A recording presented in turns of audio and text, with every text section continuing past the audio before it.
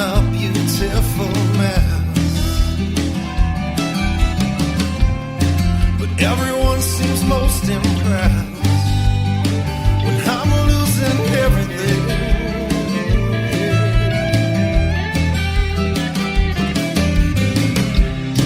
Well, I'm a little off the mark.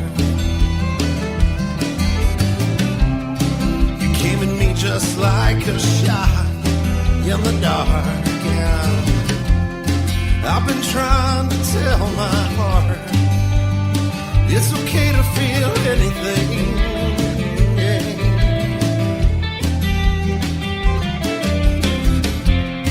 But one thing still rings as true,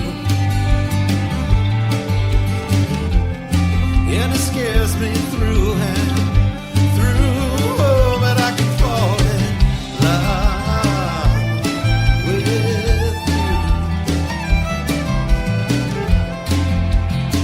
if I let myself. And I can fall in love with you,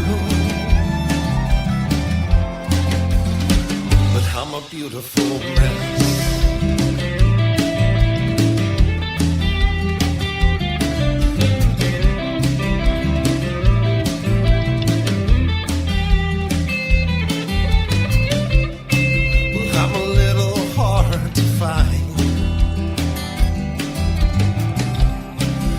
This heart of mine somewhere between these lines.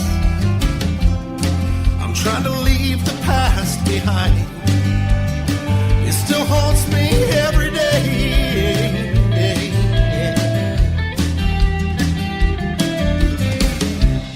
So I'm out here bearing my soul, trying to hide this poetry in this lost rock and roll. I'm trying to fill in all these holes you seem to fill so easily, and me. But one thing still rings as true, and darling, I'm sure it scares you too. Oh, but I can fall in love with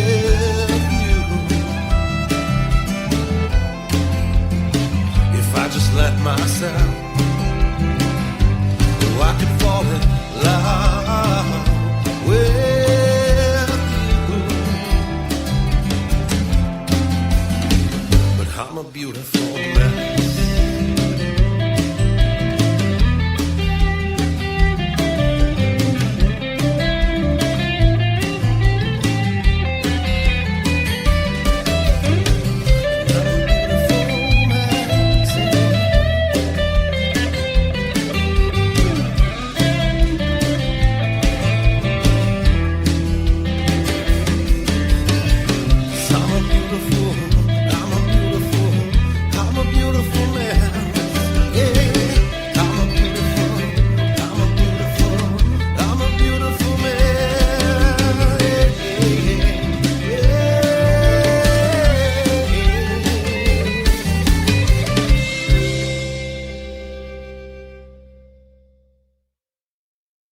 This is Chrissy D. And this is Ray Ray.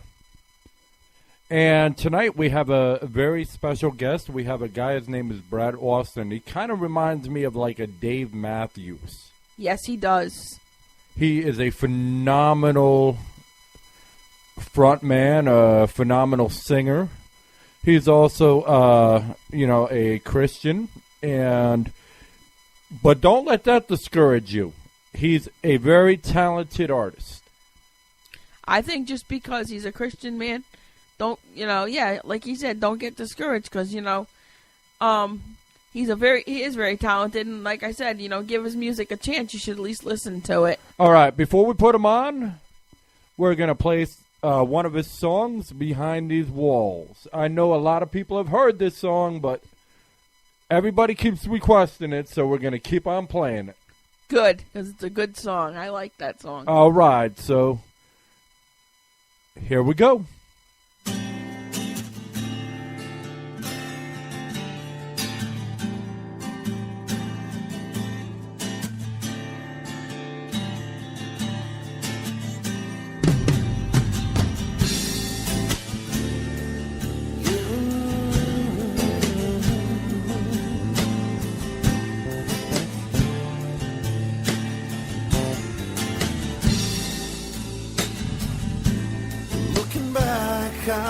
guess it all faded to gray. The better part of me that you let get away. And I guess I'd tell you, what would I say? I guess forever is more than I can comprehend today. 'Cause I can feel your body when you start to ride. Smell the air, come on, can we share the sky? 'Cause you and I, we've got to find something real. From behind these walls, do you think you can love me?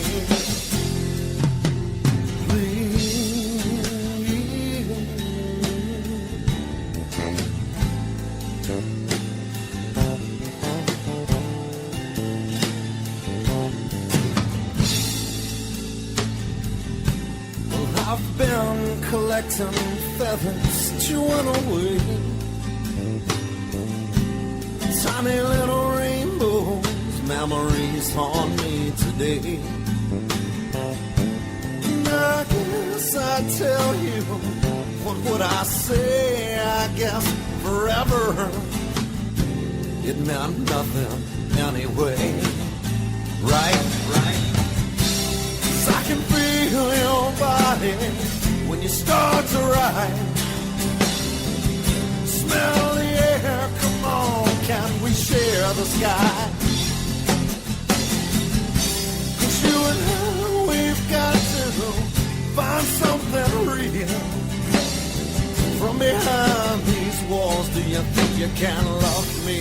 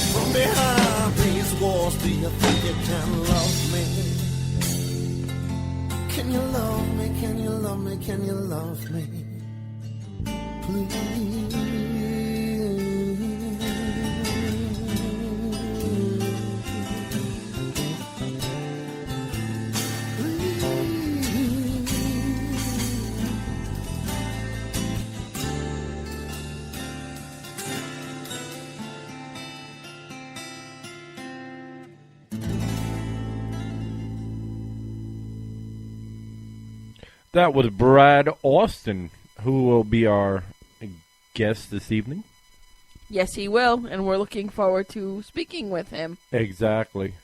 We're very excited, and, you know, it's not every day that you get to meet or, you know, at least talk to such a talented artist. Exactly, and we can find out a little bit more about him. Exactly. Which I'm looking forward to, you know, finding out a little more about him and stuff. All right. Well, without further ado, we're going to be calling him right now. Hopefully he picks up. Of course he will. We made this poor guy wait. All right. We didn't make him wait. Well, we did because we had technical problems. Well, yeah. Well, we had technical issues. There's a difference of, you know, blowing somebody off and having I don't mean like that. I just meant because of all the technical problems we had. Oh, right. Anyway. So This ain't about us. This is No, about Brad Austin. I'm just saying that's how I'm excited to have him on now. You know, All right, let's give him a call. I hate doing that to people.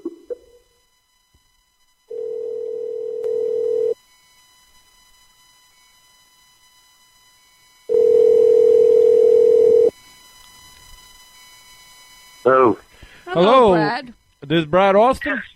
well, we're finally doing this. Right on. Yeah. I'm What's sorry happening? it took so long. I'm sorry about the technical problems we were having. Oh, that's all right. So what's going on tonight? Well, it's all about you. That's right. It's all about you. And, you know, we have a bunch of questions for you. All right. Tell us about, you know, before we get into your music now, because we just listened to From Beyond These Walls. Oh, sweet.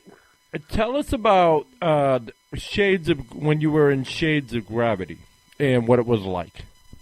Shades of Gravity was a band in Johnson City, Tennessee, in the mid 2000s, and we ventured out from there. But we all formed right there at ETSU, and we were kind of a jam band, just a bunch of guys that like to get together and catch a buzz and play really long shows at these college bars.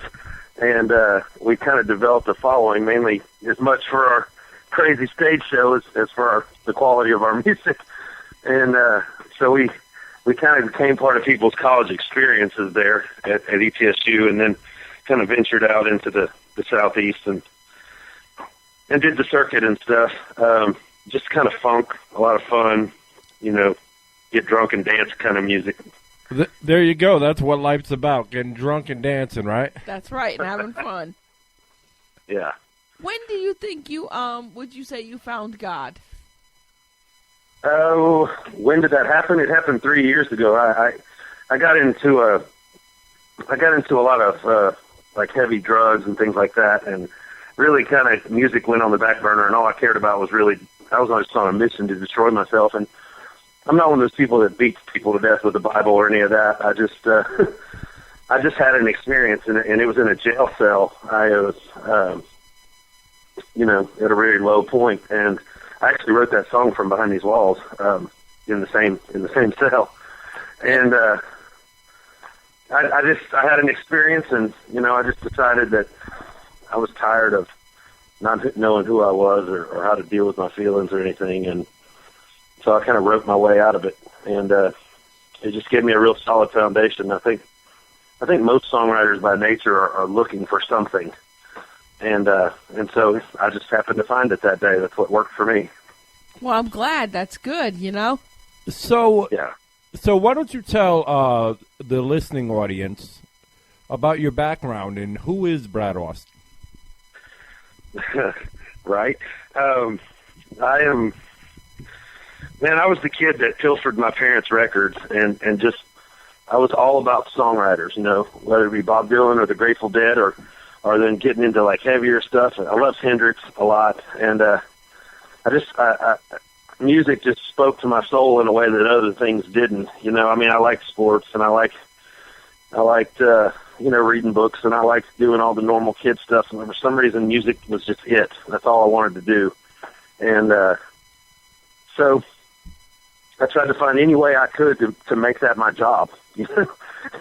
And like every other musician, I had a bunch of other silly jobs along the way, working in restaurants or doing whatever, but it always came down to my true love, and that was music. And I'm actually, I'm sitting here tonight listening to the final mixes of my debut solo CD, and it's called From Behind These Walls, and we actually remade that song. Like the ones you're listening to, that you listen to, there's actually a demo of that song from a couple years ago. But now I had a full band in the studio here in Knoxville, and the CD comes out on April 15th. So I've been working on my first album. I've been in the studio the last few weeks, and now it's time to get out there and take on the world. I got a bunch of gigs lined up all over the place, and so I'm fixing to hit the road and go support this thing, and hopefully some people will buy it. Okay, so where are your upcoming shows, and when are they? Well, I've got one this Saturday night. It's actually being held at a church in Knoxville, but it's not a church show. We're using their huge auditorium at Centerpoint Church down on Broadway. And I'm playing with a guy named Nate Curran, who's an incredible songwriter from San Francisco coming through town, and we're doing like a joint bill kind of thing, and I'm actually going to sell advanced copies of my CD at that show to people that will be able to get it before the release date. And then I'm playing the Dogwood Arts Festival here in Knoxville on the Market Square stage on April 25th. Nice. It's the next one. That's a big one. And then I've got, let's see, Johnson City. I've got Greenville, South Carolina, Memphis, somewhere in Virginia. I've got a bunch of different ones coming up in April and May. If you go on Facebook, it's Brad Austin Music or BradAustinMusic.com, and there's always like a tour schedule. Oh, cool. Well, there you go. Maybe we'll see one of them shows since you're a local artist. Yeah, definitely. Yeah. Are you guys based here in Knoxville? Right outside. Oh, okay, cool. I didn't know that. All right. That's awesome. Yeah, we'd love for you to come down sometime, play some songs if you want, if you ever get a chance. Oh, in the air. I'd love to. That'd be fun. Yeah, we were listening to the song Behind These Walls, and I really just love the song. I like the beat. It's a nice song, you know? Thanks. Yeah. Yeah, you are it's definitely an emotional one for me. I actually fell in love with this song that you didn't send that I found from you. Avi's song. That is my favorite song I ever wrote, and that is there's such a cool story behind it. Avi was a girl in Houston that when I got out of my incarceration, I wrote From Behind These Walls when I got a Dear John letter in a jail cell, which is just like the worst feeling in the world. And so this is this brokenness. Well, I get out and I come back into the world, and I'm thinking, man, you know, where am I going to fit in? I've got this strike against me, and you know, I don't really know what I'm going to do. And I go to this cookout with some friends in Texas out on the beach, and I meet this girl with these beautiful blue eyes, and we sit and talk the whole night by this bonfire and watch the sun come up, and her name was Avi. And so the song's not really so much about Avi as it is about me and about having hope again. But I captured her in that moment, and it talks about Avi called again this morning. She says she's got some hope again, but it's still my favorite song, and I usually close shows with it. It's become really popular. On the new record, we actually did it real big with piano and a violin and stuff, and it sounds really, really good. Nice. That is sweet. That is really nice. You know, though, when I was listening to it, I really wasn't thinking, I understand the title, but I was really thinking it was more of a life journey. But you know how music is. One person can think one thing where another will think an entirely different. Exactly. That's right. That's right. And it was, yeah. And that's a good synopsis of it, I think. Maybe I'll slip that in my bio now. There you go. But, I mean, I've listened to, you know, thousands of bands, and, you know, there's very few songs that, like, really, really touch my heart, and I listen to that, and I must have listened to it 20 times in a row. Awesome. Wow. That's cool. I can't wait for you to hear. Tomorrow I should have the MP3s of the new stuff, and I'll go ahead and send y'all some. You can play it before everybody else. And I'll send you that one, and I'll send you the new From Behind These Walls, and I think you'll hear where these songs have grown up a little bit in the studio and been beefed up with some bigger instrumentation. Like Avi's song has a piano and cello and violin and electric guitar on it now, and Nice. it's still the same, but it's just a bigger version of it. And From Behind These Walls, we added some like some fiddle, and we added some really just, I mean, it's like sexy electric guitar on that song. It just gives it a real bluesy kind of kick that it needed. And I'm really excited about these songs growing up because they're like my kids, you know? Oh, yeah. You know, I've been writing these demos for a couple of years, and they have their own little bass, but most artists re-record stuff as they grow in their career. So I finally got to go and make the record I've spent my whole life writing. Exactly. Well, when I listen to Behind These Walls, I thought of different people that I know that have been in jail and stuff, and I thought of them saying this to their, you know, singing that to their loved ones. You know what I'm saying? Asking them if they could love them from behind the walls. That's what I was thinking of. That's what the song made me There's so think many of. people in there that have nobody. It's like I watched all these guys.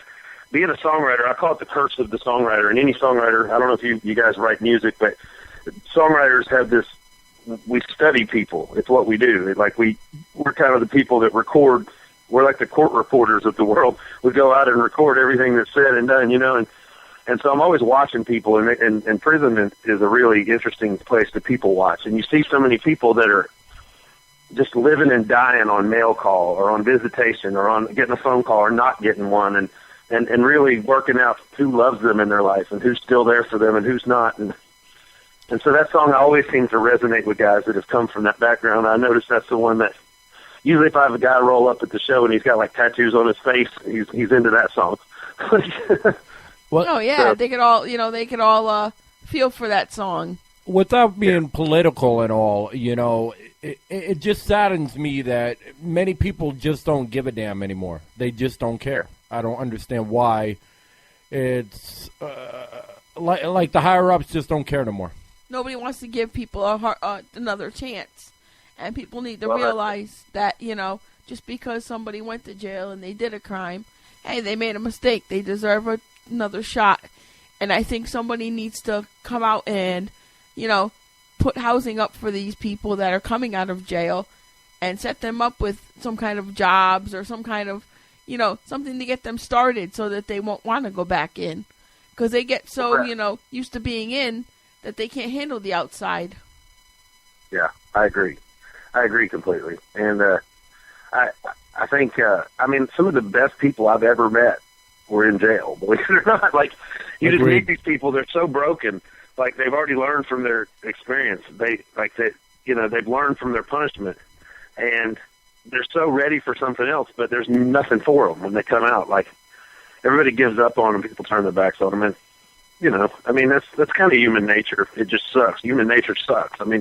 We by design are just kind of inherently bad, and so when you find people that are good, it stands out, and I think that's why I like writing about hope so much, because people cling to that. People have this inherent need to believe in something, and so songs like that, I love writing. I love finding the little gems in the middle of all the filth, Exactly.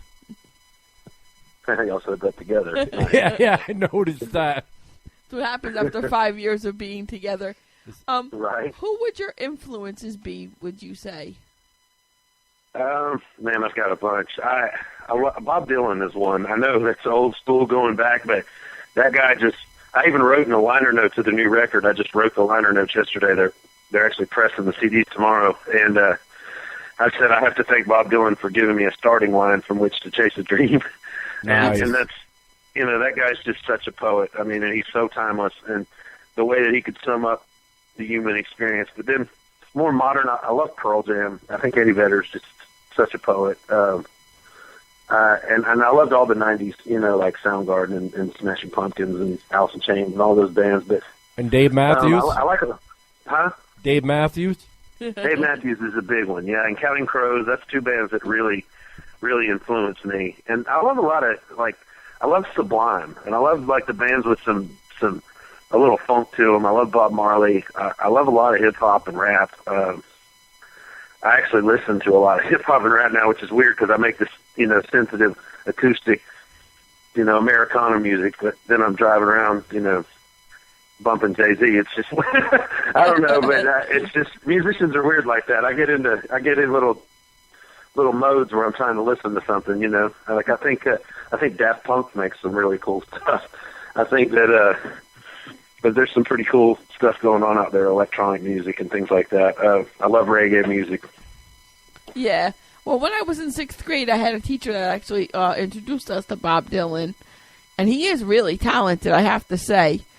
But it's funny because I don't listen to rap either. But one day we were in the car, and one of our friends was in the car, and he had a rap CD that he had put in the car, put in the radio, that he had found on the floor, and it started playing. The radio was off.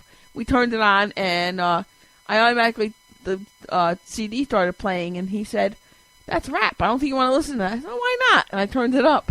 I think he was shocked. Yeah. The beat is catchy. I don't like what a lot of hip hop today talks about. I think they're running short on topics. I saw a thing yesterday that talked about the formula for number one songs, and it was like this group from Duke that had pulled out the 10 keywords in each decade that were that were used the most in hit songs. And it was like in the 50s, it was like Love, Random Girl's Name, like all the songs were named after girls back then and all this. Love was like a recurring theme all the way up until like 2000. And then it was like crazy words like the N-word and like hose and stuff were the words, and they had totally been replaced. Like our whole culture, the things that make a hit song now, like grinding and stuff like that, were like the keywords that made hit songs now. And they like to say the B. Nobody has anything to talk about anymore. Like all the songs are either about sex or dancing. That's it. I mean, or about calling some woman the B word or some nasty other name. I mean, yeah, it's crazy. Yeah. But that's the thing about Dylan, is that guy was writing like blazing social commentary. I mean, he was taking on politicians, and I mean, and there's still people that do that, but a lot of them get heckled for it. Like Bono, that guy's amazing. U2, even though they're getting old now, I mean, that guy, he's still talking about something. You know what I mean? There's like Widespread Panic, they still do that. There's some bands out there that still take on the status quo, but for every one of those, there's like a Kanye that's not talking about anything. There you go. Yeah, they just want to dance now. Yeah, they just want to dance. Well, it's just the dumbing down of America. Have you seen that movie, Idiocracy? No, I can't say have. With Luke Wilson. It's like a comedy movie that's set like 1,000 years in the future, and it just shows how dumb Americans have become. Like they believe commercials, so they water their plants with Gatorade.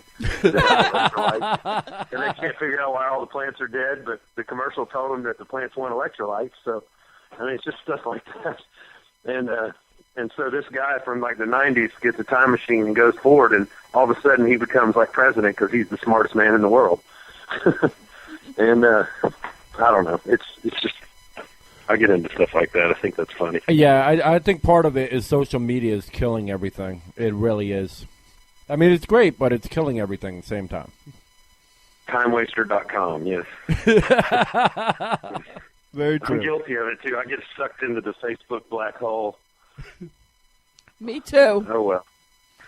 And what about Instagram? I mean, literally, like, and Twitter, like, at any time, you can know within seconds, like, the last time somebody used the bathroom or what they had at McDonald's or how long the line was, or it's just crazy, man. Yeah, I could see in another 20 years people texted each other to get a job. Yeah, I could see that. It's sad but true. Very sad but true. So what about like artists like Neil Young? Oh man, he's amazing.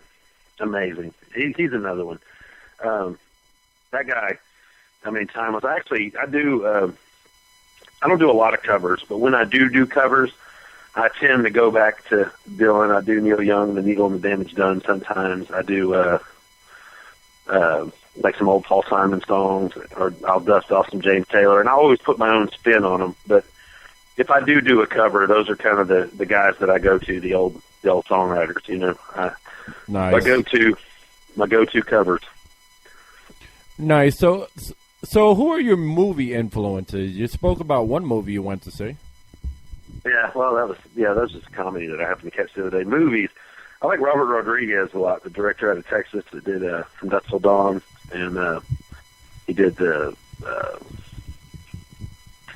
what are those movies called?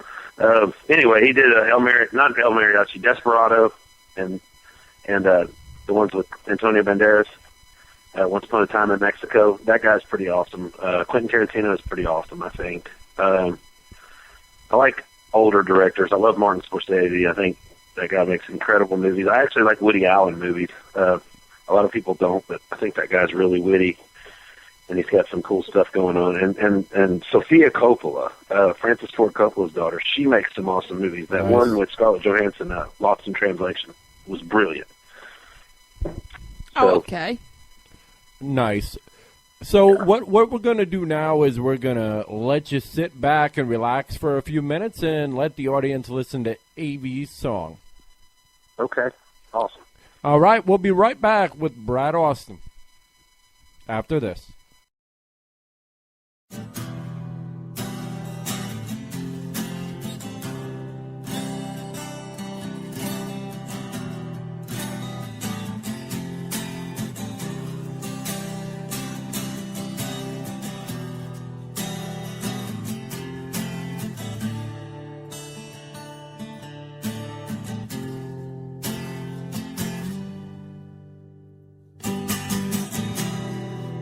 get so lost sometimes I'm shaking.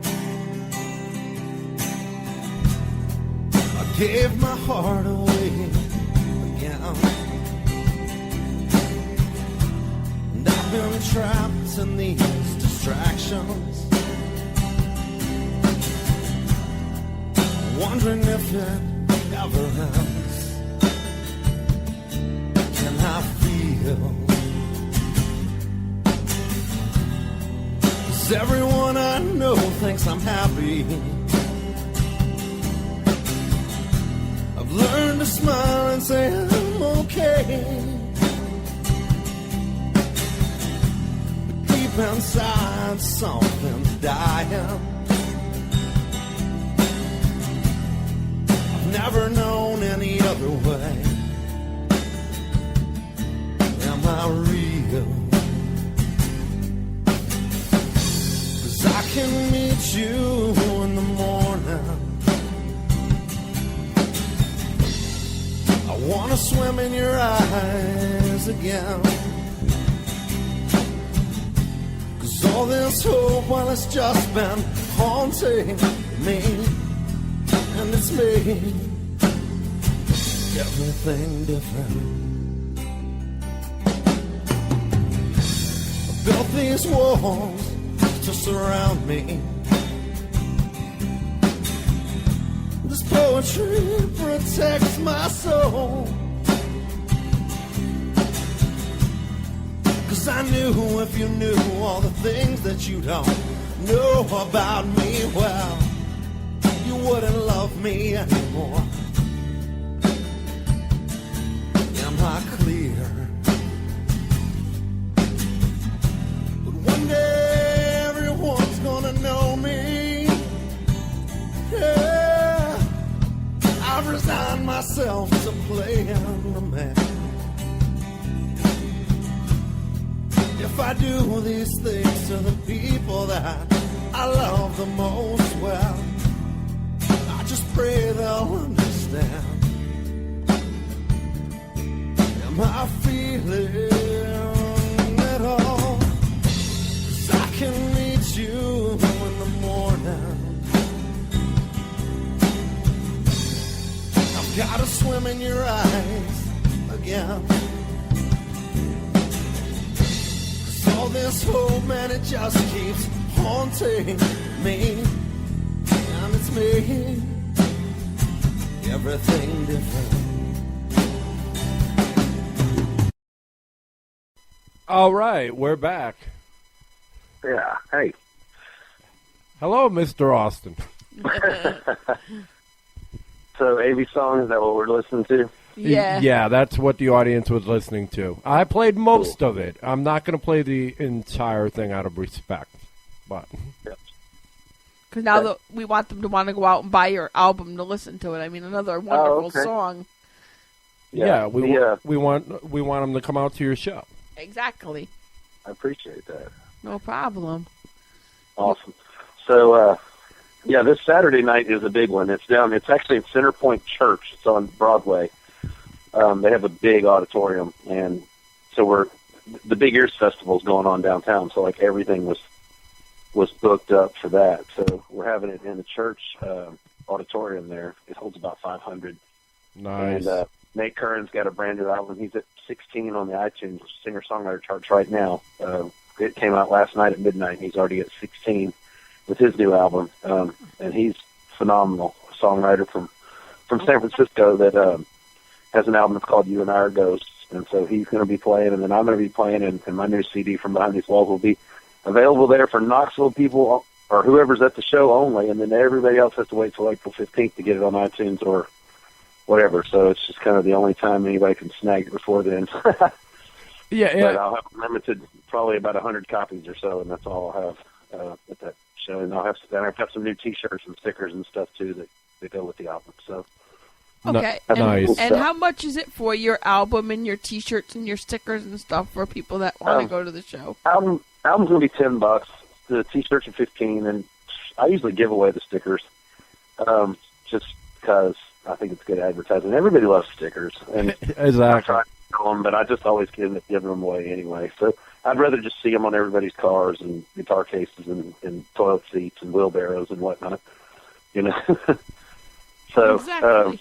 So how? and there's no charge for the show. What we're going to do is we're going to do kind of like take a note from the church, and we're going to do like a love offering type thing where we're just going to have, hey, give us the money if you think we deserve it, kind of. You know, we're mainly playing to sell CDs and to get out there and debut the new album. I'm going to play my entire new album. I'm going to do it in an acoustic setting with just myself on guitar and a piano and a violin. So we're going to do a real intimate, cool version of the album, even though the album's like electric and big and loud. And then Nate's doing a pretty mellow acoustic show with he actually plays the bass drum with his foot and plays the harmonica and the guitar, and like he's like a one-man band. He's pretty awesome. Wow. So, I'd say that it should be pretty crowded, though. It should be a good night.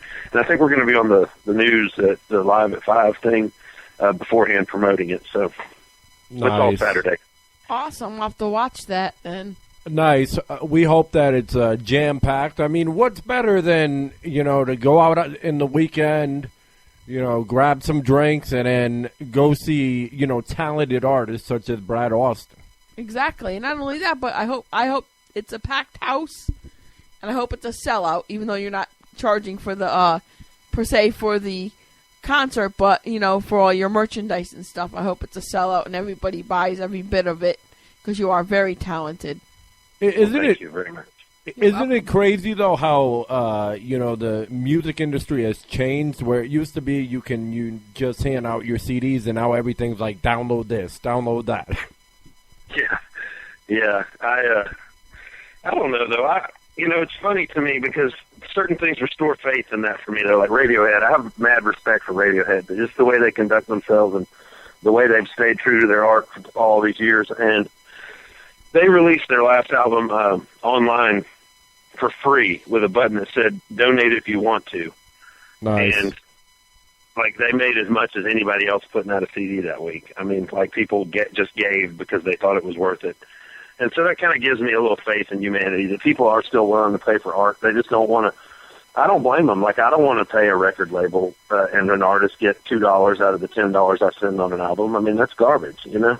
Exactly. And so the record industry is just really flawed in that way. And I think it's really cool that music's gone so organic because, like, when I do an iTunes release now or do whatever, I control my music. I control what gets done with it. I control, you know, they don't just sell it to a commercial or a movie or whatever without me having any say-so, you know?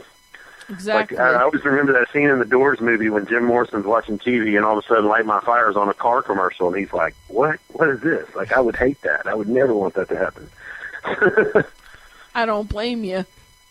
Yeah, exactly. So why don't you tell us about how, you know, being on the road so much and, you know, touring, you know, across, you know, where would you say, the southern states? Or I know you're regional. Yeah, I'm regional. I actually haven't toured in several years. This will be the first time since I was, you know, locked up and all that.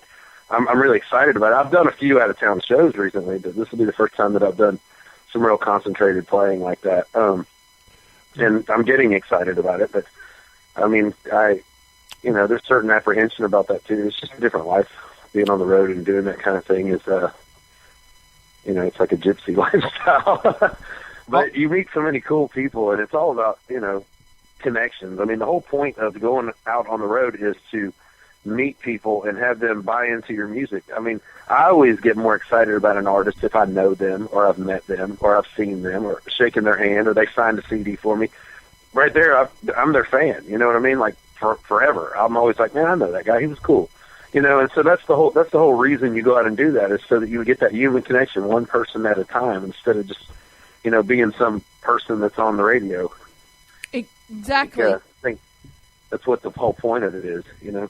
Exactly. Because it's funny thing is you said that, because I just said to Ray when we were on break, I said, you know, it's funny. I said, if I was to go to a concert and, you know, I'd be the person that would be able to say, like, if you got famous someday, I'd be so happy for you, because I'd say, hey, I know that guy. He was on our show. He's a real nice guy. I'd be the one going up there to buy the T-shirt and saying, hey, Brad, will you please sign this for me? And it would be Right. cool, because to me it would be the coolest thing in the world. Well, I would love for y'all to pop in Saturday or at the Market Square Arts Fair, any of those, and I'd love to come out and play on the air sometime. We could have some fun, get in the studio and do some silly cover songs, and I don't know. We might bust out some rap. You never know. Definitely, never know. Whatever you want to do, you're the guest. We'll do like the bluegrass cover of a Kanye song and see what people think of that. There you go. There you go. I mean, you're very talented. Every time I hear you, I think of Dave Matthews, though. I mean, I really he's do. one of my favorites, so I'll take that all day, every day. Wait till you hear this record, though. You think of that now. Wait till you hear it with all this electric fiddle and the foot stomping, and you're going to really think it, I think. Tomorrow I'll have MP3, so y'all will be hearing it tomorrow, and then you can put, whatever you want to into rotation. I'll send you a few cuts off the new record. Nice. So Excellent. I'm actually listening tonight. When you sent me the message about doing this, I was listening to the final master and approving it. So I'm excited. It's just so much bigger than I thought it would be. So the sound. I mean, it's just really full, and they can do a lot in the studio. So. Oh, definitely. We're excited for you. I mean, like I said, we've heard these songs, and you're very talented, and I'm very excited for your new album to come out and to hear it. So how would you say that your music has evolved since when you first started writing? I think that when I first started writing, I was trying to emulate the people that I looked up to, I was trying to sound like Counting Crows. I was trying to sound like Dave Matthews or whatever. And then somewhere along the way, I went through enough life and enough hurt that I had my own experience to draw from. And so I had really good influences, but I didn't have the pain or I couldn't get on the level of those guys because I hadn't been through what those guys had been through. But after you've been through a certain amount of brokenness and a certain amount of triumph and a certain amount of heartache and a certain amount of love and a certain amount then you actually have a story to tell. And so I think songwriters evolve as their story evolves. Songwriters are observers of the human experience, and so the more of it they experience, the more they have to talk about, the better and the deeper and the richer their music becomes. Exactly, and not only that, but as you grow and evolve through the years, you tend to make your own music your own way. You kind of find your own way. You start off. You find your own sound, yeah. Yep, exactly. You may start off sounding like Dave Matthews, but then you may eventually pick up your own sound where you may sound like just yourself, And then people are like, man, you sound like Brad Austin. Wow. That's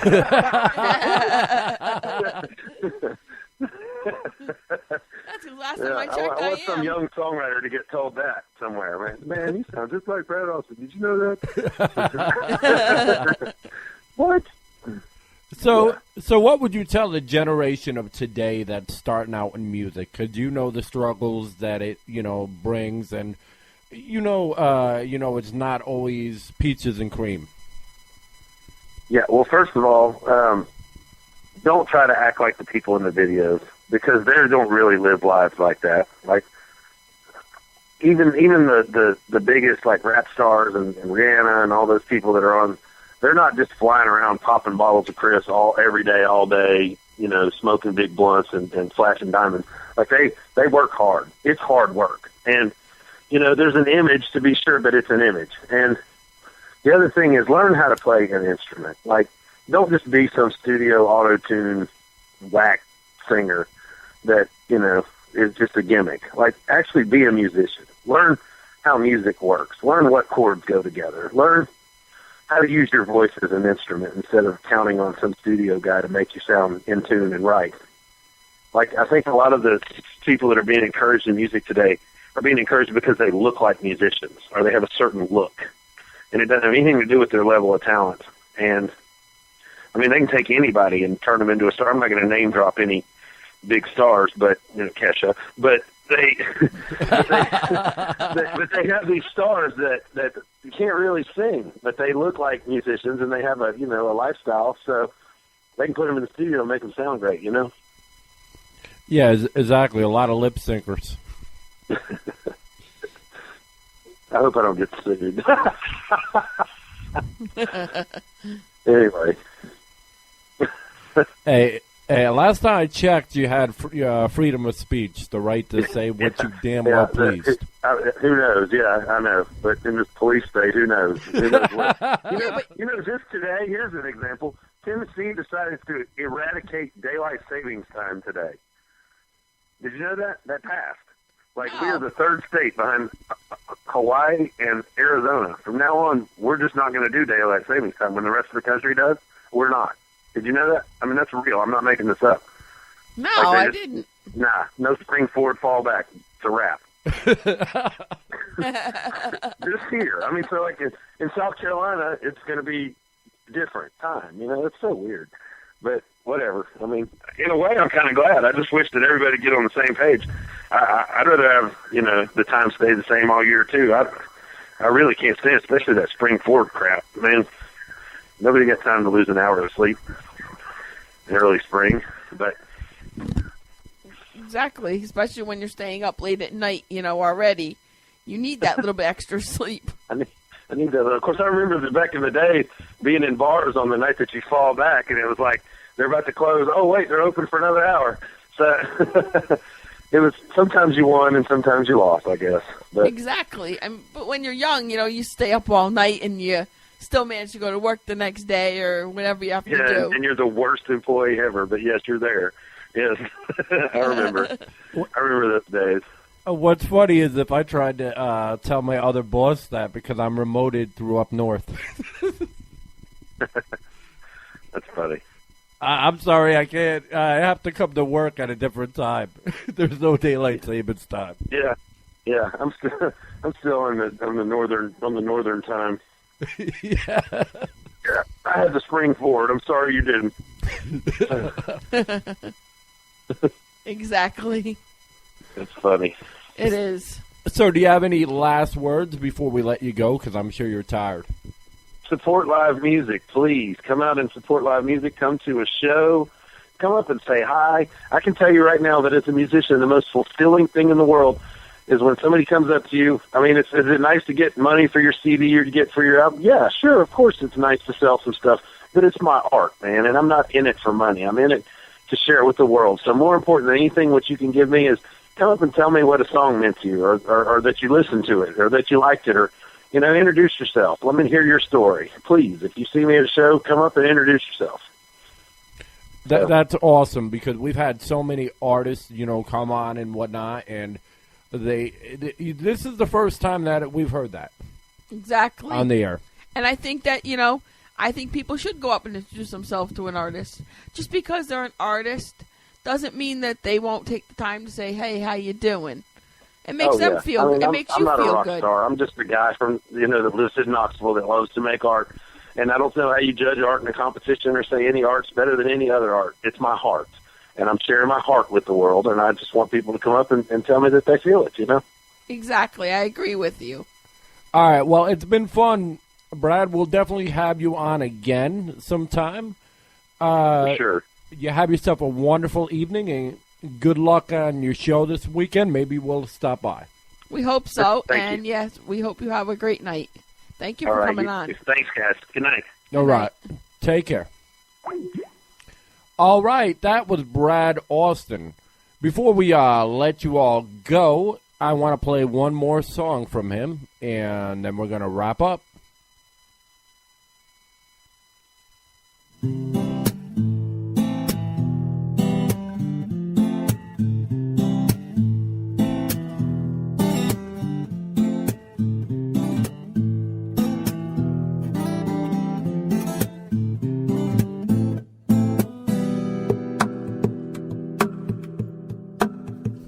Something I know, the way you're moving to the moment, the way I guess I finally noticed that I've been running from myself for way too long. Something I have told you seem to have over me, the way those green eyes just owned me when I dive in.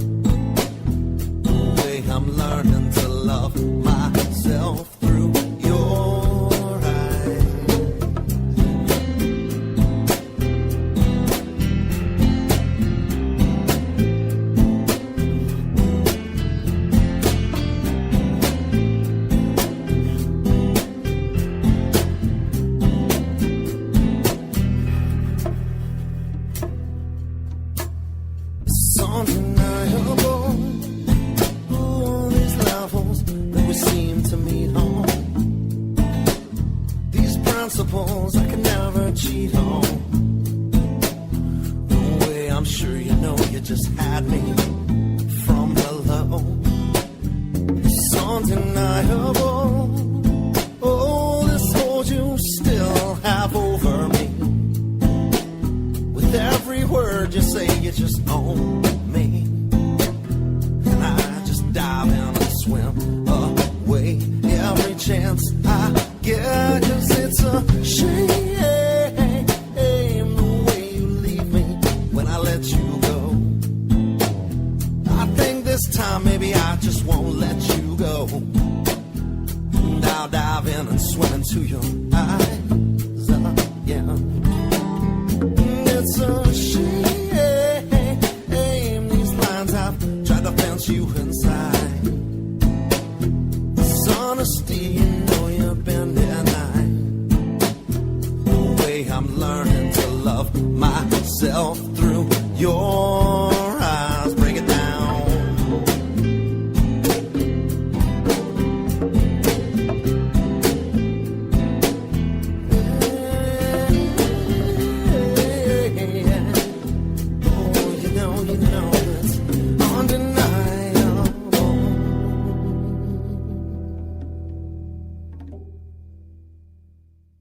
Well, that was Brad Austin, Undeniable.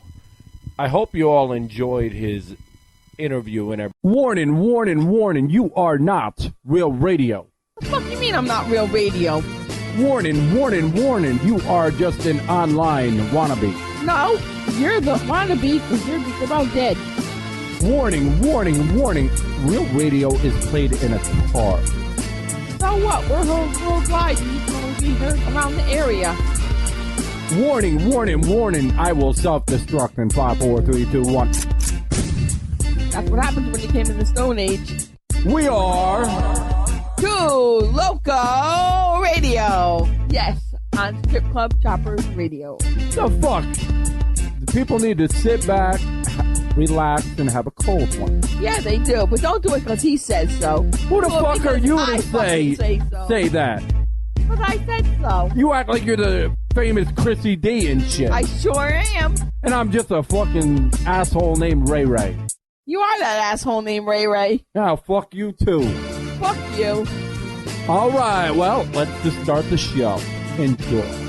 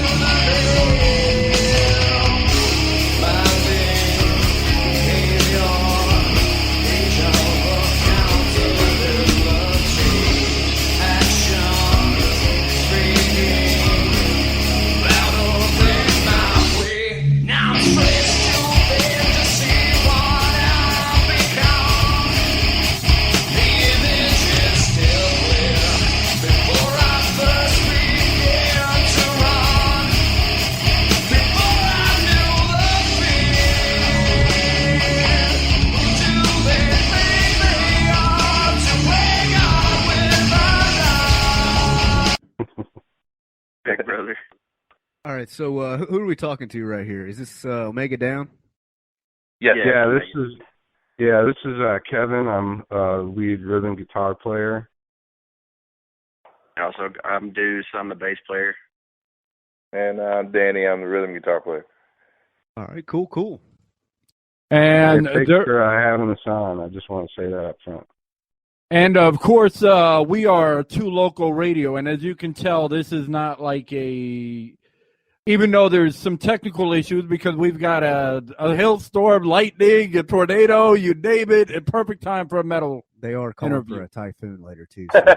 It would probably make a kick-ass video to shoot in like a tornado thunderstorm.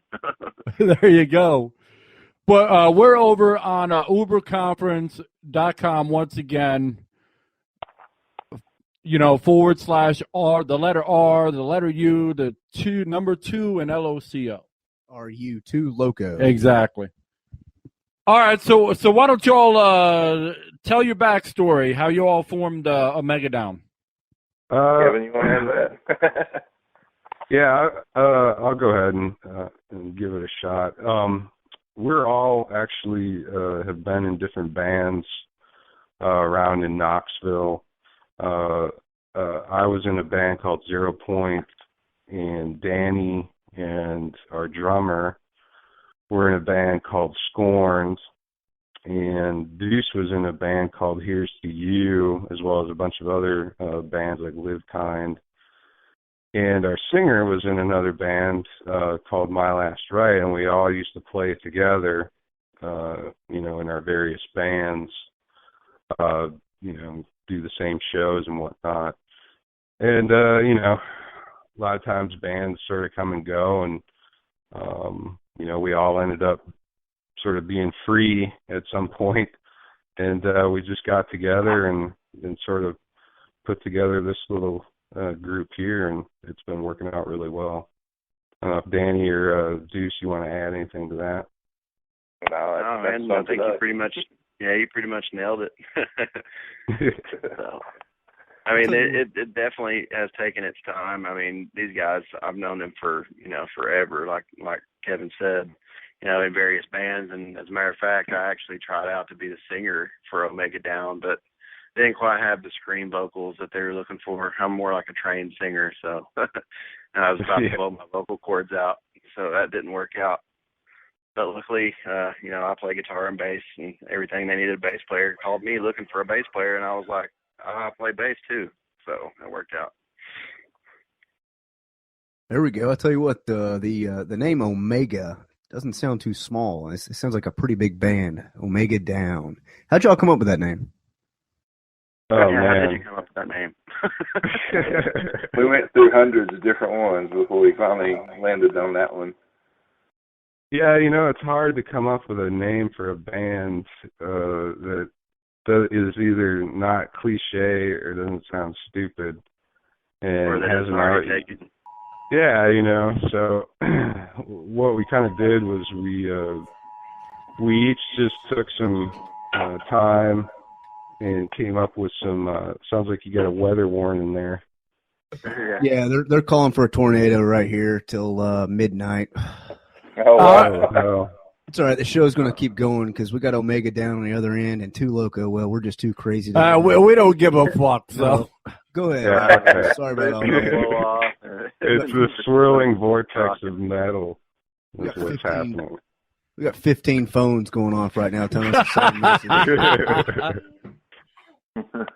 Oh, shit. But, yeah, so anyway, we all just sort of came up with a list of names and kind of voted on it, because you want to make sure everybody's going to be on the same page. Just to let you guys know, y'all can cuss or whatever the fuck. We're live and uncensored.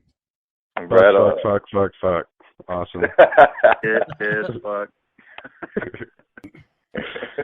But yeah, and so to come up with an original name that everybody in the band is going to be good with, it's definitely a democratic process. But the two words sounded cool together, so Yeah. Yeah. I think, and the thing is when Ray Ray was telling me about, hey, we've got this awesome band that wants to do this interview, and I said, okay, well, we can make time, and he said, yeah, we can, we can make time for it and everything, but and I was like, Ray Ray, are you going to tell me the name or what? And he just like looked at me like, oh yeah, it's Omega Down. I said, what? Omega and then down. Like we're talking like an upper and a downer, but together, it's a pretty kick-ass name. I'm not going to lie. Appreciate that. Yeah, and I've been in several bands where I've joined up to try to jam with guys, and they tell me the band name. I'm like, no. And this one was definitely not one of those. Kind of like Pushing Flowers or something like that. Yeah, we can't. No, but Omega Down. And that's a band. I tell you what, that's a great name. When I'm called Slut Rag. Called what? Slut Rag. Oh God. You say Slut Ranch? Yeah, Rag. I kid you not, Slut Rag. Yeah. Slut Rag. You were the band called Slut Rag. The best way to describe that is that they sounded just like the band name sounds. Wow. Wow. Kind of sounds like Soggy Waffle, too. Wow. When I hear your all style, though, I think of like bands like on like Roadrunner Records, like 36 Crazy Fists and shit. Oh, hell yeah. I love that band. That's a good reference. I appreciate that. Yeah, we've all got quite a bit of different influences. Each one of us really. I mean, one of my main influences, I was either lucky enough or unlucky enough to have grown up in the 80s. And about 90% of the shit that came out of the 80s I absolutely fucking hated. But, Same here. Metallica and those guys and Megadeth, really influenced me, but I still love like Led Zeppelin is my all-time favorite band. So we got all those kinds of old school influences. Our drummer's really into Slipknot and Mushroom Head. Nice. And Danny's all about, Seven Dust and Breaking Benjamin, and so we all got all these different influences and vibes coming in, to what we put together, and I think it kind of shows.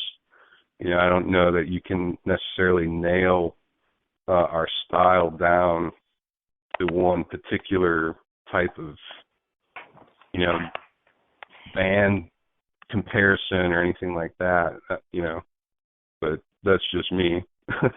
No, and I think that with everyone, you've basically got pretty much the same taste in music, but possibly like a little twist to each one. I mean, one may be a little more amplifying, the other one may have more vocal. But I've listened to some of your stuff here, and I'm not gonna lie, I'm not just saying this, because we're doing an interview and everything, but you guys actually fucking rock. That's something. I've seen several local shows, from these various bands, and they got to make their money for a cover, or they got to try to make their money back for the deposit that they paid to play. But it really wasn't worth the $5 cover. I had to drink more alcohol, so I thought it sounded exactly. Yeah, well, we work that way too. The more you drink, the better we sound. That's kind of how pretty much every band is. But for some reason, the more we drink, the worse we sound. I don't know what. Yeah, that does work that way. Well, it looks like we've got like 10 people viewing, by the way, right. Just to let you all know. Wow. And we haven't even been on for 15 minutes. That's something else. I tell you what, that's awesome. Hey, here's a quick question for y'all. So do y'all have like a tour or anything, like the local area, or when's the next time y'all going to be playing and where at? Well, we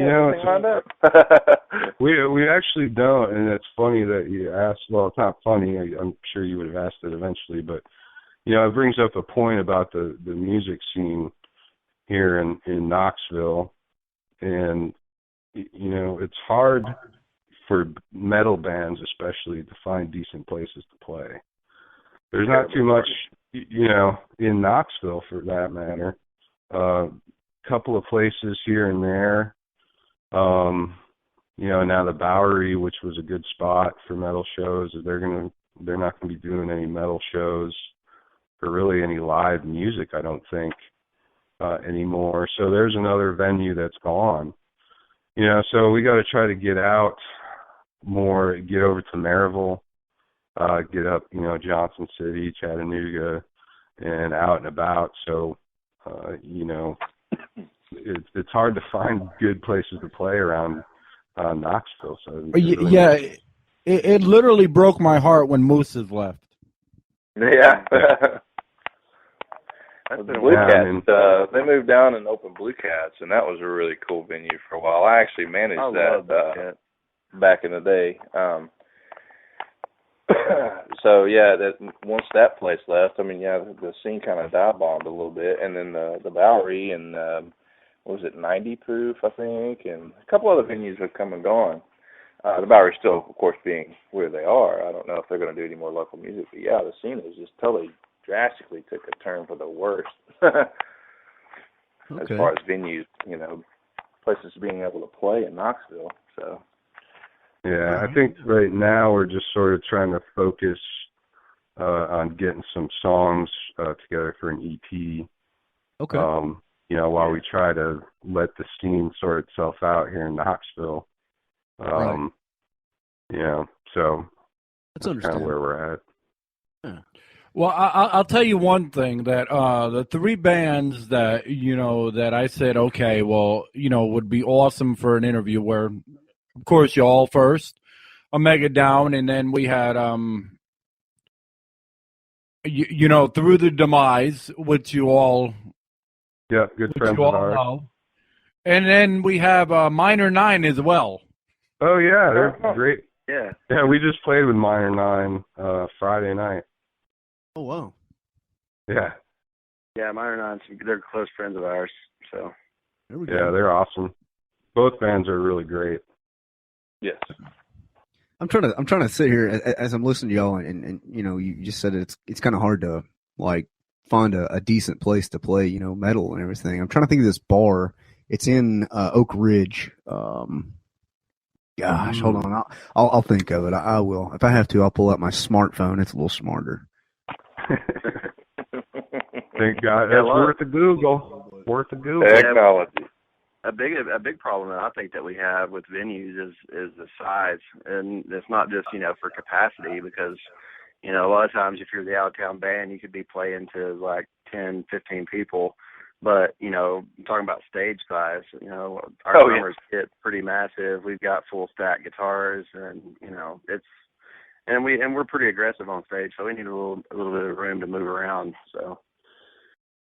I don't know if y'all have been to the Long Branch before, but that those kind of stages are a little problematic for a 5-piece.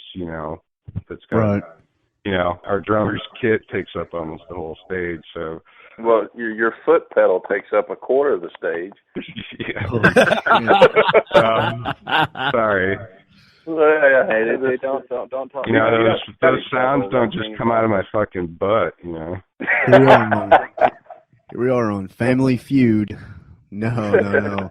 One of them was called Throttle Down. I'm actually looking for the other one though. Throttle Down. Yeah, Throttle Down. Yeah, that's a biker bar, I think, isn't it?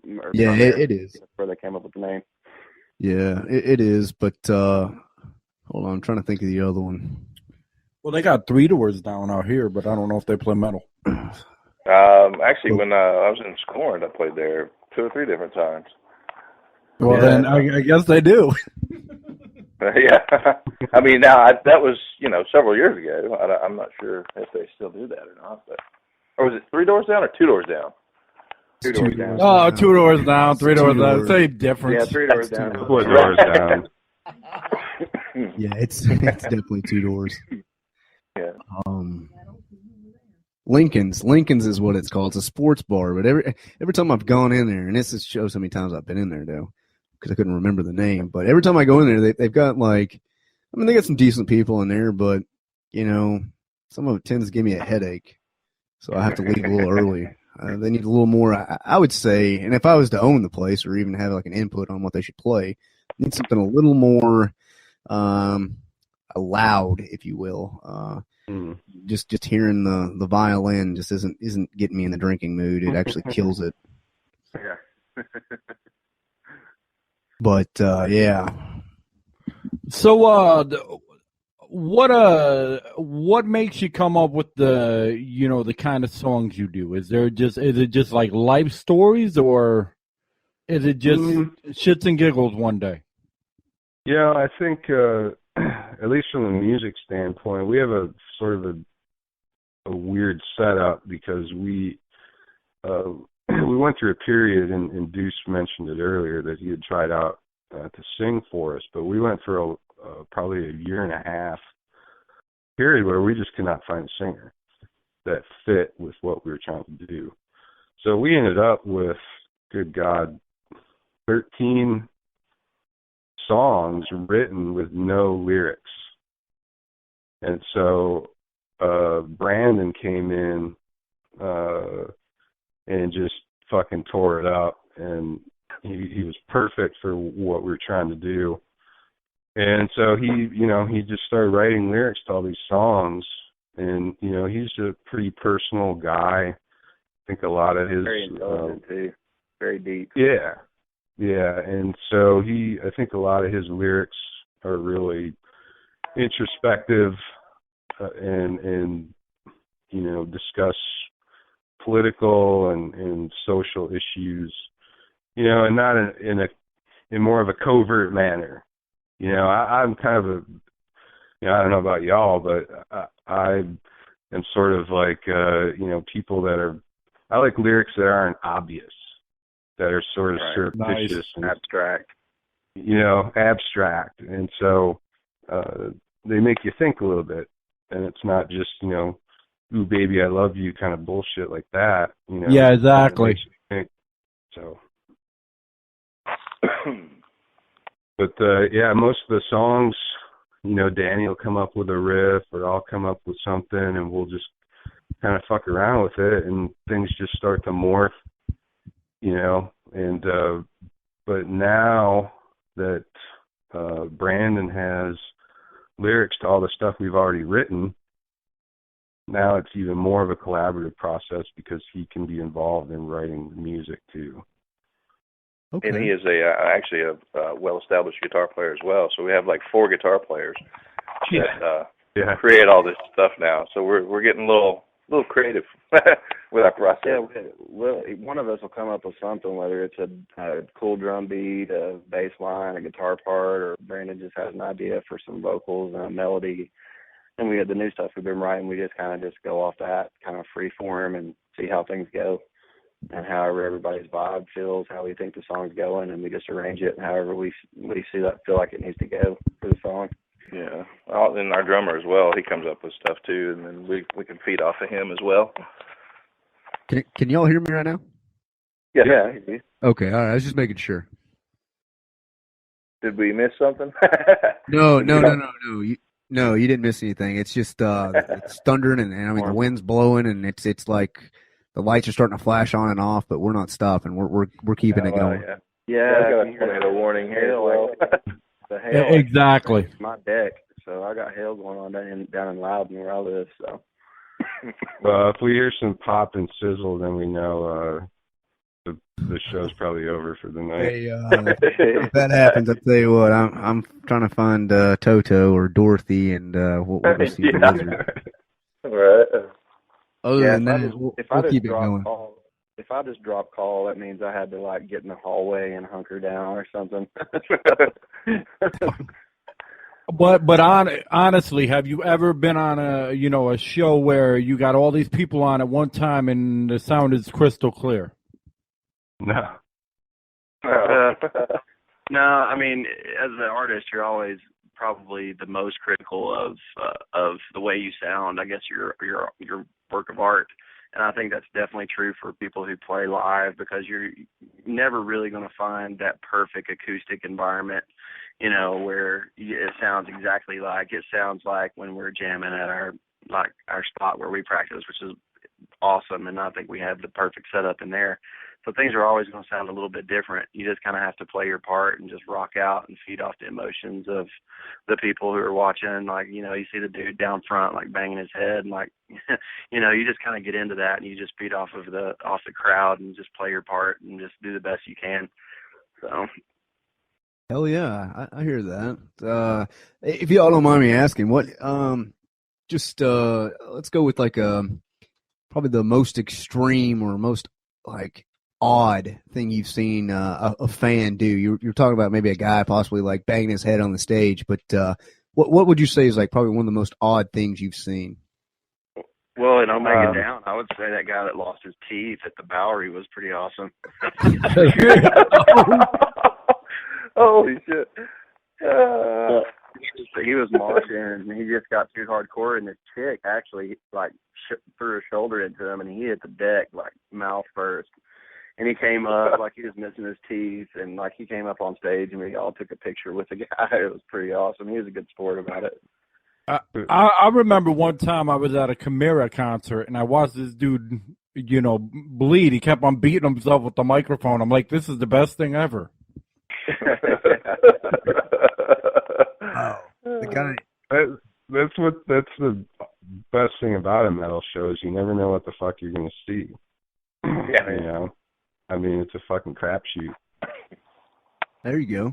Yeah. Well, let me ask you something. Have you ever seen anyone like get so like wrapped into it, and they may have been on something or they may be drinking or whatever, and then like try to light something on fire? Has that ever happened? No. No, actually, not that I've witnessed. Happened. No.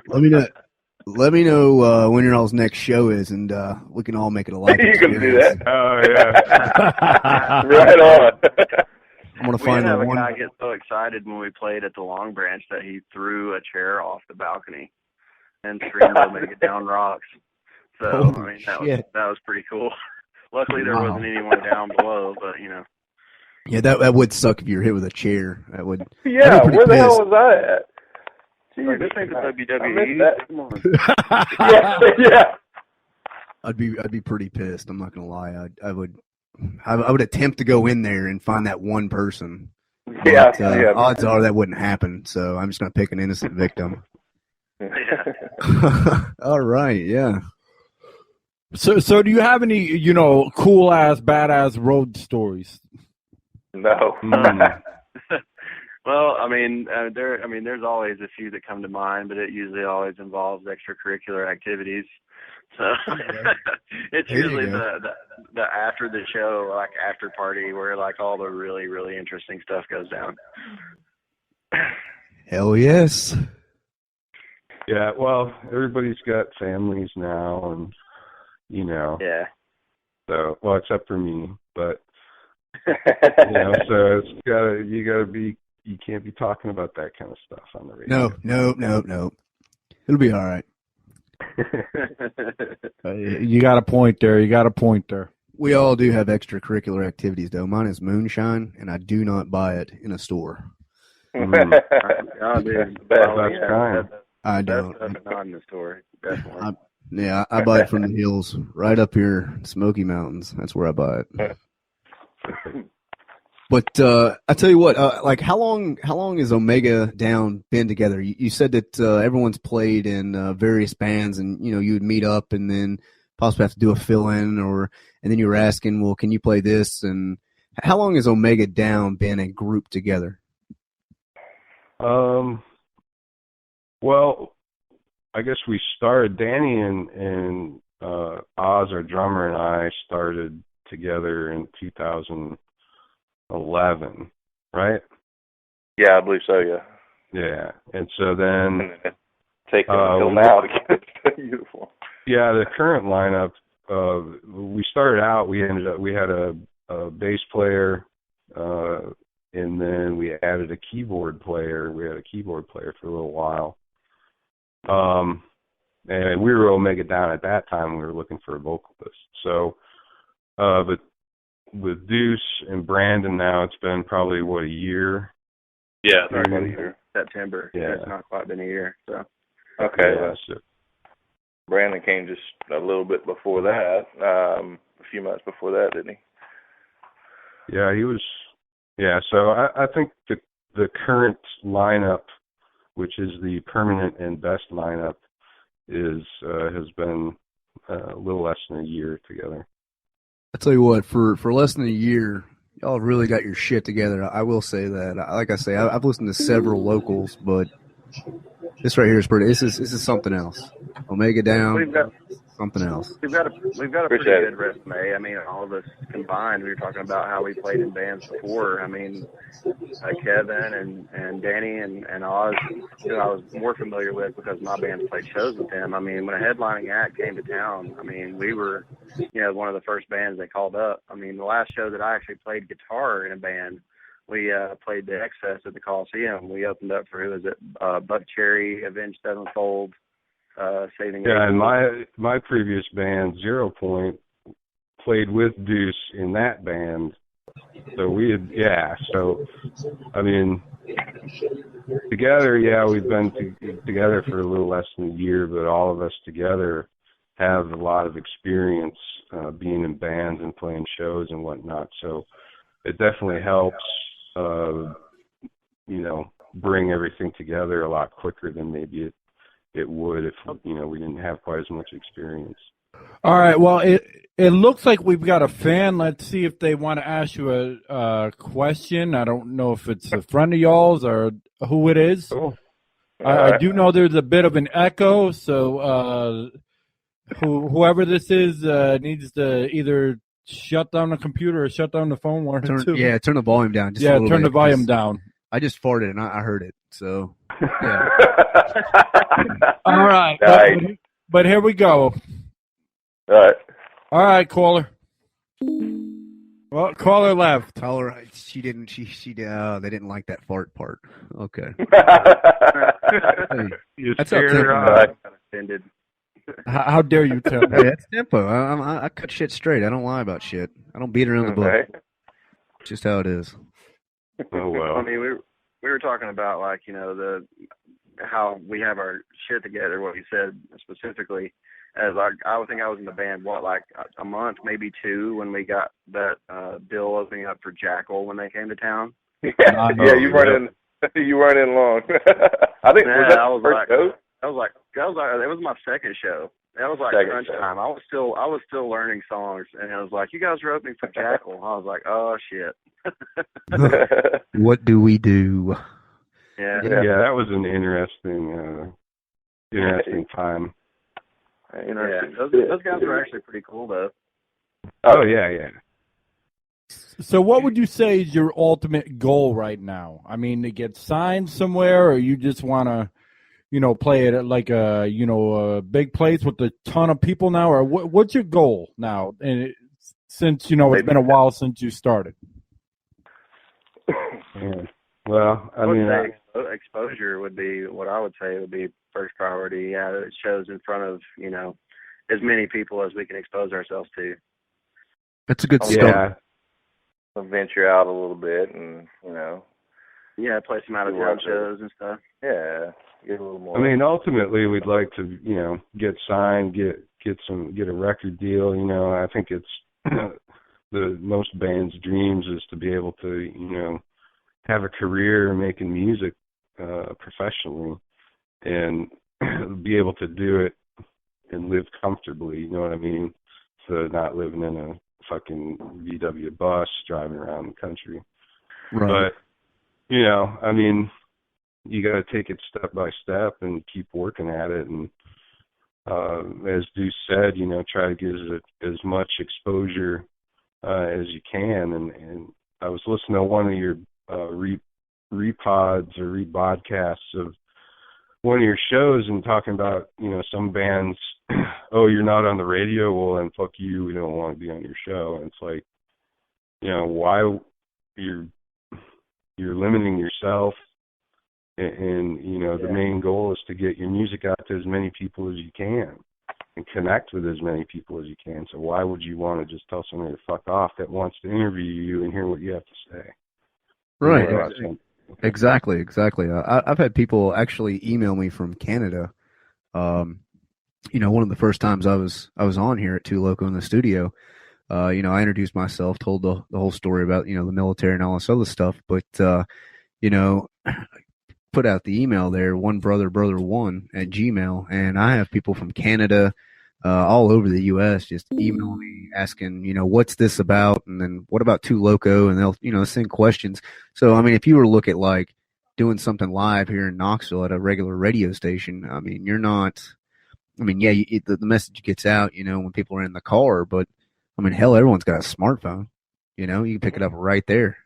So I think as far as, doing something as far as, on the internet radio, everything's really gone as far as technology is it's in your pocket. I mean, you can pretty much get anything you want anywhere. I mean, it's in your pocket, literally. I mean, if it's extracurricular activity stuff, pull out the phone, there's an app for it.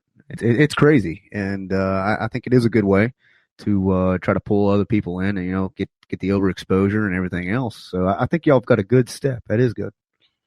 And I think in general, there's nobody doing like indie music anymore. It's like everybody wants to do mainstream and commercial and this, that, and the other. And it's like, well, somebody's got to do it. Somebody's got to, stand up for the people that are trying to get fucking exposure and just in general, and I just can't see it. Yeah, no, and we appreciate, guys like you, shows like this that give us, the opportunity to get out there and let people know who we are and what we're all about. Definitely. So. Definitely. Here we go. Yeah. I think we lost one. Yeah, I was about to say. Deuce. I believe it was Deuce. I bet you he probably got hammered with some weather. Yeah. But he lives out in Loudon, so those guys are getting hit well before. There's something like right there, yeah. I'm watching the weather right now. It is bad right there. Yeah. Oh, we've been hearing it ourselves. It's been rumbling bad. Oh yeah, it's been rumbling here. I live like downtown, almost downtown Knoxville, and it's coming. I can see it. I can hear it. Hey, if you don't mind me asking, hey, there used to be a bar out there in Knoxville. It's called Whiskey Dick's. Did you ever attend that place? No. I'll tell you what. No. There's a reason they shut down. It wasn't that good. I don't think I've ever heard of it, to be honest with you. It's down there on the strip. Hell, as soon as you get off Alcoa Highway and you hang the right there, like you're going up the strip. Yeah. It's like probably 4 blocks up. But anyways, really? yeah. It wasn't all that. It was a $5 cover. You can drink from like 6 to I think it was like 10:30. All the bottled beer you can drink, or 7 to 11. It was. Yeah, I'd go in there $5, be trashed, leave at 11:01. Right. So who would you say your main influences outside of music are? Who like out of your family or friends, really support you? For me, actually, my wife supports me pretty damn good. There you go. She don't listen to the music that I listen to or any of that, but she actually supports me, and what I'm doing and what I've been doing. Yeah, that is a big influence. The one that cares most about you. That's a huge influence. Yeah, I would say for me, it's aside from my girlfriend, of course, it's kind of the same situation with Danny. She doesn't really like, her favorite band is Counting Crows, which is fine. But, she still comes out to the shows to support the band, which is cool. But for me, really, it's a lot of the other friends of ours that are in bands here in town, that come out and support us.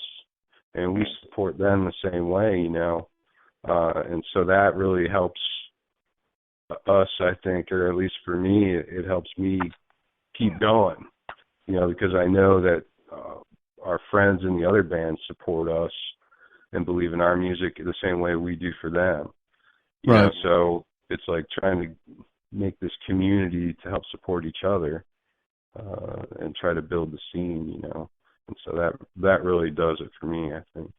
Yeah, that's good. It's like you pretty much. I mean, in a sense, you're kind of battling each other, but then again, it's like a community as well. So you kind of get the vibe off each other. That's really good. Yeah, well, I mean, and Danny, you can say the same. It's like before when we were all in different bands, we all liked to play shows together because, we liked each other's music. We had a good time when we played shows together, and all our fans, from each different band would come together, and it was just a good time. And so you can introduce other bands' fans to your music and turn them on, and vice versa. And you keep playing shows together with these guys, and you build that base. And that's, to me, that's really how you start and grow a music scene. So have you had, any fans say, you really impacted my life, or you've changed my life, or your song just means so much, and how did it make you feel? For me, no, I haven't noticed anybody doing that. I mean, we have some of our same regular people that, come to our shows that kind of, it just, you're on stage and you look out in the crowd and you notice people that are actually, or that you've seen before at other shows, it just kind of makes you feel like, all right, well, at least, I'm doing something right. If I'm getting a couple people out, maybe I can get more people out, Yeah, and okay. All right. That's good. I tell you, you get some folks that you see them sort of mouthing the words, to the songs and things, and that,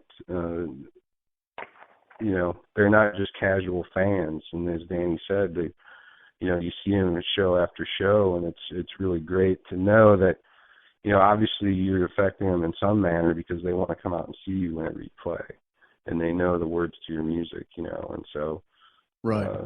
That feels real good. I don't think I've ever had anybody just come up to me and be like, oh man, right, you're so awesome, right, okay, you saved my life, but no, which would be awesome, but well, if Brandon was on here, maybe he's had that. Who knows?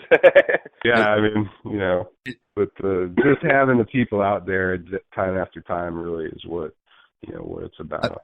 I tell you one thing that actually kind of intrigued me by just in this one conference here, this interview. You said that the lyrics, when you come up with them, they may have a different meaning. It doesn't have to be straight to a point. Something may be looked at differently from one individual in the crowd, and another individual standing right beside them may interpret it a different way. I thought that was pretty cool. Yeah, and and like Veil, for example, really it's about people looking at their world through their own veil. Everybody has a different veil that they see things through, and it's all about lifting that veil off, your perception, so that you can see things for either how they really are, or maybe from a different perspective. That's pretty much how I look at stuff too. That's awesome. That really is. And that's something that one person, two people standing next to each other can sort of view that in a different way and take something different out of that. Because it may apply to both of those people, but in a different way. So what would you say is each of yours favorite song out of them all? You want to go ahead? Well, we've got quite a few songs that we're hoping to get recorded here real soon, but there's one that we wrote recently that's my personal favorite, called No Exemption. And that one is sort of it's sort of like a double negative situation where there are exemptions to certain things. There's exclusivity all around us, but by the same token, there are exemptions to life, and if you can figure out what those are, you can be better off. So that's one of my favorite ones. How about you, Danny? I would have to say the one we've been working on right now. It's called Next in Line. We're trying to get it out for the next song on the radio, and we've spent a lot of time on it, and it's kind of gotten, I guess, a little more personal with me. And I feel that's probably my favorite one right now. And that last one there you said was Next in Line? Correct, yes. Yeah, that sounds like a good one. That's yeah, good. yeah, we definitely want to hear these. Definitely, we want to tell our audience, and we're actually on two different outlets. One is more of a a biker slash awesome outlet, Strip Club Choppers, and at the same time we do our own thing. We have our own audience. And the thing is, I think with Two Loco, and like I was saying earlier, I've got several emails from people all over the U.S. and in Canada, and I respond to all of them. And the thing is they don't actually have just one genre that they actually listen to. I mean, it's a wide area out there as far as the music field. But, and that's the thing that, we're talking here with Omega Down is that they all kind of have the same passion towards the music, but one may want something a little more amplifying. The other one may want, a little more vocal. So I think it's pretty cool that, this Omega Down can come together and actually basically mix it all to create what they do. I mean, I think that's something that is very unique with this band.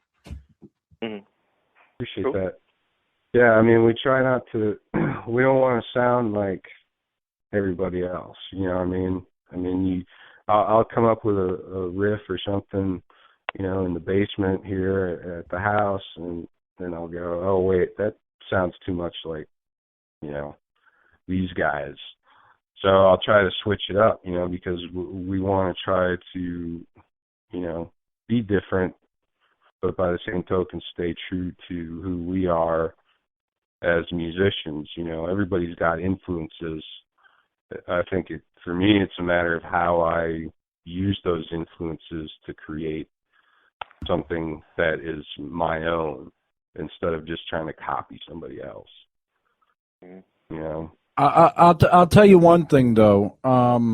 Your band and the other two, and even the other band, we're eventually going to have Absalon. I don't know if you ever heard of them. They're based out of Orlando.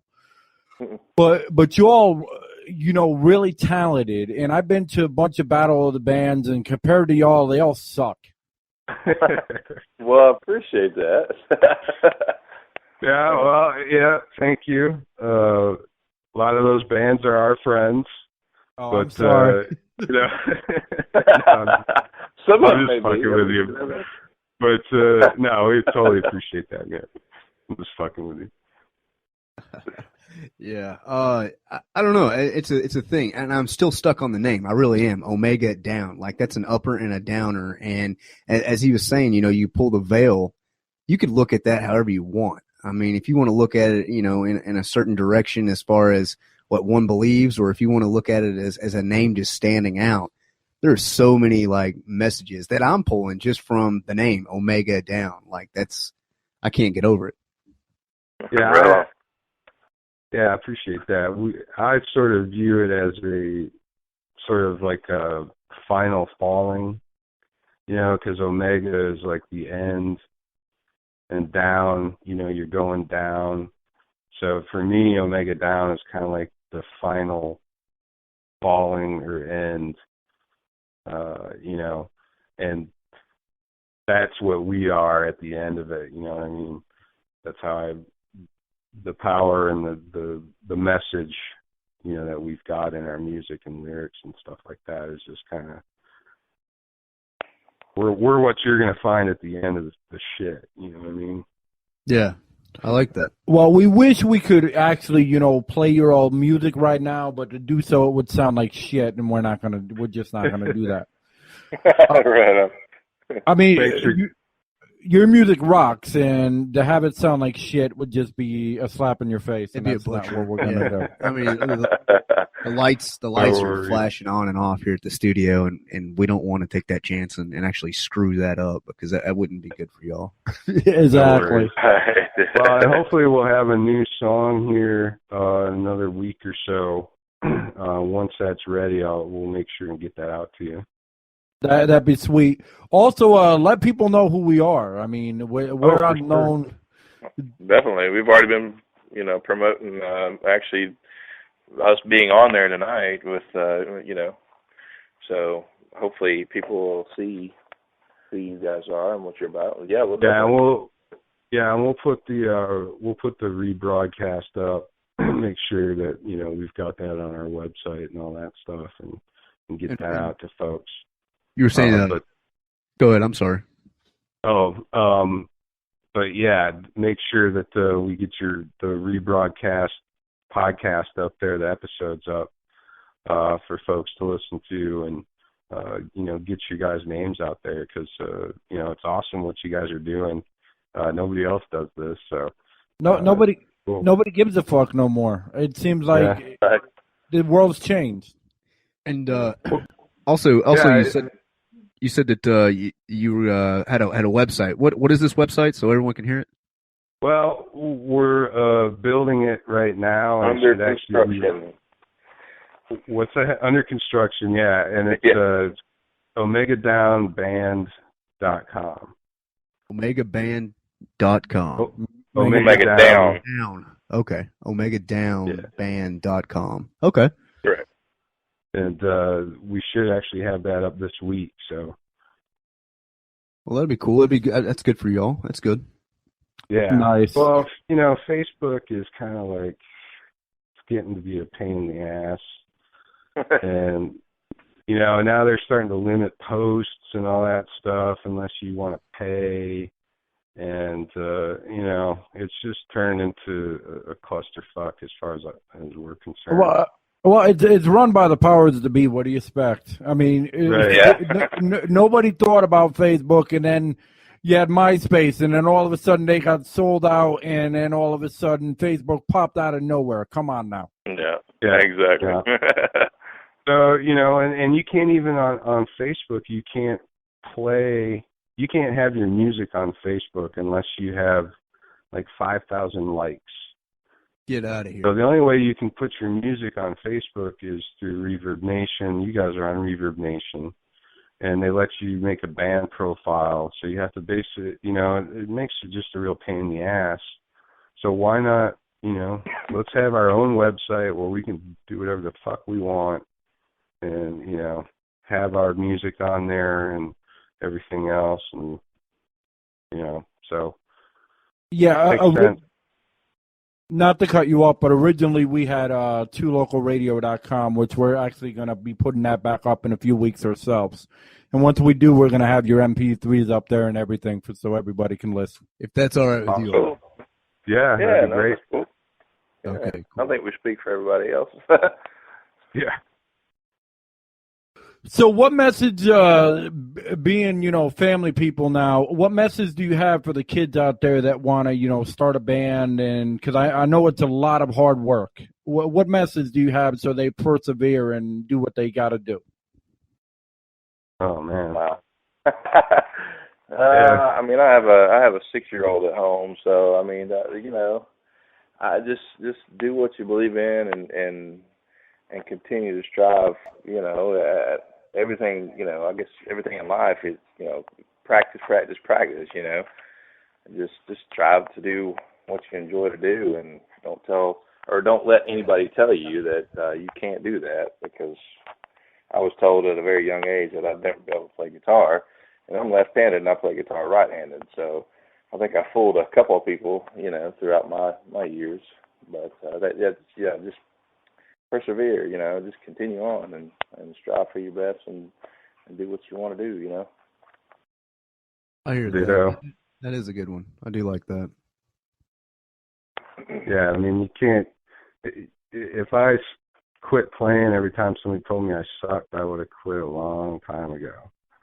Yeah, right. I mean, so you can't listen to anybody else. You just got to do what you're going to do, and at some point you'll come to the realization yourself, whether you're good, you're not good, if this is something you want to keep doing. Right. Don't listen to anybody else except yourself. Just keep going. And, that is a good message. If you believe in it enough, it'll happen eventually. That'll work. It sounds good, yeah. So do you have any last words for your audience out there and anybody that may be listening or future listening? Oh man, well, for Kevin anyway, I just want to say thanks to everybody that is listening or that potentially will listen in the future. Y'all are the reason why we do this, because we want to bring our music out to you guys and to affect your lives and make your lives somewhat better in some small way. And just thank you all for giving us the opportunity to get up on the stage and do it for you. And I just want to say thank you guys to Loco for having a song for sure. Yeah, Danny. I totally concur with that. I totally concur with that. I appreciate that, and just exactly what Kevin said. Appreciate it. Hey, I tell you what, it has been a pleasure talking to y'all. Like I say, the Likewise. first thing that Ray showed me here, with this Omega Down, I was like, holy shit, get them in, do whatever it takes to get them in. Well, y'all need to come out to a show sometime when we definitely next show that we get. So we'll definitely make sure you guys know about it. Definitely. Hey, send it out. Send it to Ray 2 Loco, or you can send it to me. It doesn't matter. onebrother1@gmail. You send it. I got a lot of followers that really actually do like this genre of music that you have, and like you said earlier in the show, it really is hard to find a decent place to put on a live show. But as soon as you find out, send one of us an email, Facebook, whatever it may be. Yeah, we're kind of working behind the scenes on shit too. We're not going to say much, but we are. Yeah, we are. I'll go ahead and give everyone a little hint. I'm going to be playing the banjo, and Ray's going to be playing the fiddle. Oh, yeah. Nice. You guys got the noise going on, too? No, yeah. Snow's on the guitar, and Christy D's on the drums. We're coming. We are definitely huge competition. Right on. Yeah, but hey, it has been great talking to y'all. All right, you guys, too. We appreciate it. All right, thanks. All right, well, you all have a good night, and we're going to make sure on the rebroadcast that we have your songs on here, or we're at least going to try, unless the editor fucks up. So. All right, cool. Appreciate that. All right, y'all stay safe. All right, you too. Thanks, guys. All right, have a good night. All right, you too. Bye-bye.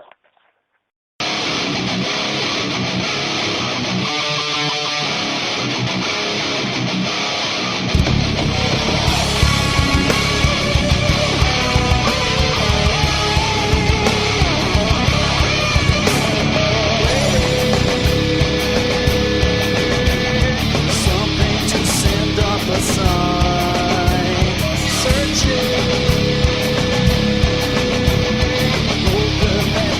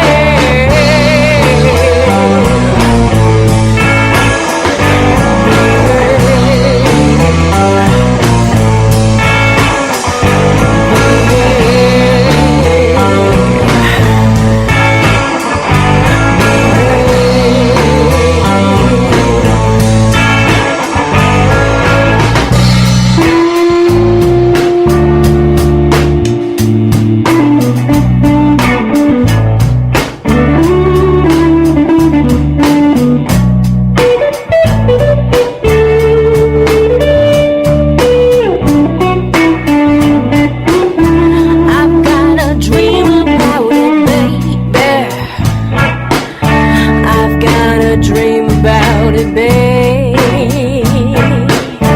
And if I wanted you to kiss me, baby, I know you'll behave. Baby, I know you'll behave. Baby, I know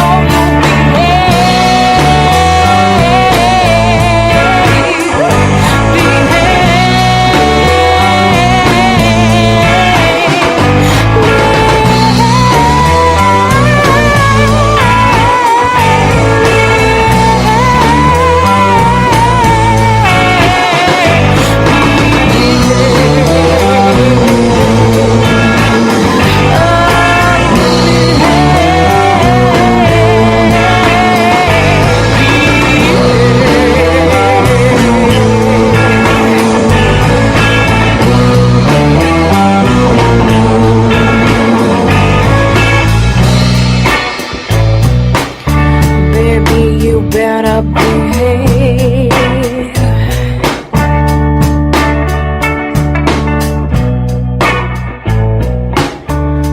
Oh, I know you'll behave.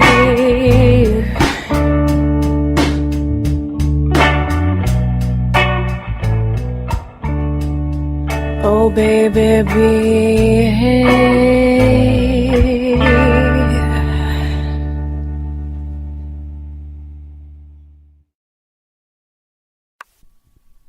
Welcome to Two Loco. This is Ray Ray. And Chrissy D. And today, live in the studio, we have Nashville Sensation Year of October.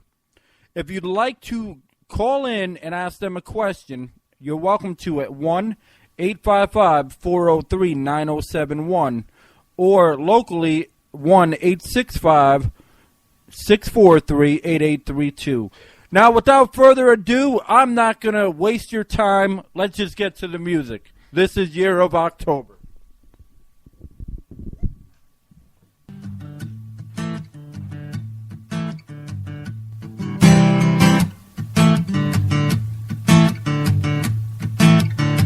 There was a time many years ago when love was right, parents overflow. Days have gone by, just few. My life is lost. I will come back for you, yeah.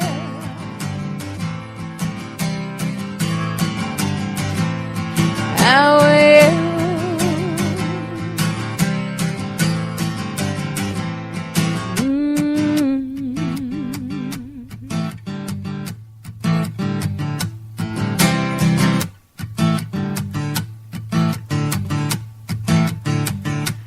Golden days are haunting me. Go out my name, reach out to me, walk down my halls, your golden hills, bring back to life what had been killed.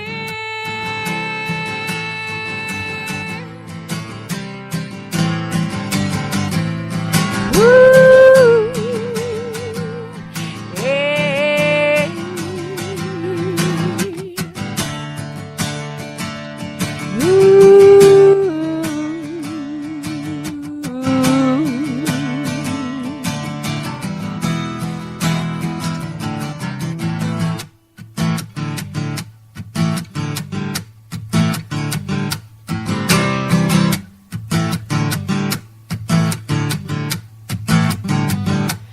Feeling life, now I want Sally's gown, come save my soul. My life is lost, it won't return. Time is near, my end is gone.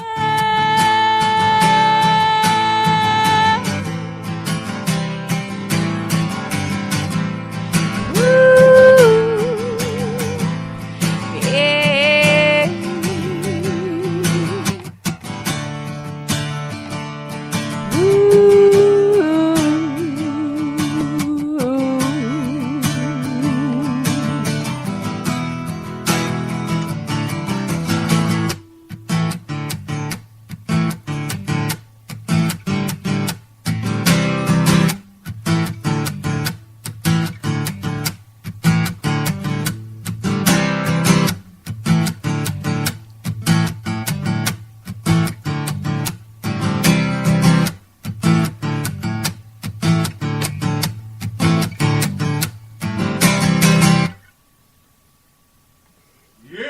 That was awesome. Thank you.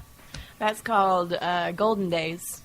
It's going to be on our new album. We're recording right now, so we got a lot of new stuff that isn't out yet. And so we're playing that on our shows when we're out touring and stuff. So it's hopefully going to be out late this summer. It's August or September, but we're excited about it. Can you do Into the Night? Sure. Okay. We'll do a little slower one for you. This one's called Into the Night.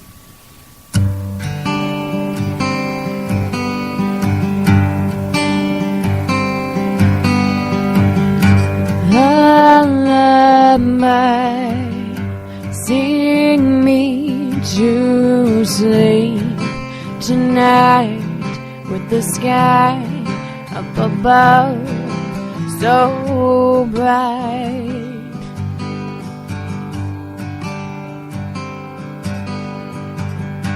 Kiss me gently, take me to bed. Out the lights, tuck me in as we drift away.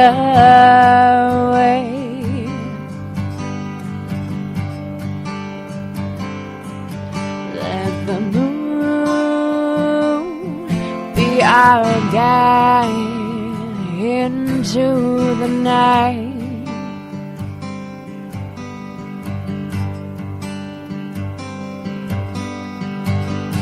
Time moves slowly beneath the light of the moon, just us two in a twilight dance.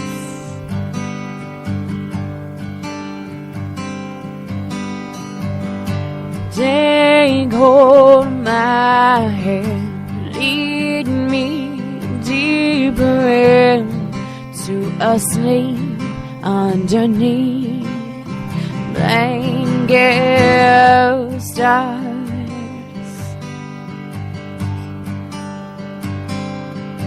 Let the moon be our guide into the night.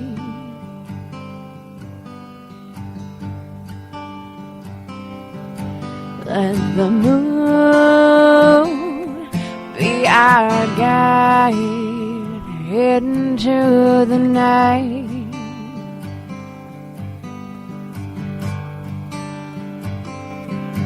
Let the moon be our guide into the night.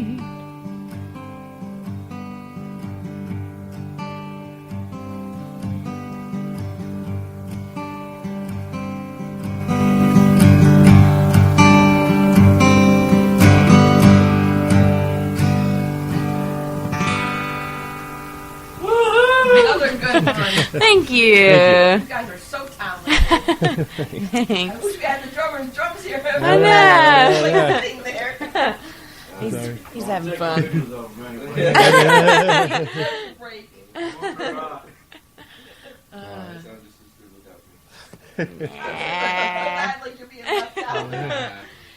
He gets to read his book. We can give him sticks and the table. There we go.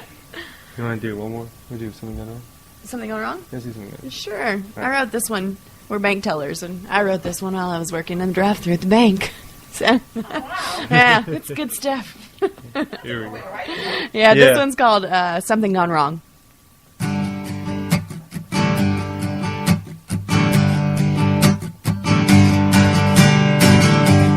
Help me to sing.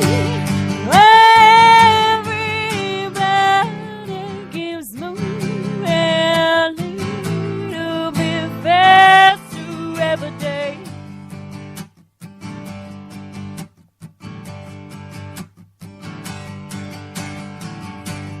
No time to stop. Just hit the gas and move forward, forward until they rest.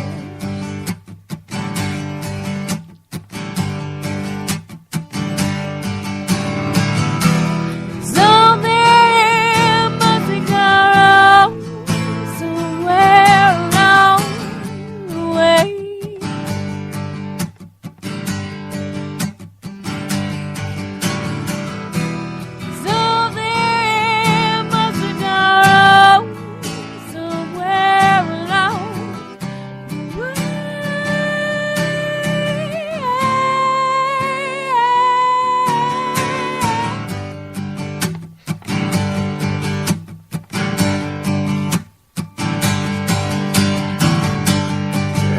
of my nights beneath the stars and fireworks set off in the park.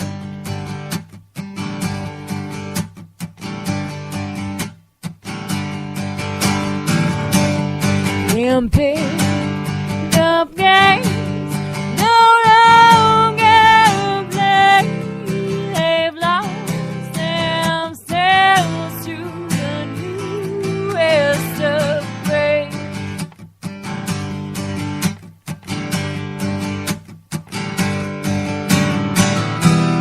So they must go somewhere along the way.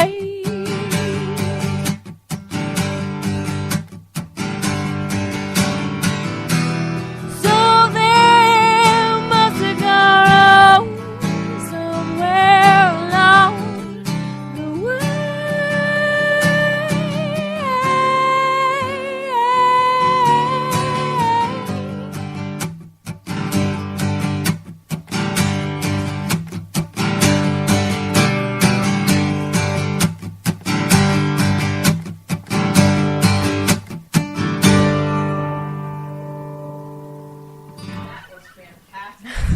Thank you. We like that one a lot. It's a fun. Recording the whole time on video. Awesome. Nice, nice. What made you? Here, spin this. Yeah, you guys. We talking to this borrow one? this one. Okay, yeah. Greg. We just want to take a. Yeah, you got to get on it too, Greg. Come on, we can't leave you out. Put it all three. Okay, you said you came up with that last song as a bank teller. Yeah. Tell her what made you come up with that song, how you came up with it, what was going through your head, what was going on at the time. Well, working any job where you deal with the public all day long, Mhm. it kind of wears on you a little bit. So it's just like, I don't know. Some days are worse than others, and I just feel like that song is kind of like, what are people doing? Yeah. Why? Like, slow down a little bit, appreciate what you have, and I feel like that was what was kind of going through my head that day. Was there were so many people just rushing and rushing and rushing and rushing, and I was like, why don't you have so much to be happy for And Like, appreciate, it. exactly. Like, slow down and don't rush through your life. Just kind of live it and be happy. Yeah, because you know what? You're going to blink one day, you're going to look, and your kids are going to be babies. Next thing you're going to look, and they're going to be grown adults. Yeah. And, you know, I mean, enjoy you're right. Exactly. Enjoy your life. Mm-hmm. Enjoy what you got going for you. I'm still the mic. Go ahead. Yeah, you take the. Can't figure it out. Okay. My God. All right. Well, this is Ray, and I've interviewed you, and I've interviewed you. I want to know about you. Yeah. First off, yeah, it is. First off, what's your name and how long you've been a drummer? And evidently, you weren't in the video because there's no drum parts, and I don't have a drum kit here. But I was about to get some books for you. There you go. So tell us about yourself. I'm Greg. I've been playing drums for about 12 years. This is about my 12th year, but I've really been playing my whole life. I would stack pots and pans and everything and bang on those when I was little. I moved to Nashville about a year ago, and then I kind of joined the band through Josh. I came in to the bank that he works at. And, a lot of things happen at the bank. A lot of things happen at the bank. It's all about the bank. Where are you originally from before you moved to Nashville? Before I moved to Nashville, I lived in Utah. Ah, Mm-hmm. okay. Yeah, and then before Utah, I lived in North Dakota. I've been a couple other places, but Oh, wow. yeah, been around. So I love to play music, and it's really been it's been a cool little educational time, like playing with Year of October and everything like that, and it's been really fun. I like them a lot. So I do too. I love their music. It's very inspirational. Well, I would have told you I don't like putting you on the spot, but I like putting everybody on the spot. So. He does it quite often. No worries. All right, so what's going on? I mean, I know that you all did a show over in Knoxville, and you did a show in what was it? Johnson City. Yeah. I was about to say Jefferson County. Yeah, we did a show. We played the Blue Plate Special yesterday, downtown Knoxville. A little radio show, or actually a big radio show. It's an awesome radio show. They do it like 6 nights or 6 days a week. I mean mornings. And then after we did that, we drove to Johnson City and played the Hideaway there with some friends of ours, and it was a good Saturday. There you go. And now we're hanging with Two Loco. Yeah, we're happy to be here. Yeah. Well, I mean, yeah. Definitely. I mean, we're not like that huge radio show you went to yesterday, but I think we do all right. No, we definitely wouldn't miss it. So we were happy to be here today. So, what's coming up? Like, y'all touring during the summer, or y'all having a CD release party? What's going on? We are currently recording a record and looking at like an August or September release date.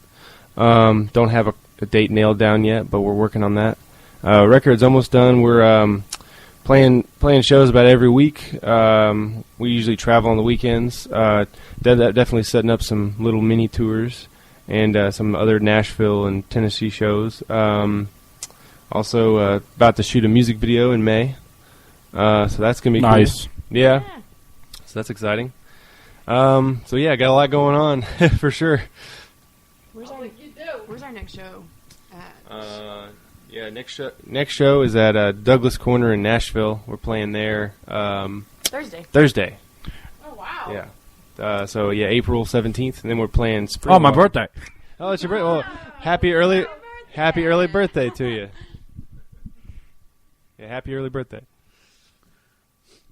But no, I'm not trying to take the limelight away from y'all and whatnot. You guys got the limelight.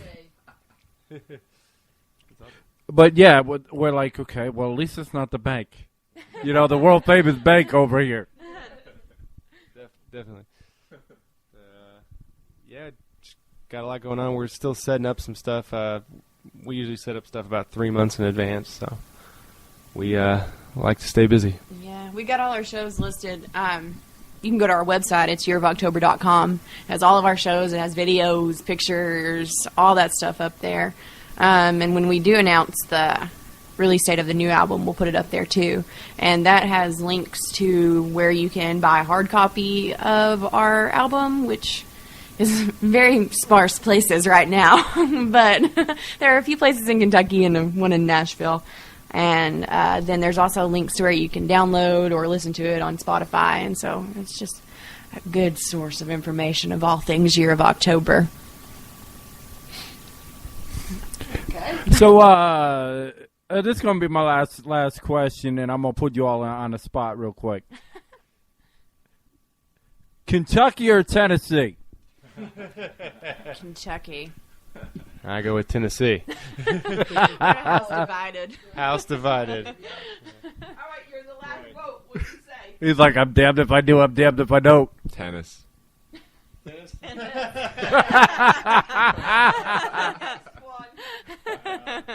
Yes. You keep your position in the band. Yeah.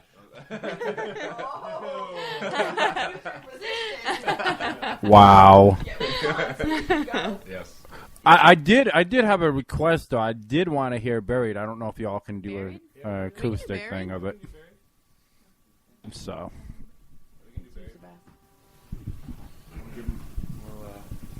Oh, here, you need the other mic. Thank you. That's how you want it. Yeah, it's good. I think we just angle it down a little bit. All right. Bird. Oh, no. There we go.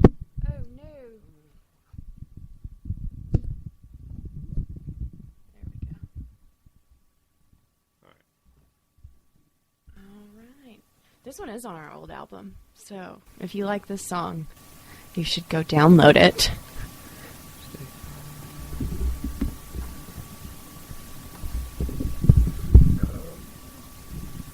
All right.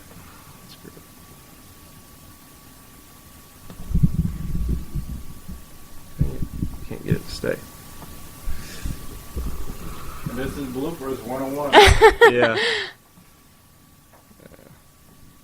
I'll hold it. Okay.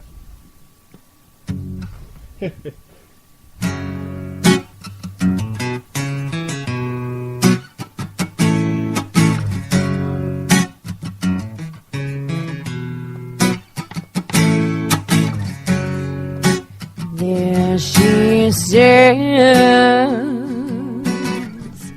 her arms they are blowing in the wind. No one knows what is within. Her roots go deep. Everything they see, there's a story told runs through her soul. Oh, so runs through the heaven.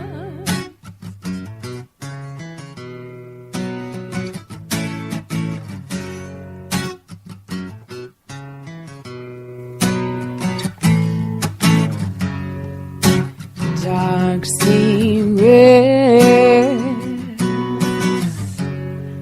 are buried deep inside. Everyone loves, but no one can provide. Soon that will change.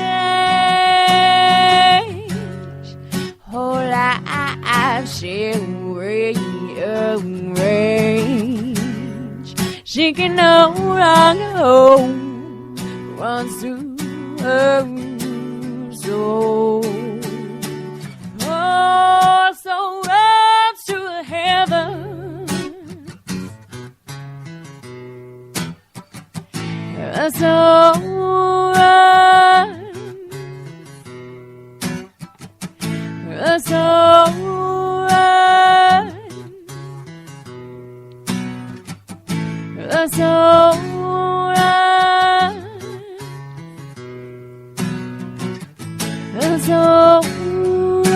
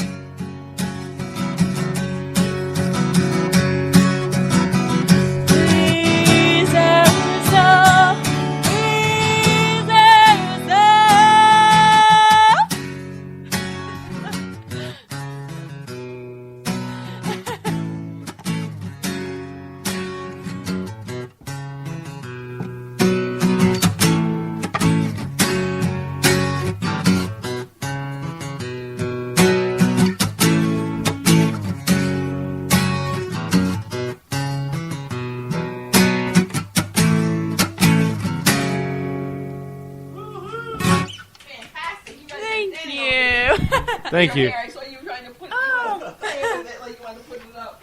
Thank you. Thank you. Y'all don't mind before you get out of here? I figure I ask a few more questions. Okay. And Sure. How about you take the video camera? I'd love to. So I want to hear more about this bank. Tell me about this magical bank. We both work for the bank. We're both bank tellers during the day. Bank, right? Yeah, Year of October Bank. Yeah. I could imagine in the future y'all will have a food bank and call it the Year of October Bank. Yeah, we met a lot of good people through the bank. Yeah. We've got some good shows out of it. Felicia started working there before I did. I've been there for about 2.5 years. So it's very good musicians' hours. Yeah. We have nights and weekends off. 8 to 4, and nights and weekends. Nights and weekends off. Very nice. Nice. Yeah. Plus, being in Nashville, you meet a lot of musicians who are making deposits. That's true.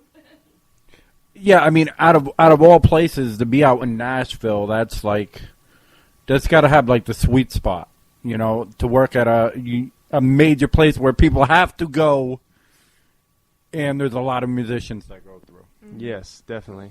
Yeah, we've made some good connections and got some good shows out of it. So it's been really good, and we love it. We love working there. That's awesome. Yeah. Yeah, definitely. It's a lot of fun. That's what makes the job worthwhile, right? When you enjoy it, Yeah, we got Definitely. good people we work with, and you meet good people too. Definitely. So tell us about your best show to date. Best show to date.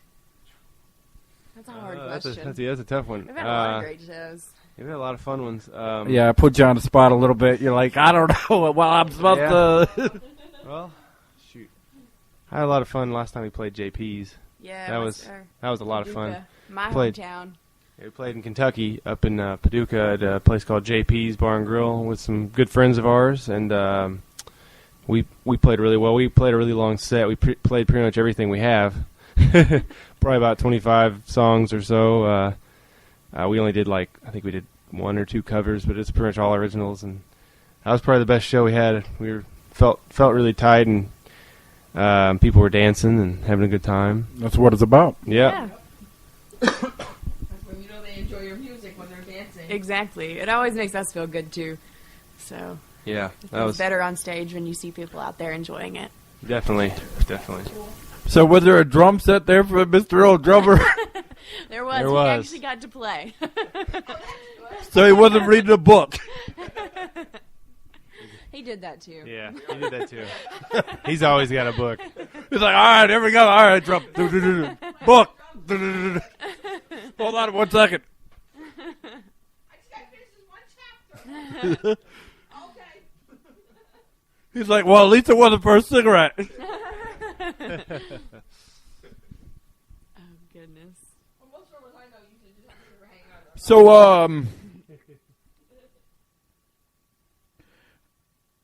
So how do you feel that your music has evolved since when you started? And all these great people that you've met. Definitely evolved a lot. When we first started, it was just me and Felicia, and music was... it was the first time we played music together. We were dating for 2 years before we started playing, so... Woo! Yeah, so we started playing music, and it was very folky, and then we kind of had this idea that we wanted a band, and the music definitely evolved a lot. It had it has a lot more layers now. I think lyrically, we've definitely, Felicia's definitely grown a lot as a lyricist, and she's always been really great at it, but I think she's really honed in on her craft, and she writes really great stories. So I think the first record to now, I think the new record, the stories are just becoming more vibrant and more definitely have the verbiage that she uses is just wonderful, stuff that I would never think of. So I think that aspect is definitely something that has grown a lot. The music's interesting because I think it's definitely got some darkness to it, but it's also got it's not like sad, if that makes sense, but it's definitely got I don't know how to describe it. It's hard to talk about your own music, but definitely fun to try to come up with the right words. The music has grown a lot too, because on our first record we didn't have a set band, so it was us just kind of playing and figuring out all the songs as we recorded them, and we'd never really played them full band, so we were kind of just figuring it out. And now that we have Greg and me and Josh all set, we kind of work out the song in practice, and we have it set, and we know how it feels, and we know how it plays, so it just sounds a lot more collaborative. Yeah, it's definitely a lot more collaboration with Greg, and we're finally going in the direction that we want to be growing in. and it's kind of like finding yourself, figuring out what kind of sound you want to get out of a new record. So it's been fun. So would you say people are more in tune to your music now that they've heard you for a while?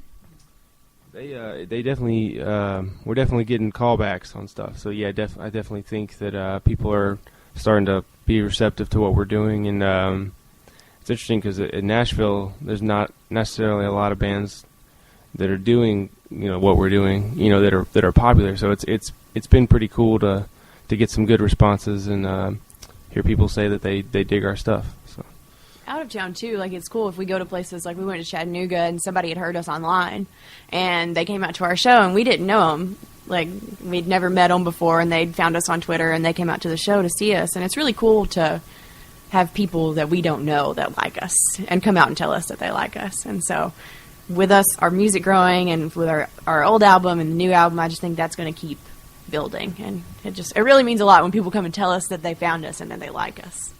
Have you had the audience or the person yet that said your music like impacted my life or helped me through a day or anything as of yet? I've had some people, like one person, yeah, definitely Kathleen, that one lady. She said that the music really touched her and kind of hit on some things that she was going through, like helped her, kind of. It was something that she'd gone through in her past, and it was Sea of Lights, the song that y'all played for a while. Yeah, she said that she totally felt what I was singing about, and she had told it, and it really, it represented a whole time period in her life. I was like, that's super cool that we felt the same thing. What was that? Y'all wanted to play Sea of Lights? Is that what I heard? I don't know if we can pull that one off today. I'm kidding. Yeah. But seriously though, how would you say, compared to like other bands out there, that your music relates to people or touches lives? How would you say that you're different than what's out there? Because I know you're in one of the music capitals of the world, Nashville, especially for country music. Yeah. Well, I think there's a certain level of, and this, at least I strive for it. I don't know if I got in music that I want to play is like a certain level of authenticity to it. I don't ever want to play anything that's superficial or feels like it's not who we are. So I definitely think that one thing that sets us apart is, whether people, want to listen to it or not, is this is who we are, and this is what we sound like as of right now. So it's interesting. It's like a snapshot, of I think who we are as people, and also like kind of the message we want to convey. I think with our music compared to others is I don't think we have a lot of we don't have fluff, and stuff in our music. We don't want to say something just to sell records, and we don't want to sound a certain way just to sell records. So people like it or not, this is who we are. Yeah, and I think the authenticity will show. It may not give us tons and tons of fans, but it'll give us good ones who really appreciate it and who enjoy the music and who really love us. And I mean, that's what I would rather have. Definitely. That was a good question, by the way. So how has traveling affected your lives? Because I know it's hard to be on the road and traveling a lot and everything when you're not at that magical bank. It is hard sometimes, but it's fun. I mean, who wouldn't enjoy getting to travel to new places and play music? I mean, that's the best. We get to see things and meet new people and do what we love. And so it's been great for me. Yeah, and us, and me too. And I think we've really lucked out because we get to stay with some awesome friends and family and people. Lately, where we've been traveling is we stay with them, and they've been just amazing to let us stay with them, and it's awesome to get to see people that we don't get to see very often, and to realize that we have friends that are kind of spread out all over the South, really, and it's pretty cool. As much as it is tiring, it's way more rewarding. I would much rather be out on the road than sitting at home watching a TV show or doing something that I know that it's fun to sit at home. Like sometimes you need those downtimes, but for me, it's like I definitely would rather be out doing something. So I don't know. It's been fun. It can be very tiring though. How about you, Greg? What do you think? Does it make you sleepy? He thinks he wants to read a book. Greg gets to nap a lot, by the way. So Greg does get to nap a lot in the back. I do. Hey. Hello, Greg. Would you like to tune in? I will tune in. I do enjoy a lot of the travel. Being in Nashville is strange because the nature of the city is a lot of musicians come in and come out just as quickly. It's a very big hub of traffic and people and coming through on vocations or whatever, following their passions and whatnot. They don't tend to last very long. It's kind of a hard area to break into, or to last at least. But traveling out is really helpful when you're staying in Nashville. It's really nice to take a break from the kind of the grind and everything like that. And when you're traveling out with a band and people that you enjoy being around and doing what you love again, and I guess it's kind of hard to believe that you can make music and make money at the same time. Like I'm only 23, so I'm just out of school pretty much, and the only time I've really played music has been in church or in school or just for fun in a friend's garage or something like that. So playing at a bar and then having them approach you later with money in their hands is kind of like astounding to me. It's pretty crazy. And the support that you get from people is interesting too. Like music is crazy for that, like connections with people, and a lot of strangers coming up to you and clapping you on the back, telling you, that keep doing what you're doing, and they enjoy what you do, and it's a pretty interesting thing. So how did you all meet? Did they meet you all did they meet you in the bank and ask you to drum one day? Yeah, actually, I work as a valet downtown in Nashville, paying the bills, and I had come into the bank to deposit some of the money that I earned from the tips that I had made that day, and I had a drummer on my shirt, and Josh was my teller that day, and he was like, "I need a drummer in my band. Would you like to play with my band?" And I thought, I'll play with your band, and now I'm in the band. There you go. Well, at least it beats the Craigslist story. Right. So. Yeah. It was fun, and it's still been fun. It's been a great time. Absolutely. It's definitely interesting how things work out like that. Like meeting Greg has been was awesome, and it's great because like he said, it's super fun when you get to travel with people you like, and people that you're good friends with. We're all just big nerds. We're big nerds. And so we're all nerds, and we're really goofy. Talk about comic books and Stephen King novels and argue about music and movies. We're all super opinionated. So. Y'all like to smile too, because the whole show I've seen y'all all do nothing but smile. If you're not having fun, you're doing it for you're doing it wrong. So, what is it? I don't know. we we have the same attitude. Like, if you're playing a show for 10 people or 100 people, like we're gonna play, the way that we play. So we'll have a good time either way. And I think that's definitely the way to be on the road. Because sometimes, you are playing for 2 people, or and then other times you play for a whole bunch of people. So it's a lot of fun.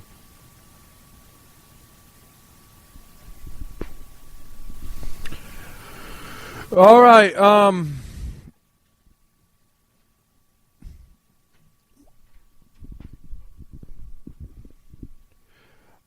All right. Well, do y'all have any last words before we get out of here?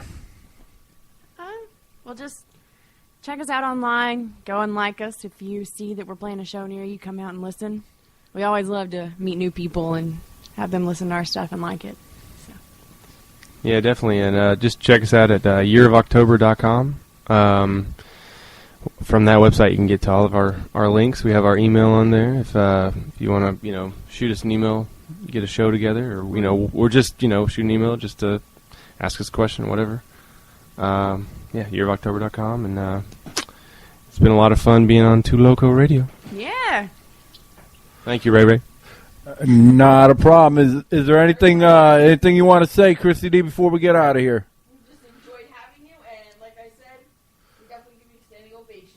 Thank you so much. Thanks for having us. Hey, I put up a lighter. Yeah, he did. Thank you, Christy D.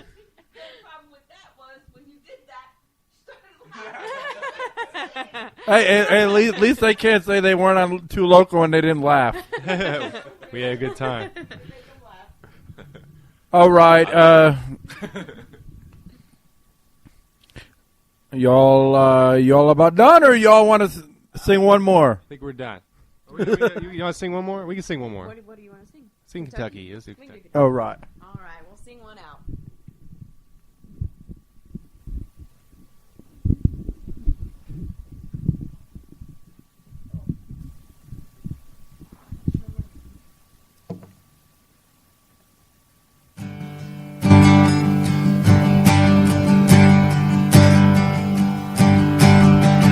I left Kentucky to find my way, but I got caught up in the traffic of the world. Bustle was too much for me to take, and I got lost along the way. I got lost along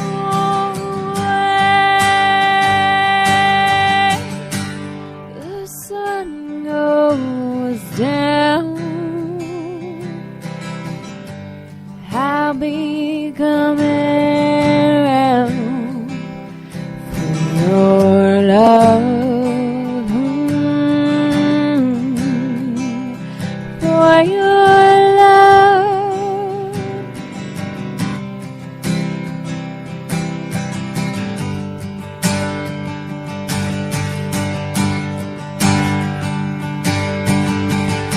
Picture taken of a brighter place, led me somewhere far away. Not quite as perfect through dust and haze. Now I long to be home safe. Now I long to be home.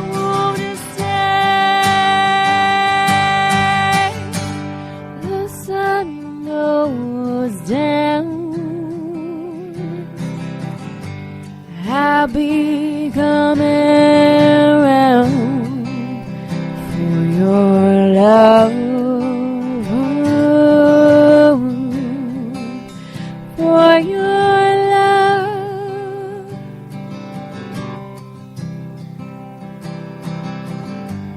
The sun goes down, promise I'll be coming round. The sun goes down, promise I'll be coming home.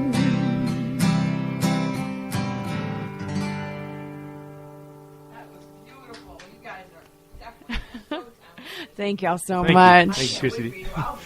I know, Yeah. I know.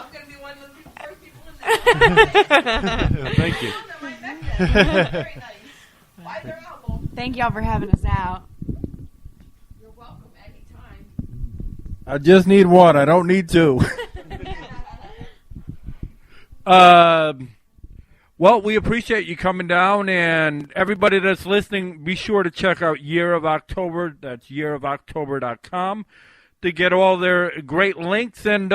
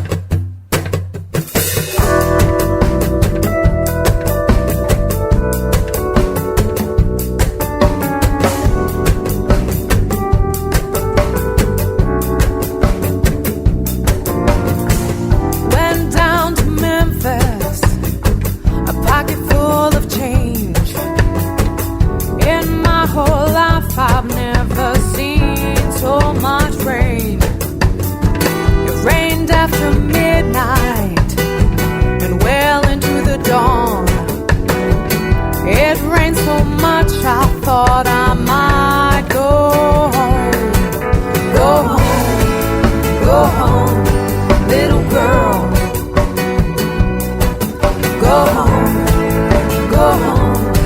little girl.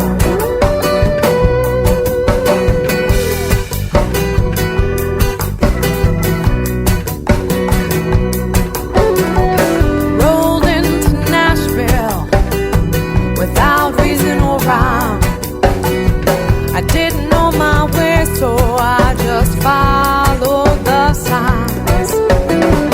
Signs on the building, pointed down from the sky. So many signs, I thought one might go home. Go home, go home, little girl. Go home, go home, little girl.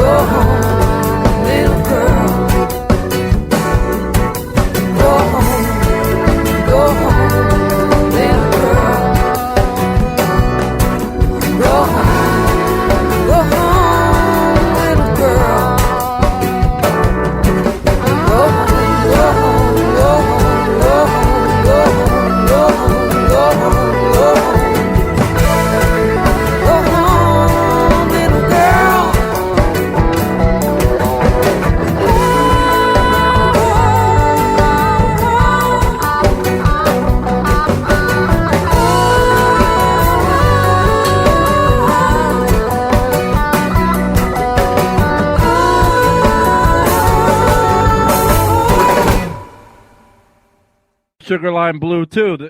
Hi, this is 2 Local Radio. This is Chrissy D. And Ray. And we're joined by Sugarline Blue. I guess Big Brother's excited to hear him too, huh? All right, They're a fantastic band. So here we go. Let's welcome Sugarline Blue, Ashley and Dave. Hey. Hello. Hi. Hello and welcome. Thank you. It sounds a lot better this time around, huh? Now that we actually got it to work. Yeah, I think you guys were sick last time too. Exactly. So on this top should of everything else. Very true. So this should be very exciting. All right. First, tell us how you came up with the name Sugarline Blue for those that don't know. Well, we just wanted a band name that was unique and something that kind of represented our music and that was eclectic, and we just bounced around a couple ideas, and we felt like it was different and strange enough that it fit what we were trying to do. Well, there you go.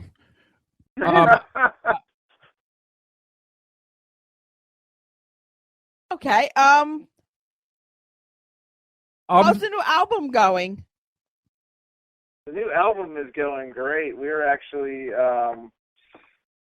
we're writing another song in the middle of recording it. We had 5 down, and like true artists, we never know when to quit. So we just keep making more music, and we just cannot say, "Oh, we're done with the album." We actually released the first video from the album.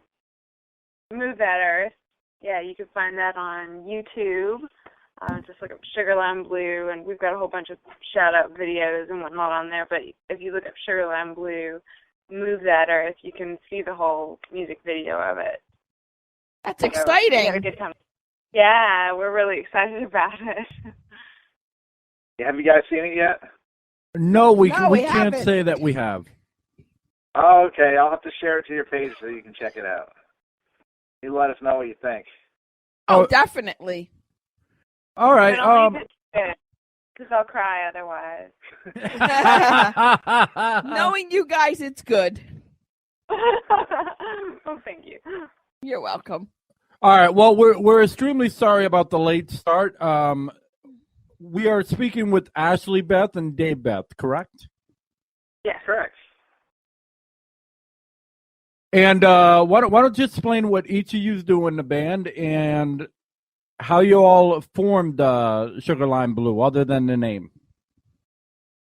Well, I play guitar, and I sing some backup, and Ashley is I'm the lead vocalist. and front person. And I sometimes play a tambourine or a shaker. We've been playing the music together off and on for quite some time. We've been married, We're in our 14th year. In our 14th year of marriage now. In June, we'll be married for 14 years. We've been playing music for The entirety. most of those, yeah. During the... Some off and on a little bit, some more serious than others, but most seriously in Sugarline Blue, we've been at this project for about 6+ years now, but more serious in the past 3 years. We released our album about 2.5 years ago, our first album, and our second album is very close to being done. Well, that's when we found Russ, our bass player, and that, I don't know, like, finding the right people for your band, like, it just really, I don't know, you nail it into the music, you know. It makes it more important to keep making it. Awesome. Very true. Congratulations on the 14 years. That's fantastic. Oh, thank you. Thank you. Yeah, you know. We still like each other. We feel like That's very important, and happy anniversary early. Oh, thank you. You're welcome. All right. Here's what's funny. I was doing a thing where I was like making up a story with like a bunch of bands, and then I was talking about childhood, and I played "Go Home" by you all, and then I realized it was saying "Little Girl," and I'm like, ah, shit. True story, Ray? I guess so. I guess. That's funny. I guess he didn't tell us he's a little girl. Well, you know, there's all kinds of changes we go through in life. Only on 2 Local Radio. Oh, man. We're not here to judge, man. You do your thing. No, I'm certainly not like that, but No. But honestly, you all are known for your Sunday morning shout-outs. I just, for those that did not hear the last interview or, you know, because it was choppy, did not play it, you know, that was our fault, totally. You know, why don't you explain that? How you explain that, how you really reach out to the fans by doing that, and how you know, relate to them, because there's not many bands that do anything like that. As a matter of fact, it's just original. Well, that was Dave's brainchild. He said, you know, like, we were noticing, because we play out a lot, and we're noticing just the decline in live venue listenership. Like, people just don't go out as much as they used to, and it can be kind of heartbreaking when you're trying to get out there, and the people that are out there, they receive you well, but there's just not many of them. And we started getting Facebook fans and whatnot from across the world, and, you know, we can't go and play in Europe for not having a listenership there yet. And Dave's like, I want to do something to reach out to these people. And he said there was this one guy that we were just having a conversation with over Twitter, and Dave said, I'd like to, I don't know, like do something for him, like maybe dedicate a song to him. And he's like, let's do one of the ones that we just do it acoustic around our farm, and just give one to somebody every week, and just do it till we run out of stuff to do or run out of people that want to listen to it. And it's really blossomed into something we didn't expect. There's been some just really cool ones. There was one lady that shouted back to us with one of her original songs, and there's people that have come out to our shows that we wouldn't have met if it hadn't been for the Sunday Shout Out, and that have met each other. I don't know, just being able to help facilitate relationships. It's part of what music is supposed to do, and to know that we're able to do that at least once a week. I don't know, we've had a lot of people tell us that, it's kind of like, we try to keep it a real down-to-earth approach, and we usually try to record it in, either, if not the first take, the only reason we get rid of the first take would be if something technical goes wrong, because we're a small production, much like you guys, and it's like you're struggling with the confines of equipment, and, sometimes, we'll get done recording and it'll say disc full, or whatever, and, we try to keep it real down to earth, and we've had a lot of people tell us that, because of that, they feel like they're in the living room with us every Sunday morning, and that they're having coffee and donuts with us, and we're just pulling out the guitar and singing a song to them. So I think that's really cool. Yeah, we are pretty much a broke station or whatever. What was funny was we had Year of October, over, I'm not sure if it was the last Sunday or the week before. But anyway, while we were doing the interview with them live, I was taking a camera and doing videos. So if you went on tuloco.reverb nation, you would actually see them videos. That's cool. I'll have to check that out. And speaking of Year of October, I don't know if you saw our last Sunday Shout-Out, but we actually had them join us for the Sunday Shout-Out this past Sunday for Easter Sunday Shout-Out. No, I didn't see that, but I remember when we were talking on the phone that you said that you all toured with it, and I'm like, it's a small world. That is awesome. Yeah, we've actually done a bunch of shows with them here in the past couple months. Actually, just since the last time we talked. Probably 3 or 4 shows. Well, then they probably told you how cool we were in real life. Oh, yeah, absolutely. Well, if they didn't, at least they made us feel special with the CD and the, the poster and everything. So. Yeah, they're great. Yeah, they're really great people. I mean, they're some of our favorite people to hang out with. Even if they didn't play music, I think we'd still be friends. But it certainly helps if they do play music. Exactly. They're just so down to earth like you guys.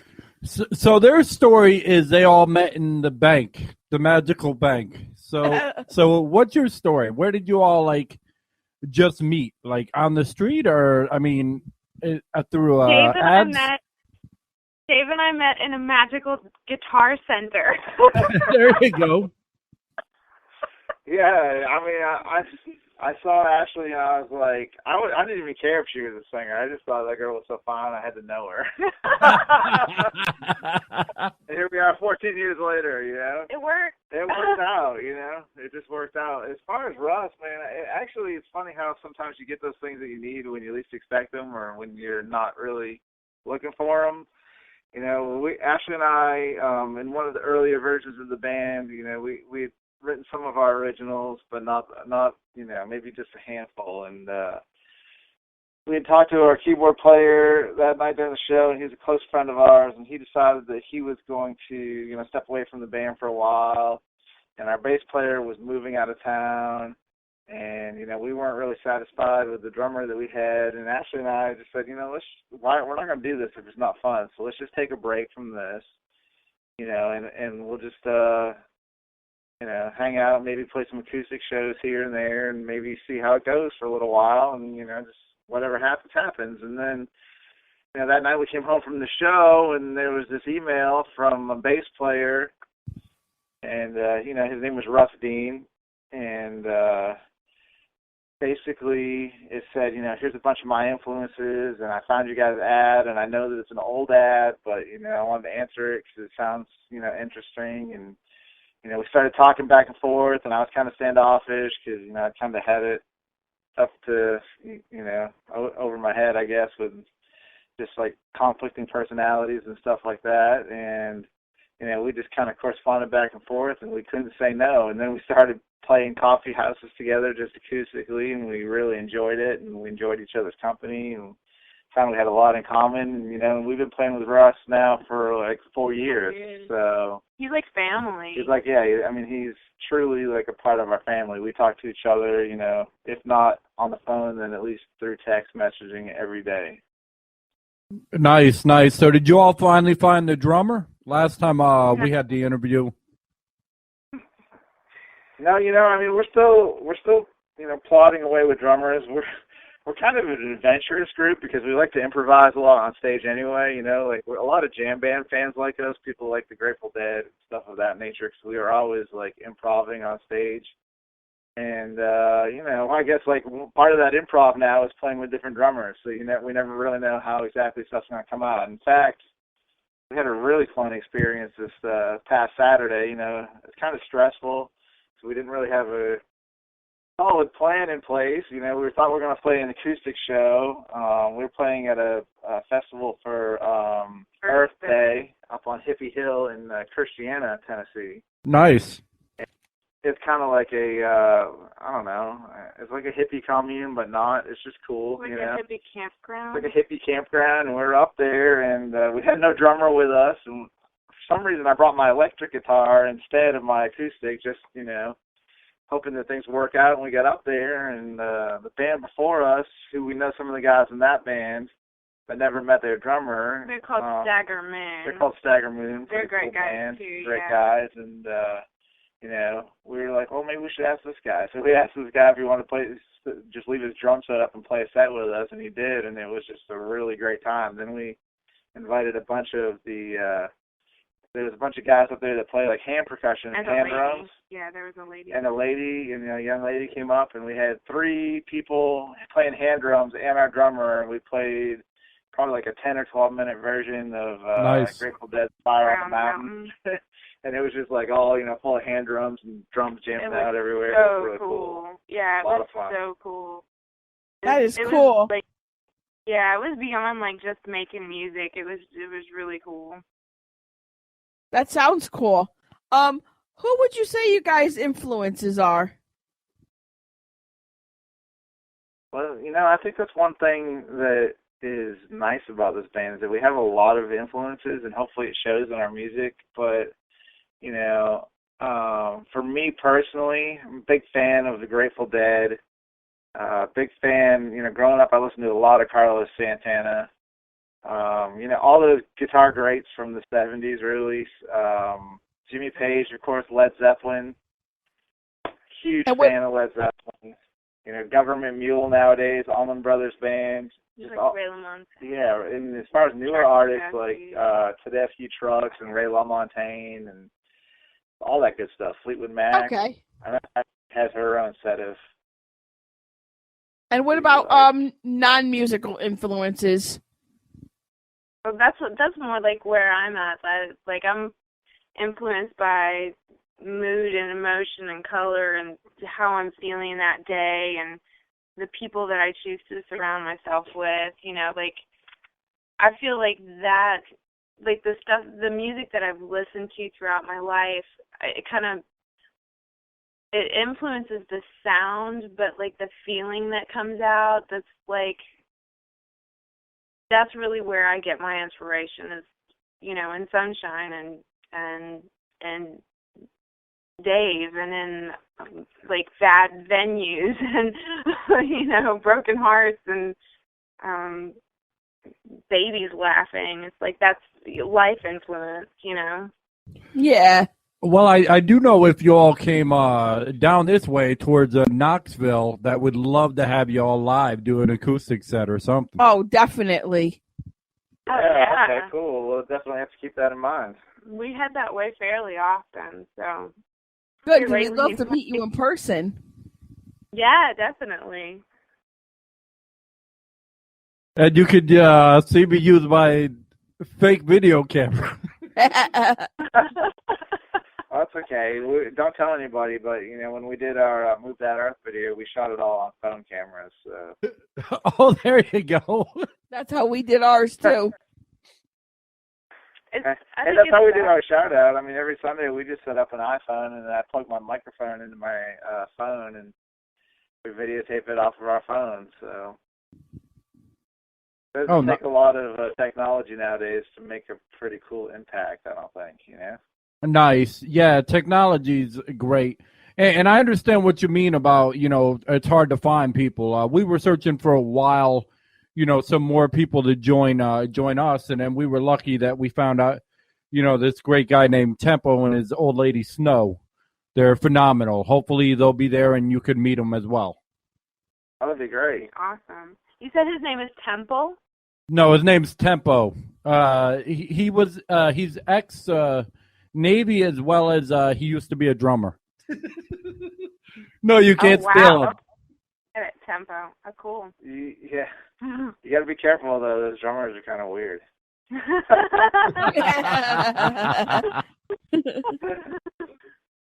Oh, man.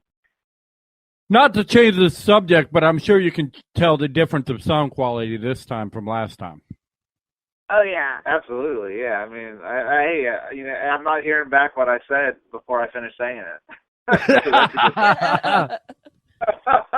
And that was enough to drive us batty, my goodness. There's a weird echo, man. I don't know. Well, we're actually using a conference system. Not a lot of people use it, but I like it. I think it serves its purpose. And for $10, you can't beat it. Hey, man, whatever works.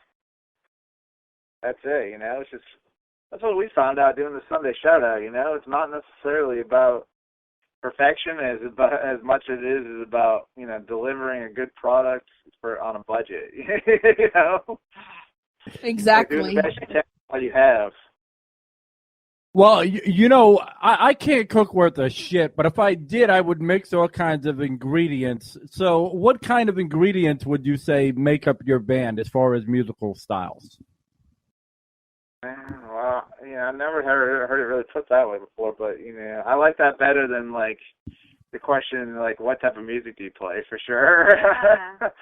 So, yeah, I would say, we're definitely got a lot of rock and blues influence, and then I would say, you sprinkle in, like, a little bit of country and a little bit of jazz, and, maybe about... Like some old soul. Yeah, a little bit of old soul and some jam band type of, risk-taking stuff, and then you got Sugar Line Blues.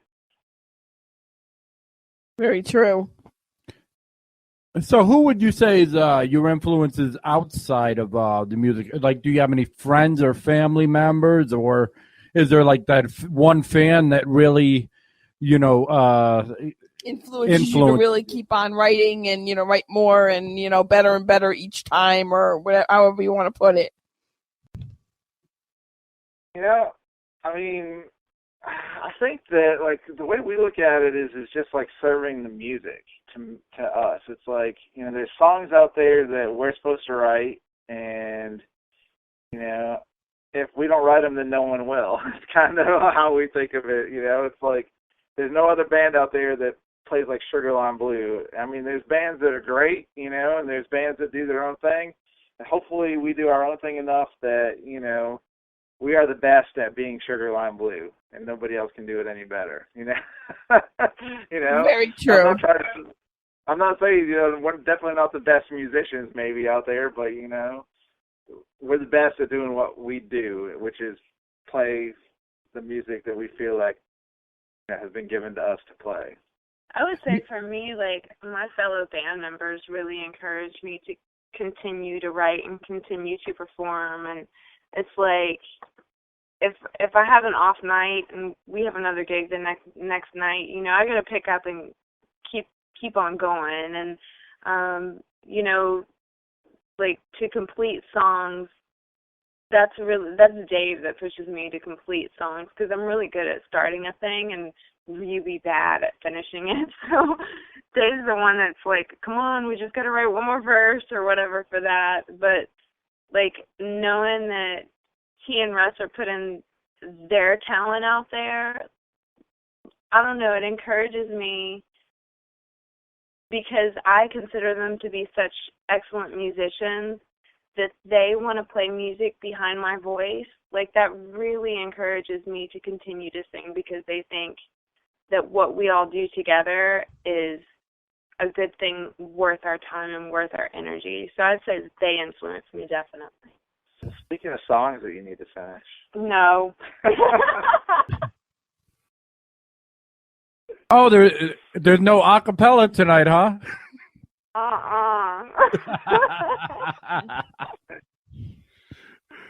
All right, though. How would you say this album from the last album that you've grown, musically wise? Oh, wow. I'd say, like, it's just, like, the first album was just dipping our toes in the water, and for this one, we're, like, more in up to our knees, I'd say. It's more of, I like the way that Dave puts it. He says, you know, our last album, it was a snapshot of where we were then, and this album is a snapshot of where we are now. So it's not right or wrong or better or worse. It's just different. We've, more time has passed. We've matured differently. We've been out there more. We've played with Russ a lot more, so we're more cohesive as a group. We just need that drummer. Yeah, and I think when you hear some of the songs, you know, like, you'll definitely be able to compare them to the songs on our first album. Like, I mean, you know, when we play a song, we sound like Sugarline Blue. You know, we do have songs that have a little more country. We have songs that have a little more blues influence. We have songs that, you know, may stretch on a little bit longer. On this record, we actually added another member for this album. We went a little bit of a different direction in that we found a steel guitar player that we had been playing off and on with for you know, probably the past year and a half or 2 years. And he actually lended, you know, his voice to a lot of the cuts coming on this record too. So you'll hear a steel guitar in there that you didn't hear on the first album, you know, but it's definitely not like a country type of steel, you know? No, it'd be like a steel like you hear with Ray LaMontan's music. Yeah. Like, I don't know what you'd call that, not country steel. Yeah, it's just more of like a roots type of rock, you know. Some people would compare it to, like, you know, Graham Parsons from the 70s, like that type of thing that was going on. No, we actually heard our song. Cool. Cool. Hopefully it works this time. Last time it was all choppy when we had a Dream Aria. I don't know if you ever heard of them, but they're a like a System of a Down meets Evanescence. They're from Canada, believe it or not. Very, very talented.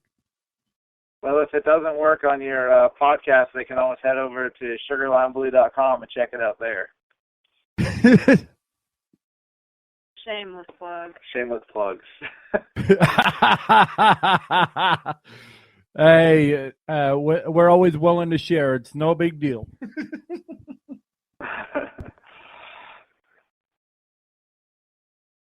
All right, so how hard has it been to, like, travel on the road so much? I know that you go all through, what is it, like the southern states, like Virginia, Kentucky, Tennessee, all that? Yeah, last week we were actually up in West Virginia, and it was about a 9-hour trip one way. We had a couple shows up there, and then we came back. I would say, you know, for us the toughest thing is that, you know, we've been married for 14 years now, and we have a 16-year-old daughter. So, you know, the toughest part is us, you know, trying to leave her.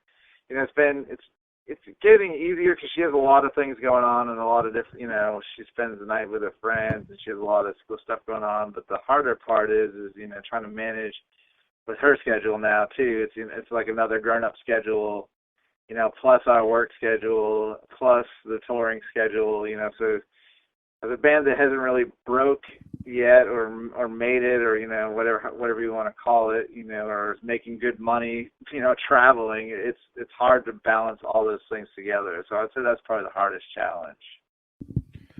So what's Yes, I the would. what would you say is the most rewarding from when you're on tour? Is it the people, or well, you're acting like it's not the money? So I mean, is it the I mean, do people come up and ask for your autograph, or just because you're, you know? Well, I mean, to me, it's the music and the people, like both. You know, sometimes the music is great, and you know, sometimes the people are great, and sometimes both are great. It's you know, I don't know. I don't know. You know, it's hard to put your finger on one thing that keeps you going. You know, because some days you kind of question why do you keep going. You know, you might play in a town at a venue that didn't promote very well, or you know, that's just starting out, and you know, 5 or 10 people are there, and you know, it's not going that well, and then you have that one person that is just like, wow, you know, I heard about you through the Sunday shout out, or you know, I saw the video for Move That Earth and I watched it like 20 times, you know, and it's like, wow, okay, you know, so that's why we do it, you know. So sometimes it's like we kind of we ask ourselves that same question, you know, because it'd be easy to, I think every musician, if they tell you that they haven't thought about, you know, kind of giving up or chasing the goal or whatever, if they say that they haven't thought about quitting at least one time, they're probably lying to you. You know, all musicians ask themselves all the time, you know, why do I do this? What keeps us going? You know, but I think anybody with a true passion for it is going to be unable to quit. So have you ever had that time where the crowd just wasn't into it, and you found a way to get them into what you were doing? They just all love us. No, I'm just playing. I don't. There has been like a couple of venues that we played where it was a crowd that just really wanted to listen to hip hop music, and just had no. Okay. Yeah, they just had no appreciation for music. They did not deal in electronic music. So those have been the harder crowds to turn. And even then, though, you'll get a couple that come up and say, hey, I appreciate what you're doing, or I don't know, want to give you advice or something. But you still get people, even in a venue like that, that'll come up and give you thanks, and it's usually the people that work there because they're kind of happy to hear something else.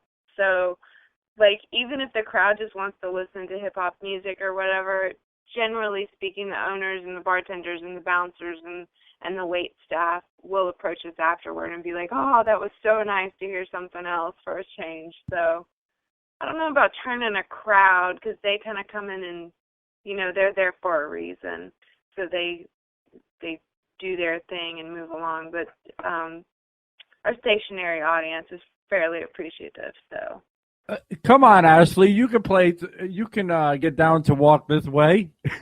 yeah, nowadays, that's nothing. I double dog dare you to walk into some of these bars at 2 a.m. and listen to some of the stuff they play. It makes me blush. I was just trying to add some light to the subject. As you can see, we're not sick.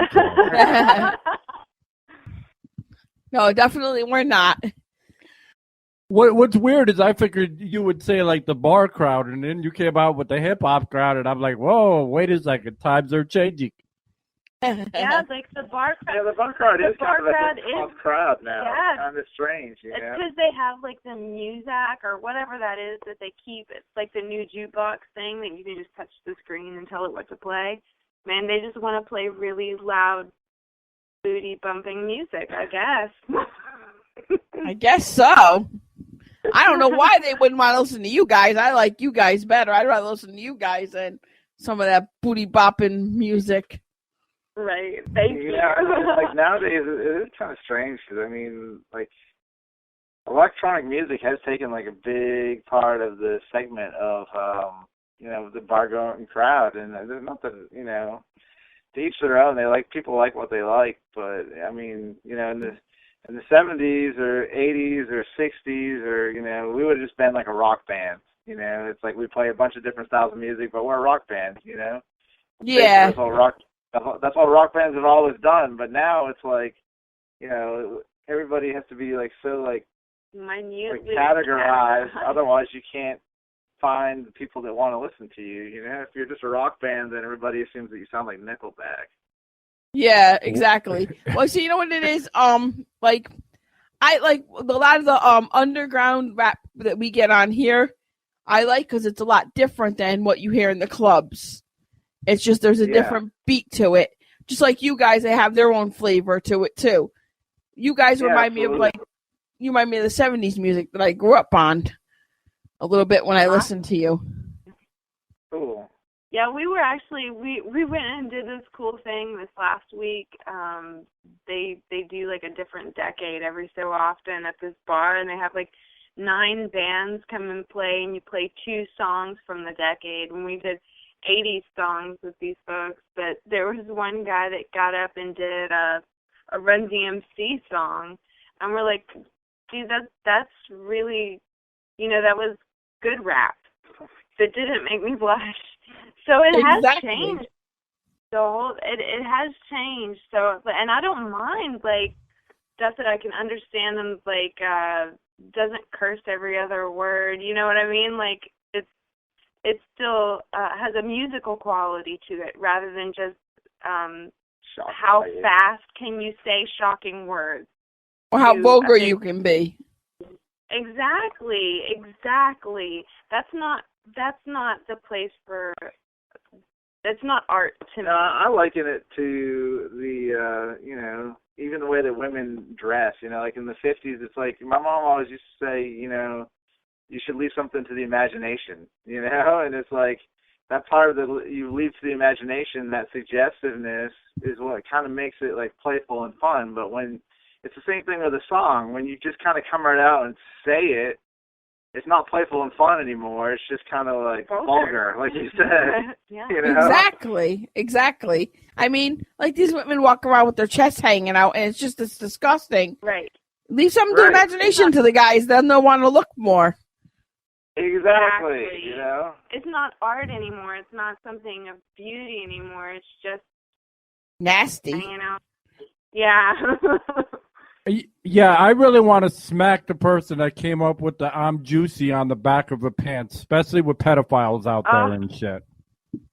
Yeah. Well, there's so many fashion trends that I just don't understand. But you know what? Like, if we just look at history, we know this phase will pass. We just got to get through it.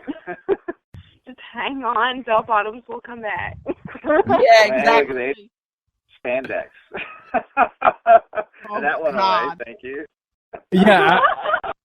But that just come back. I so could see you all playing it like a Woodstock with like Neil Young and all them. That's what you guys also remind me of, Woodstock. That'd be awesome. That'd be so much fun. Yeah. We missed our concert, I guess, huh? Yeah. I guess so. Hey, speaking of spandex, though, I heard the Boston Marathon went off today without a hitch. So, yay, Boston. Yeah. Thank God. Yeah, the 1-year anniversary of the bombing. So, like, they did some powerhouse things down there, up there, I guess, in Boston. So. And speaking of big festivals, we got, you know, the Afteroo coming up here pretty soon. Yeah, and the Sam Jam. And Sam Jam. Then with the, you know, of course, here in Middle Tennessee, I mean, you guys are pretty close to it too, Bonnaroo, right? Yeah, yes, we are. So, yeah, we actually play a festival every year called Afteroo that they play the week after Bonnaroo. Nice. Yeah, Pretty they got cool. bands all week, and we're playing the Sam Jam the week before Yeah. Bonnaroo. So we're playing in Manchester the week before and the week after Bonnaroo, but not the week of Bonnaroo. Come on, Bonnaroo promoters, get on the bus. Exactly. Hey, you could always send a demo up there and be like, hey, y'all need any extra bands? Yeah, that's it. You know, except for they would probably want like $50 just to get it in the mail and throw it in their trash can. You never know. You might be surprised. They may listen to it and be like, "Oh wow, that'd be perfect," you know. Yeah, that's what I do. If you don't try, then it won't get there, you know. That's And you it. never know what True. it could be. That is true. Yeah, that's basically what I do. I just take chances. I'm like, all right, no one's gonna try this, so why not? You know? Yeah, exactly. Yeah, we do. I mean, we have a lot of the same philosophy. You know, you have to get ahead, really. You know, there's so many people out there trying to do things, you know. And even if, you know, like having good music or, you know, good image or any of that or a good radio show, you know, it's not enough. You have to rise above that static somehow, you know. The Yeah, only you way got to do that is take chances. Exactly. You always got to find bigger and better things, you know, to improve yourself. Yeah, you got to evolve and have like your own style, like you all do. So, what would you say? We've taken up enough time about talking about us and stuff like that. What would you say that's y'all's favorite song and why? Our favorite song that we've recorded of our own or somebody else's song? Yes, your favorite song that you've recorded of your own, and then why not somebody else's as well? I would say the favorite song that we've recorded is actually a song off our new album. It's called Dollhouse, and it's actually a longer song. It's like a 7-minute long song, and it's got steel guitar, and honestly, it's the first time I've listened to a song after it's been recorded and almost ready to release, and I was just like, wow. You know, this is like, proud of it. You know, it's the first, I'm hard to please. I'm one of those people that are never satisfied, and this is like the first time that I just listened to a song, and it's like, it made me proud to be in this band and play with Ashley singing, and, you know, John on steel and Russ on bass, and even, you know, the drummer we had at the time, Steve, on drums. He did a great job on that track, and it was just like, you know, super, just felt like it all came together for me on that track. what about your other artist, since you brought it up? What's that? So My favorite song by another artist. Right now, I would have to say it's actually, we talked about him earlier. His name's Ray LaMontagne, and he's a singer-songwriter, kind of like a blues artist out of Lewiston, Maine. And he has a couple albums out, and the title track off of his album right before the one he has just released, which is called God Willing and the Creek Don't Rise. Probably my favorite song right now, but I listen to so much music that it changes almost weekly. Well, my favorite song of ours is Move That Earth. It's just my favorite child right now. And my favorite song of somebody else's, that's really, really hard for me to pin down. I'd have to say, like, I could narrow it down to a few, which would be like The Grateful Dead, Ripple, and Joan Osborne, St. Teresa, and Robert Plant, Ship of Fools. That's about as far as I can whittle it down, though. Nice. There's nothing wrong with being a music guru.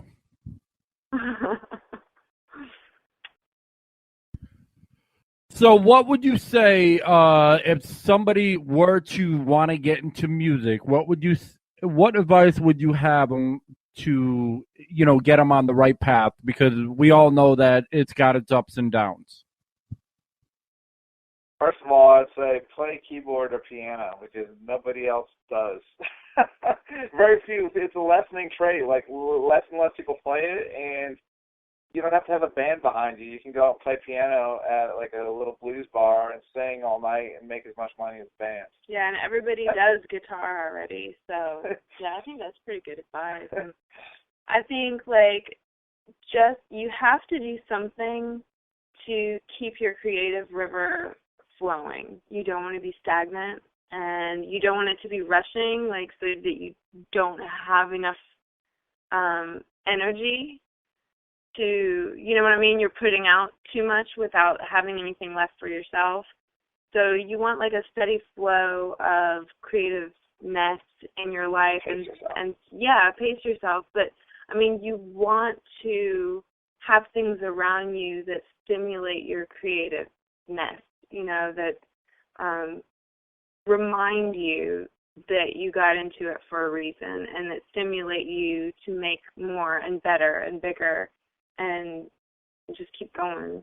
Well, I said the piano thing, but I was only saying that really as a joke. But to me, I think it's a good idea. Yeah, I think the biggest key is really you have to follow your heart, you know. And if it's in you to do it, then you have to do it. You can't do something that you deny. You know, that goes with anything in life, really. You know, it's just good, solid life advice. You have to follow your heart. You have to follow your passion, because otherwise you'll be miserable. Yeah, and don't do it because you want to be rich or famous or whatever. Go do something else, because music, I mean, it's like you said, it's got its ups and downs, but I mean, it breaks your heart. Right, and it's it too precious of a gift. Yeah. You shouldn't, you shouldn't play with it like that. It should be a serious and fun thing.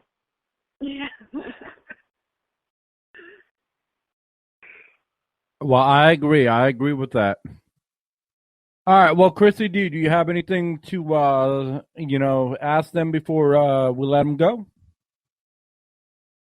No, actually, I don't. She was sleeping over there. No, I'm sitting here listening, but I'm trying to think of any questions. And no, I don't have any. Last time we talked, like, we could never understand the question that you were trying to ask. I think you said, and I'm not positive if I have my information right because it was so choppy, like, you have a 14-year-old that had a question? Oh, our 14-year-old had said he liked your music. And he had asked my fiance to put your music on his iPod. Aww. That's so sweet. What's his name? Nicholas. Nicholas. Hey, Nicholas. Hey, Nicholas. Yeah, we hope he's in bed. We hope so. You never know with kids nowadays, because none of them ever want to go to bed for some reason. It's the new generation. Right, I know. And they have their phones and whatnot, so you can never truly be sure because their phones are their alarm clocks. Exactly. Well, Mom is actually his alarm clock, so he gets up no matter whether he wants to or not. Yeah. And that's good. A lot of people's moms are probably gone by the time they wake up in the morning. So. Or they're still sleeping because, they don't have to get up till later. Right. Because usually once the kids hit middle school, they get up pretty much by themselves. But I like to get up with him and, make sure he gets dressed and he looks nice and everything like that, Absolutely. Important to me. We get up every morning with our daughter, and she's 16, so. Yeah, get up, make breakfast, take her to school. Yeah, those are important moments that she'll always remember, Yeah. Exactly. Got to get them started right. Exactly. And in their day, just sending them off on a good foot, trying to send them out with some positive energy and food in their bellies. I think it's important. Yeah, and I have to be the bad guy because I have to make sure he's got no cell phones or any other kind of equipment or cards in his pocket. Or toys or whatever. Yeah, but it feels good, I think, to him when we kiss him goodbye or we say goodbye. We tell him we love him, have a good day. We miss him. And I think that makes him feel good, too. Yeah. Yeah. So they won't let him take cell phones to school even? Well, he'll sit and play the whole time in school with it. Yeah, and he won't use it for a phone. He'll use it for every other reason. Yeah. We didn't let ours get a cell phone until she was, she was 14 before she got one. Yeah.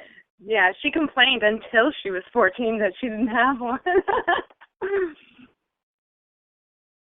So, has your daughter gotten into music yet, or is that not her forte? And if she has, what advice have you given her? She has a keyboard, and we have her set up with a microphone and stuff in her room, but that does not mean that she does it a lot. She has a beautiful voice, but her real thing is theater. So she does acting and she'll do musical theater, so we can get her to sing when she's on stage, but just in character, not as herself. So, she's she's growing and maturing and finding what she wants to do. I think like she just doesn't want to be us, and that makes me happy because I don't want her to be us, you know, for the sake of trying to make us happy. I want her to be happy. Although the other day she said she was going to start playing drums, so. Well, who knows? So that's fantastic. I mean, that she's found her own way and that she's into theater, because theater is actually a fantastic thing. I have a younger brother that was very much into theater all the way through college. Absolutely. You know, I told her she doesn't have to play music, but I said, you know, while you're in high school, you should take every opportunity to explore every avenue to find something that you really enjoy doing. Exactly. Because, you know, life just, you know, it's too short to do, but also at the same time, they can just be monotony if you don't have something that you really love to do. All right. I'll give you one that you've never gotten in any interview that you've ever been to. Give us give us a cool car story on the way to a show. Cool, something that happened in the car on the way to this show. Or the way back or something. Okay, how about this one? Last year, let's see, was it last year or the year before? It was January of 2012. Yeah. So January 2012, you know, we've never been on the road with a guy that's been doing some booking with us. He's an agent of ours, Richard Thornton. He actually helps out Hippie Hill too. And he's in the car with us, and we're traveling down the road. We just got back in from making a rest and a pit stop, and we're headed towards Charlotte, South Carolina, North Carolina, rather, Charlotte, North Carolina. And we're not quite even into Asheville yet, you know, on 40. Like, we're past Knoxville. We're between Knoxville and we're over in the mountains. Sky starts to get real dark, you know, and it looks like a thunderstorm coming up. So it starts raining. Next thing you know, it's like hail and it's windy, it's crazy windy. And then it stops. And then it, like, stops. It's, like, just beautiful sunshine. And then it's, like, crazy again. And we're like, what is going on? And our agent's like, he's from up from Alabama, and he says, tornado? And I'm like, no, we don't get tornadoes in Eastern Tennessee in the middle of January, you know? And it was pretty hairy there for a minute, but then we get to the venue, and the venue says, we're not sure about the turnout. We're not sure about the turnout tonight because there was a big tornado that came right down 40. Did you guys have to catch it on the way in? Oh, my God. So, yeah, we must have been driving, like, right through the tornado and just never even knew, with a big trailer on the back of our truck and everything. Wow. Wow. Things that bands do, you know? Yeah. I think, like, for me, like, one of the fun things in the car, it just happened, like, one of these last gigs this last week doing that long haul up or back from West Virginia.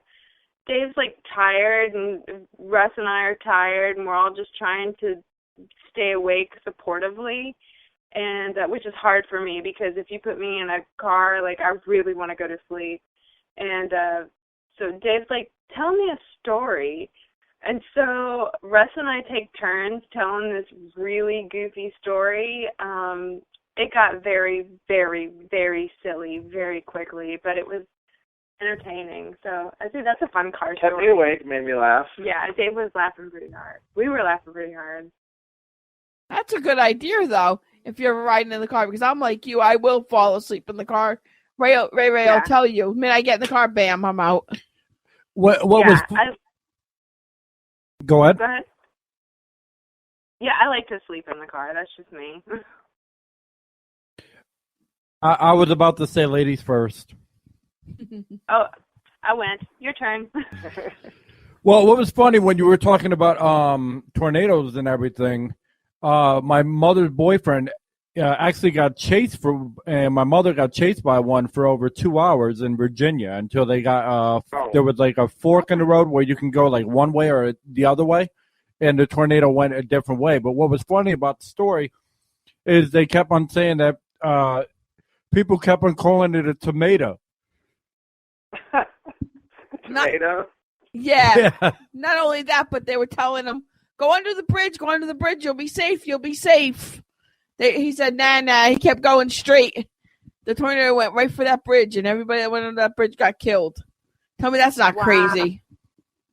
Wow. Wow, that's crazy. But every time I hear that song, about tornado, I keep on going, a tomato. I guess we're going to have to write a tornado song now. Yeah. There you go. Yeah, our son likes that when he says a tomato. My son will go, look, it's a tomato song, Daddy and Mommy. It's funny. Nice. Yeah, you should just start playing Attack of the Killer Tomatoes theme song, but have a picture of a tornado. There you go. With a tomato in the middle or something. Uh-huh. All right. Well, we've taken up a lot of your time. Before we go, why don't you tell everyone where you're going to be touring, like your upcoming summer tours, if you have any? Okay, cool. Let me think here real quick. This weekend, actually, this Thursday, we're going to be in Nashville playing a customer appreciation party at Green Hills, which is kind of like the upscale part of Nashville, at Levy's Clothier. Last time we were there, can't even think of his name. The guy from Big and Rich was there shopping. John Rich, yeah. Hello. Nice. So John Rich was there shopping last time we were up there playing, so you never know who you'll run into up there. And then Saturday, we'll be down in Watertown at Lulu's Cafe. That's such a fun place. If you guys haven't been, they have excellent food, and it's a great town. Yeah, it's a great little art town, and they have they've said no to chain stores, so no Walmart. You won't find any Walmart in Watertown. And then let's see. After that, we're going to be. You'll have to check on our poor calendar for the exact dates, but we got Fam Jam coming up. After we'll be back in West Virginia around the 4th of July. We're playing a couple 4th of July parties here in for towns in Mount Juliet, and we're going to be all over Middle Tennessee. And of course, you can catch us every Sunday on our Sunday shout out. Good plug. Yeah. Good plug. And you can find that on YouTube, or if you're part of our Twitter feed, then you can actually get a song shouted out to you. So that's awesome. All right. And do you have any websites you'd like to shout out before you get out of here? So the easiest one to find us on is www.sugarlimeblue.com, and if you any of the social media sites like Facebook, Twitter, Instagram, just /SugarlimeBlue, and you found us. I think we still have a tombstone to MySpace too, so it's there. Yeah, don't visit there. Don't do that though. Don't do it. All right. Well, I am interested in hearing that new song. If you ever have a chance or you care to send us over an MP3 so we can play a part of the song for our audience, if you all don't mind. Sure will. Yeah, and check out the video for it. We actually filmed it here at our house. Yeah, I'll post it to your page so you can check it out. Oh, definitely. Nice. That would be awesome. All right. Well, Ashley, Dave, do you have anything to say to the audience before you get out of here? Hey, thank you guys so much for listening and hanging out with us, and thank you for having us on your radio show. I appreciate it. Thanks for giving us a chance to play music for you, and thanks for you guys for giving us a chance to talk about music with you. Hey, no problem. We enjoyed having you. We enjoy it. We treat all artists like their family, and subscribers and everything. That's the way I believe that's the way it should be. Yes. I do too. Absolutely. All right. Well, it was no problem. We appreciate y'all as well. It's been fun. I hope y'all be able to do a show if you're ever up in the Knoxville around that area live, and we hope to get you back on here later in the year. Sounds great. Definitely. Look Thank forward you to guys. it. All right. Well, you all have a good night. Good night, You too. everybody. Have a good evening.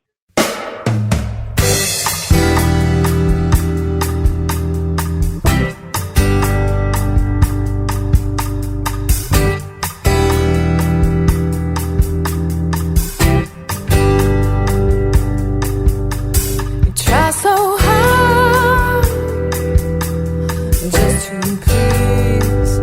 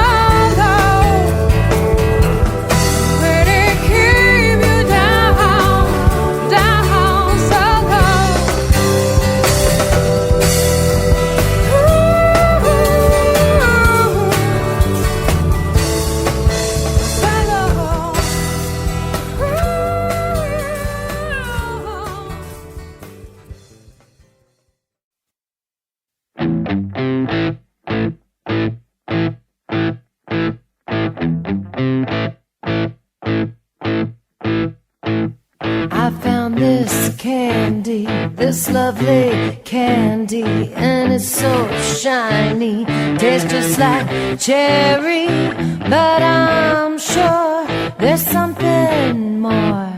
So Al, Professor Al, wisest of the fowl, I have a question to pose for you. How many legs does it? How many legs does it take to get to you? How many legs must I? How many legs must I take? Get to you.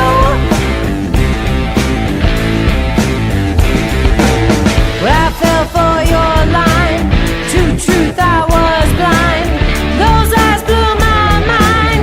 You never were kind, but I was sure we could be more. Professor Al, wisest of the fowl, I have a question to pose for you.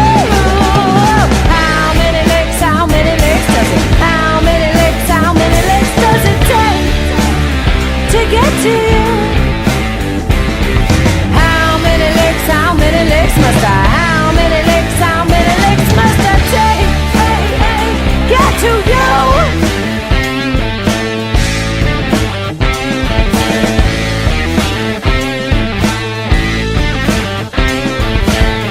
I licked my tongue raw, never got too far. I bought a new car, became a rock star, 'cause I was sure we could be more. Professor Al, wisest of the fowl, I have a question to pose for you. How many legs does it? How many legs does it take to get to you? How many legs must I? How many legs must I take?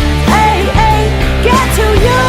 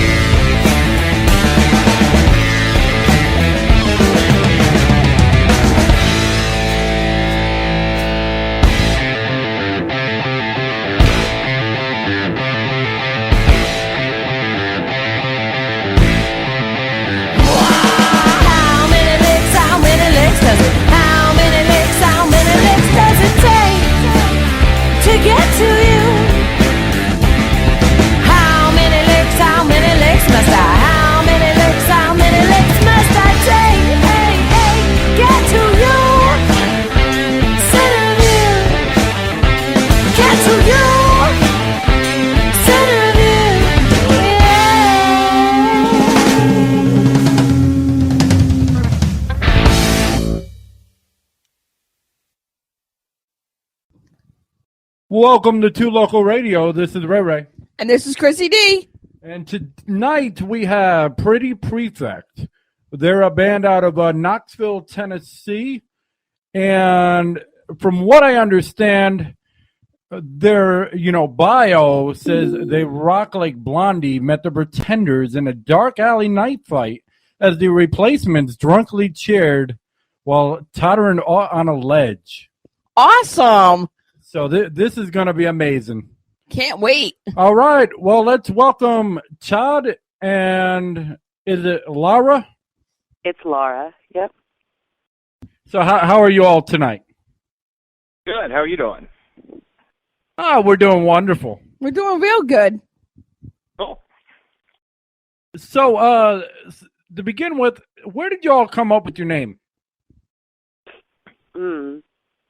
Well, naming bands is always difficult, and I guess we'd gone through several options, and nobody liked Bachelor Buttons. So one day Todd had said, well, that's Pretty Perfect, and I said I could almost like that. So we misspelled perfect, and prefect is a word also. So that stuck. Awesome. So I guess like so many things in life, it was from a disagreement. Hey, that's all right. That's how the good stuff comes out, you know? Sometimes you come out with the most perfect stuff during a disagreement about something. Or the prefect. Exactly. You know, the best things in life come prefect. That's right. All right. So when how did you all meet, and where did you all get your style from? Well, I guess we met because a couple of years back,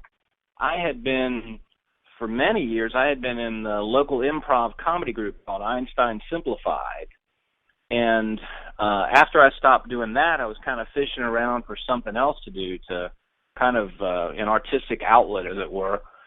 And there was a fellow who had an advertisement up about wanting to do like a rock opera show. And I didn't really want to do like normal kind of cover band stuff. So I had gone and met with them and ended up joining this rock opera show. And at one point, they wanted to have some female singers come in, and Laura came and was one of a couple of singers who came. So that was how I met Laura.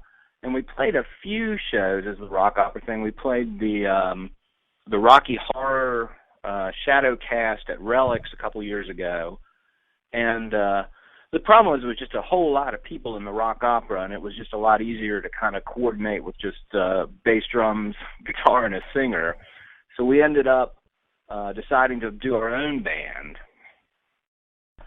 And from that, we kind of were doing some cover tunes for a while, but we migrated more and more toward just writing the original songs and just trying to kind of find a market for that as much as we could. So we started doing the original stuff in earnest about maybe a year ago. Our cover band was the Casual Encounters. Oh, okay. Nice. Which was never safe to look up at work, of course. And so from that, we kind of worked into doing these songs, and I guess it's kind of an interesting mix in that in the band, I mean, I'm kind of an old guy. I'm 50 years old. I've been playing guitar since Jimmy Carter was president, and our drummer is in his early 40s, and Laura's in her early 30s, and our bass player's in his early 20s. So we've kind of got a whole kind of slew of generations that are in the band. So it's sort of a mix of how everybody, different sort of ways that people have, developed music and their musical interests and things along those lines. Well, that's good. I mean, that's good that you have all different, age groups, because you can get all different kinds of ideas on music, bounce it off everybody, and everybody will see something different, Yeah, I think so. Kind of cover all our bases. Exactly. So I listen to songs all the time and listen, to so much music, and never did I hear a song that talks about how many licks does it take to get to you. Where did that come from? Well, I actually wrote that song about 5 years ago. The first band I was ever in was called Jack Boots. And almost all my old songs are about food and sex, and slightly violent. And I brought that song to Pretty Prefect, and they made it, or I hate to say made it way better, but really kind of finished it off, cleaned it up, made it way better. But that song is about, it's about Tootsie Pops, and can also be taken for any innuendo you so choose to put it in.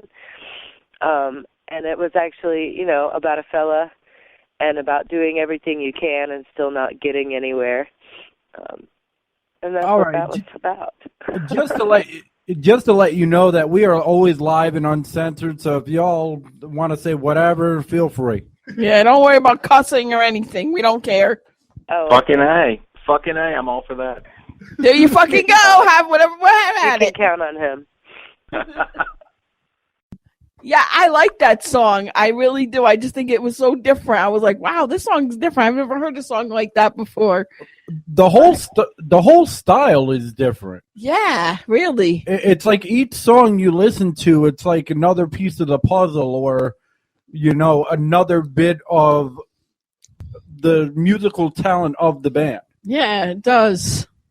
Well, thanks. That's nice to say. Yeah, when I walked into the rock opera show, I was kind of blown away at some of the musical talent that band had had access to, and I was more than happy to slide away with a few of them. So I was very glad to have met them and had an opportunity to get together with them. Oh, awesome. So why don't you all explain your musical background, since I couldn't. I'm normally good at digging up dirt, and here I felt like I was playing with the secret society. You want to go first, Laura? Well, sure. I come from a musical theater background. I started singing pretty legit when I was 13.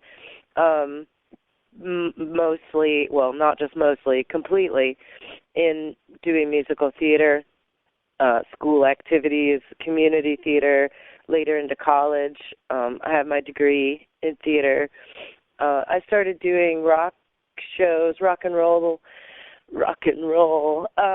about 6 years ago with that band Jack Boots, like I said. And then we broke up, I guess 3 years ago. And I was on a bit of a hiatus until I walked in the room to do the rock opera show. Did what I needed to do to be working and practicing, but was very pleased to take a little sidestep and create the Casual Encounters with Todd, Jay, and Ben, and now we are here. That's pretty much where I come from. I started, I guess, writing. I write the lyrics to the songs, maybe a few melodies I could take credit for, but lately, for most of the newer things, it's been Todd. You'll have to excuse me. I'm a little bit sick, so I might be a little loopy in the head. Okay. Hope you feel better. Loopy and Todd and I collaborate the most on the songs that are coming out these days.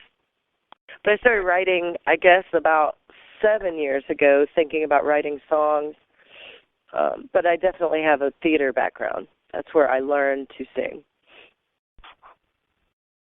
Well, I learned to play guitar years and years ago when I was a wee little kid back in the 70s, and the stuff that I loved growing up was like the Clash and the Sex Pistols and the Who and Led Zeppelin and all the kind of more heavy kind of things along those lines. And was always in bands from the time that I, had my first cheap J.C. Penney kind of guitar. And it never seemed to me like it was a big thing to write songs per se. All the bands I was in, everybody kind of just started writing right away or just sort of changed things around here and there. And I grew up outside of Washington, D.C., and a couple of the bands I was in, it was a sort of situation where when we did original songs, this was back in the early 80s, if you wrote the song, you got to play guitar, but if you didn't write the song, you had to play bass.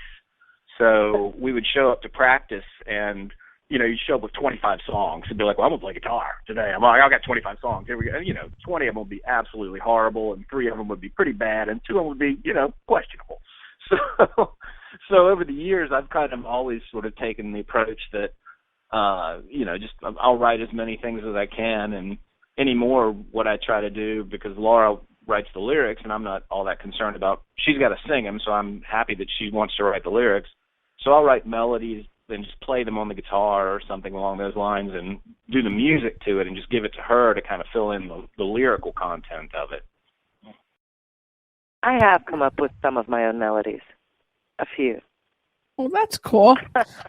How do you guys come up with like some of the songs? I mean, are they from like personal experiences or experiences from somebody else, or Well, like I said, most of my How Many Licks was in a compilation with songs like Easy Meat and Dig In, and a lot of those songs I used. I guess I was in a sex, violence, food place in my life, and most of the songs I wrote initially years ago were food innuendo songs, and from there I started taking a media. Because I watch a lot of trash television. I openly admit that, and so I started writing songs that were kind of based on some of the TV I was watching. It's not on the EP, but I wrote a song called Not Gold that's about toddlers and tiaras. I do feel that two of the songs on the EPs are a little more personal. I think I've grown, if I say so myself, a little bit as a writer, and reflected a little bit more on my own life. But Kissing Spider-Man clearly is, comic book movie with Arya's Arya, Game of Thrones. I've found it's a lot easier. The Little Engine is Stephen King, Blame the Train from the Dark Tower series. I hate to say it, but it is easy if you can kind of sort of use other people's words and and make them your own. Exactly, but it's how you make them your own. I mean, some people can try to do it and they just suck at it. Other people, like you, are fabulous at it. Oh, well, thank you. I like to think so. The things I've written about, I am a fan of. Whether I call it trash TV or not, I am a fan. So. We're still totally hoping understand. Stephen King will hear The Little Engine at some point and be very pleased. So would you all say that you're more of a party band, or that you're somewhat meaningful, or completely meaningful, or how would you describe your band as far as if it's more of a pretend situations or more like real life? That's an interesting question. I mean, for a while I've sort of, whenever you do any of these kind of things online, like with Reverb Nation or something, they want you to pick a genre or something that you would be pigeonholed in, I guess, for, in a kind of negative sense. But I understand that people are going to search for broader terms or something. And a lot of the times I've sort of thought of us as power pop. But in recording the songs that we did for the EP and going back over it, I mean, it seems like we're kind of more of a rock band, I guess. And I guess in terms of I don't know if we'd really be a party band per se, but I'd like to think that people would enjoy the songs and have a good time with it. I guess in my mind, I always picture like people going to a Tool concert and everyone wearing like monk's robes and sitting with their heads down while they're playing the whole time or something. Versus going to the Chili Peppers concert where everybody's jumping around stoned and drunk and having a ball the whole time. And I'd kind of like to be somewhere. I mean, my model has always been, The Who as far as it goes. That's always been the sort of northern light for me in terms of really good bands. And to be something along the lines of The Who would be something that would be fine by me. I don't know. I always think that question is really difficult. Like when people say, what do you do? What are you? What is your category? It's whatever I'm feeling that day. I mean, as far as influences, I love the Yeah Yeah Yeahs. I love the Pretenders. to be told, oh, that sounds like Chrissy Hines, that's spectacular to me, or Karen O. My favorite band is Metric. I just like to have a good time. The way I rate a band is if I want to move, and I feel like we have music that makes people want to move. And so that, to me, is all I really care about. So I don't know if we answered your question at all. I'm not going to say we're pretend. We are not pretend. No. I wasn't meaning like that. I was meaning more like, fictional or, non-fictional. I think it's pretty 50-50. Like I said, Mind of Man on the EP is 100% personal. There's no fiction involved with that song. But then, Aria's Aria, clearly Game of Thrones, not really my life. As much as I love Aria and relate to her character, it's not really my life, But I think it's important that songs be able to be taken, even the fictional songs about, Tootsie Pops need to be able to be taken in different directions via the listener. So even the ones that are based on fictional things, I hope that they are able to be taken in a personal level to the listener. Yeah, I was just trying to, get your, style and everything. It was not a diss in any way, shape, or form. Oh no, I didn't think so. I mean, it's always the sort of thing, like I was saying, like with Reverb Nation, where that, you kind of need to think about in terms of some sort of strategy of who are you, what is it that your songs are about, and what's the band about. And while, I sort of feel like being drawn towards saying it's power pop, it is pretty rock as far as it goes, and that's fine. I mean, I that's sort of the genre I've always played my whole life. Well, and I do think sometimes we have difficulties when songs are beginning because, I like to think that we kind of smash together a lot of different genres.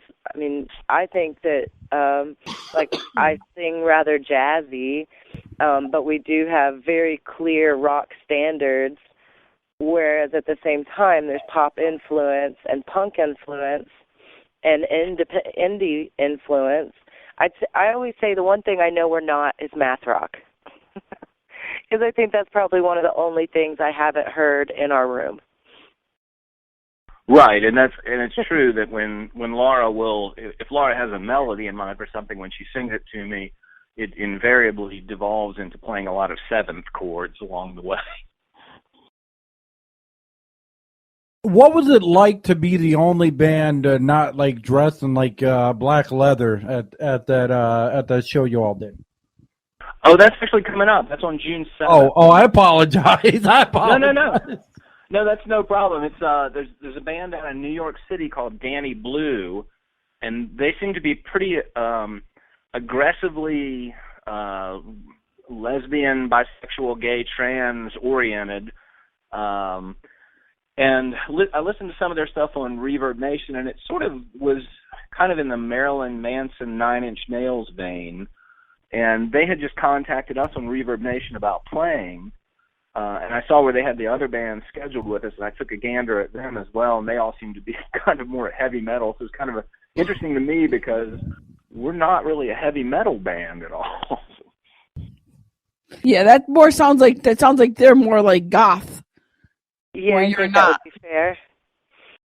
But I look forward to the show. I think it's going to be a very fun show to play.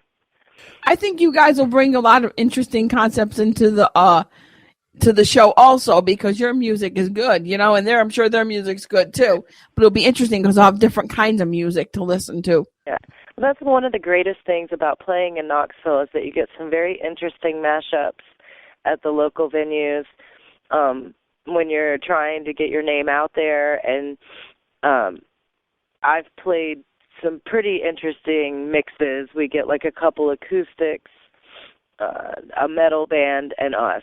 It's makes for an interesting show, but I like it because people in the audience that are there to see the acoustic set may not have come to your show, but then they saw it and they like it, and you end up getting a few fans that may not have ever come to the show if it was all a one-liner category. So instead you get people who are there to listen to the folk music or listen to the rockabilly music or listen to the metal music, and here we are in the middle of it, and they typically do like it because we rock. So it gets some exposure out there that people may not have walked through that door if you weren't playing with an acoustic set.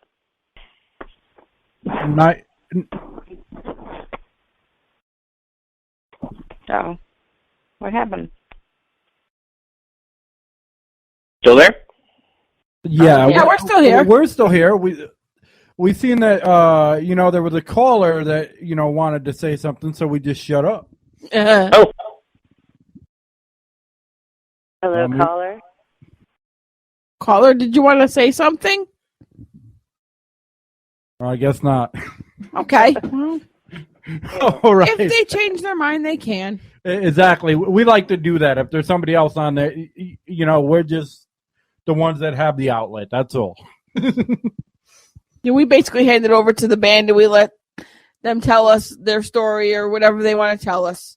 We let them do the talking. Exactly. I'm a Mike Hogg on a regular show. So. Well,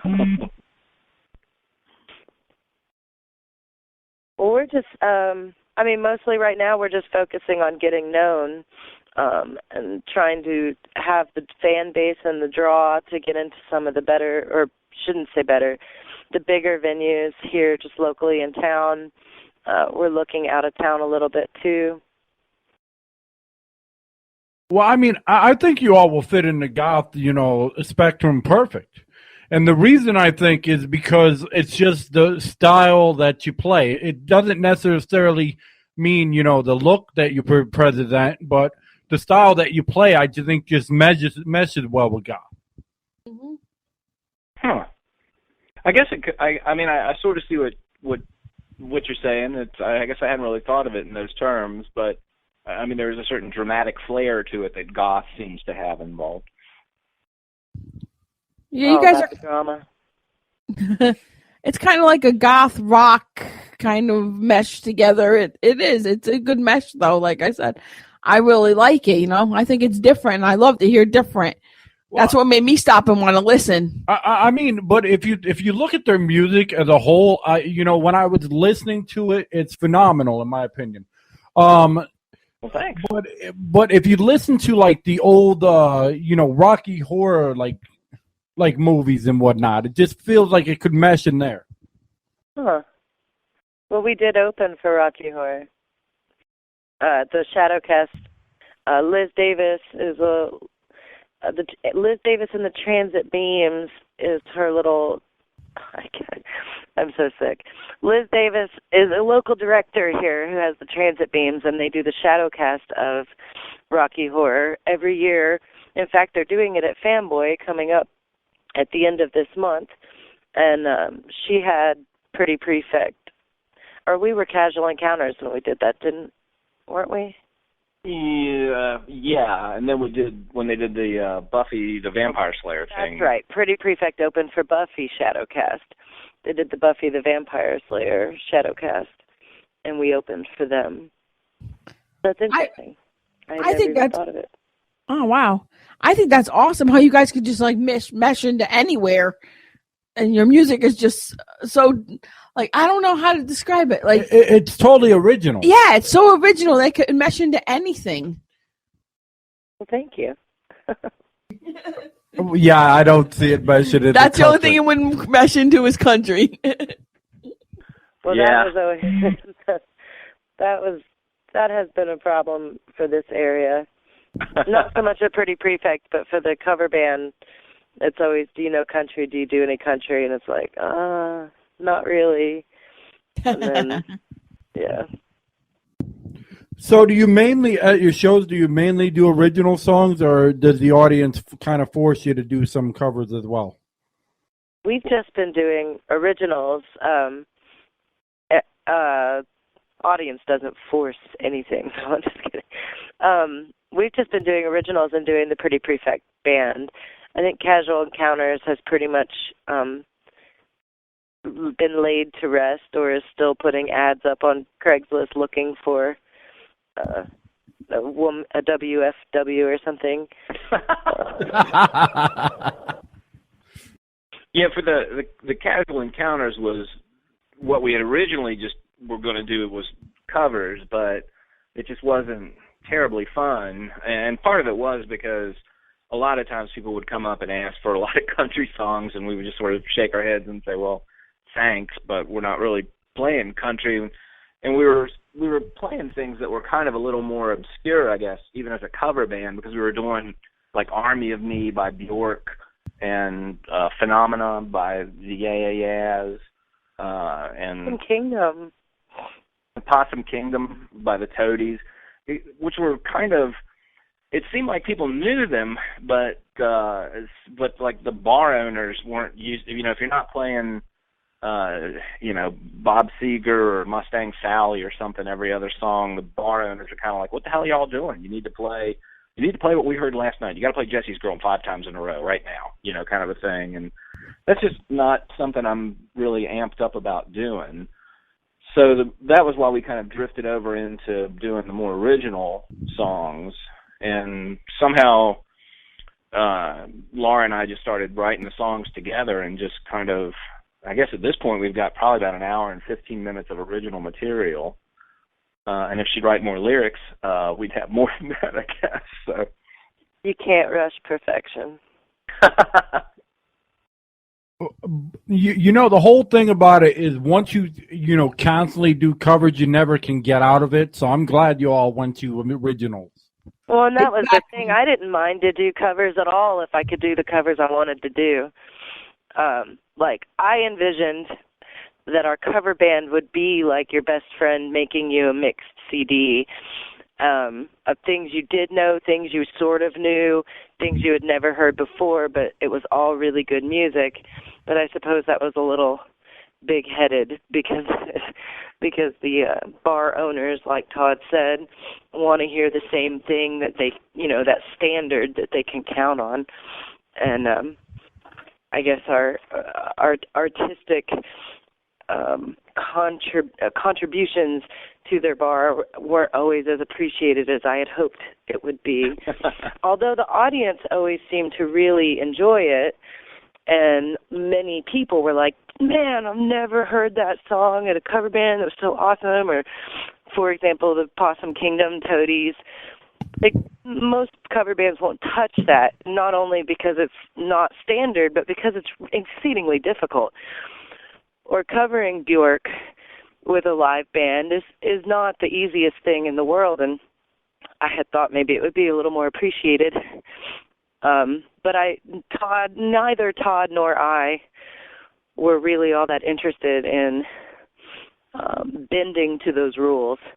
And and I mean, truthfully, the thing of it is even doing covers in Knoxville, they're not paying a whole lot of money for cover bands. I mean, it's like $400 or $500, and if you kind of do the economics of it, to go and set up, and most places want you to play for 3.5 or 4 hours, so it's like 6 hours, out of your day to go set up all your equipment, play the songs, break it all down, tear it all down, take it home.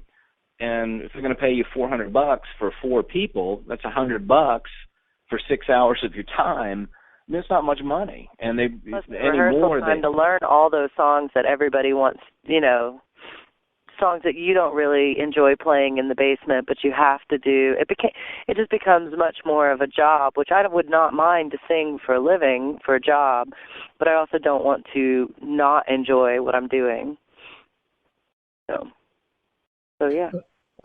That makes a lot of sense. So when you all aren't, singing and performing and writing, what would be your typical day off?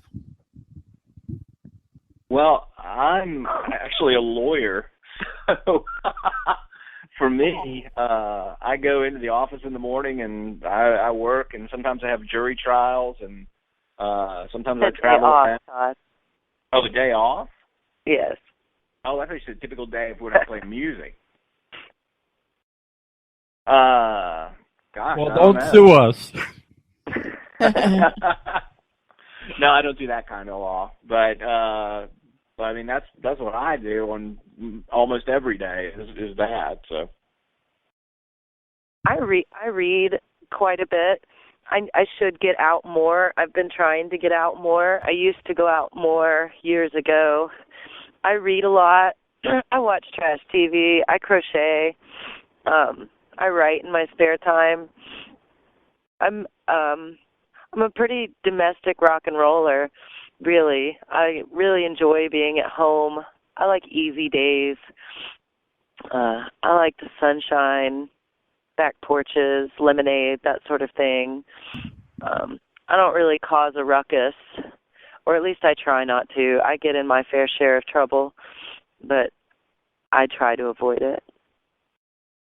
I'm sure that's everybody. Everybody has their, moments where they'll get into some kind of trouble.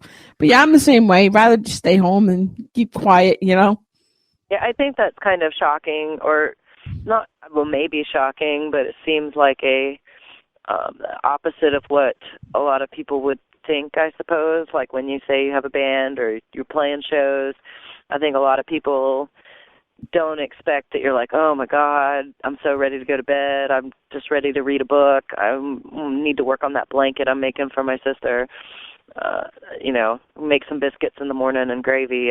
I'm not sure it always lines up that way, but that definitely is how it is for me. And I think that's the way it is for a lot more people. Performance is performance. And some people make it a lifestyle and really, that's how they want to live, and more power to them. But for me, I like to perform. Like I said, I was a theater major. I like to provide entertainment. I have a good time doing it. I want to see other people having a good time, but my time off stage is my time, and I like to live my life, which, the less drama, the better. So in real life, the more drama, the better on stage, but the less drama, the better in real life. All right. Well, why don't you tell us, an interesting story, on the way to a show or on the way back or whatnot, where things just weren't your typical, or things, happen. Like if you have a road trip story. Well, you could talk about Ben on his phone. No, I don't need to talk about our bass player having an argument with his girlfriend all the way somewhere. That's not a fun story at all. I'll tell you, years and years ago, back in the early '80s, when I was fishing around for whatever in the world was going to go on, and I wanted to be a rock star and all that kind of nonsense, a buddy and I moved from Winchester, Virginia, which is where I grew up, to Los Angeles, because we thought that was where you went to be a rock star. So we bought this piece of shit van and drove all the way to LA, because that was what we thought you were supposed to do. And as we're driving out there, the sort of pressure of being two 19, 20-year-old boys driving somewhere and drinking a lot and taking whatever drugs we had and this, that, and the other, we're kind of getting to us, and it was the middle of winter. We're driving along, and the heater goes out in the van. So we decide it's this old Ford van, and we can open the engine is a mid-bay van engine, so the engine is in between the two seats in the front. And so we think, well, we can open up the engine bay because there's heat in the engine, and that'll be all right. Well, it turns out there's a lot of exhaust fumes that come up as well. And so as we're driving along through Texas, which is an entirely straight road, I guess, we're driving along, and it looks like the road is making a big S in front of us over and over again. So we decided we should probably stop somewhere and eat. And as we're sitting there, my buddy, who by this time I've absolutely grown disgusted with him and want to kill him, I think he's died because of the exhaust, and he's sitting there in this restaurant, and I'm thinking, what if I could get his wallet and leave before anybody knew he was dead at this point? You're a beautiful human being, Todd. We're not. He lived. But at least he's honest. Yeah. Would you say he lived? He lived, yeah. You did exactly what I would have done in that situation. So. I don't, excuse me, I don't really have a on the road story. I guess my most interesting story was there was a venue here in Knoxville called the Birdhouse, and it's just an old Victorian house, no central heat and air. And I played a show there in July. It was very, very warm, and we were about halfway through the set, and I realized I was too warm and entirely too drunk. And I knew I was going to be sick, and all I had was an empty Pabst Blue Ribbon can. And so I was singing songs and then in breath moments puking in my can to keep it together, and then singing songs and puking in my can and singing songs and puking in my can. And when the show finished, finally, I just ran out the back door. My sister, God love her, threw ice water all over me, and I recovered. But I had a couple people after the show wanting to make T-shirts that said "Rock Stars Puke in Beer Cans." Hell yeah! I don't know. Like, it was like my most hardcore moment, I guess. But I have since that day, proudly enough, not been in that situation. I no longer allow myself to be quite that a mess on stage. Or just pretend I am, like, you know, like the old stars, like Dean Martin or something. There you go. So have you had any, I know that you all are, you know, a newer band as far as this formation, but have you had any fans that, you know, said that, you know, your songs like touch their lives, or that they mean something totally different than what you all written them for? Well, it's kind of funny because, you know, you hear like people say that if I could just touch one person with my art, I would be satisfied with my whole life. Well, the song Aria that we did, we got the Reverb Nation site, and somebody who had come to see one of the shows sent us a message on there and said that she was having a crappy day and that she'd really like to hear Aria because that would make her feel better, and wanted us to post that as one of the songs on there. And I was laughing, and I told my wife, I said, well, that's very sweet that this person did that. And I said, I guess I fulfilled that artistic goal that all these people talk about, that I've touched one person with my art, so I could pretty much put the guitar down and stop at this point, I suppose, you know. And I guess locally, there's a local writer here in town named Kevin, who after our last show at the Long Branch, and I feel terrible that I'm not going to remember his last name, but he's a local artist here, and after our last show, I sat down to have a beer, and he asked, you know, who writes your lyrics? And I, you know, humbly said that I do, and he said, those are really, really good words. So it's not a specific song, but I guess that fulfilled my heart a little. Or a lot. It fulfilled my heart a lot.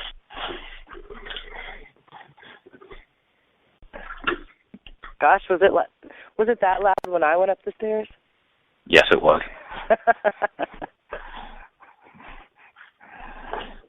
All right. Well, you know, I'm really enjoying this, believe it or not, because y'all are real. I mean, this is not code speech. Like, we had a label. Yeah, we don't have anything written down. Should we have had talking points? Oh, I knew we should have had talking points. Hashtag. Well, I mean, I had, you know, we had artists from a label one time, and it just seemed like they were just like coached up, and I'm like, are you kidding me? Every time we asked them, you know, a question, it was like they had a one-word answer, and we're like, shit, it's 12 minutes later, and we've already asked 28 questions. No, this is totally off the cuff, in the basement. I mean, I'd happily jibber jabber about old bands from years ago and things like that if you want, but you can have the mic. You can jibber jabber whatever you want. Well, when you were asking before about like odd things going somewhere, not so much going somewhere, but back when I first was playing guitar, I assumed that you were supposed to try to play at some, you know, jet airplane level thing, and we were playing somewhere, and the drummer who we had at the time was like moving his stick as if though he wanted to slow down the tempo a little bit. So the bass player and I slowed down a little, and he does it again. And he does it a third time, and we're kind of staring at him like, good God, we're playing at, a funereal pace at this point. and all of a sudden his eyes roll back in his head, and he falls over off the drums and on his back. And he was a guy who was a friend of mine. I knew he was diabetic, and we thought, oh, shit, he's having a fucking diabetic attack. We got to get to him. We got to do something. So go back there and grab him and lift him up, and he opens his eyes, he looks at me and he goes, God damn, that's fucking loud. Wow. Yes, we're always shocked when Todd is told to turn it up. Like, really? Are you sure?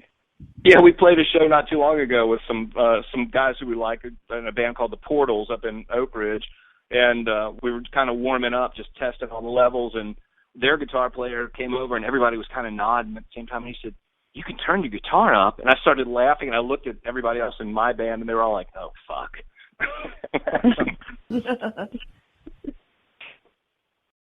So you like to play loud then?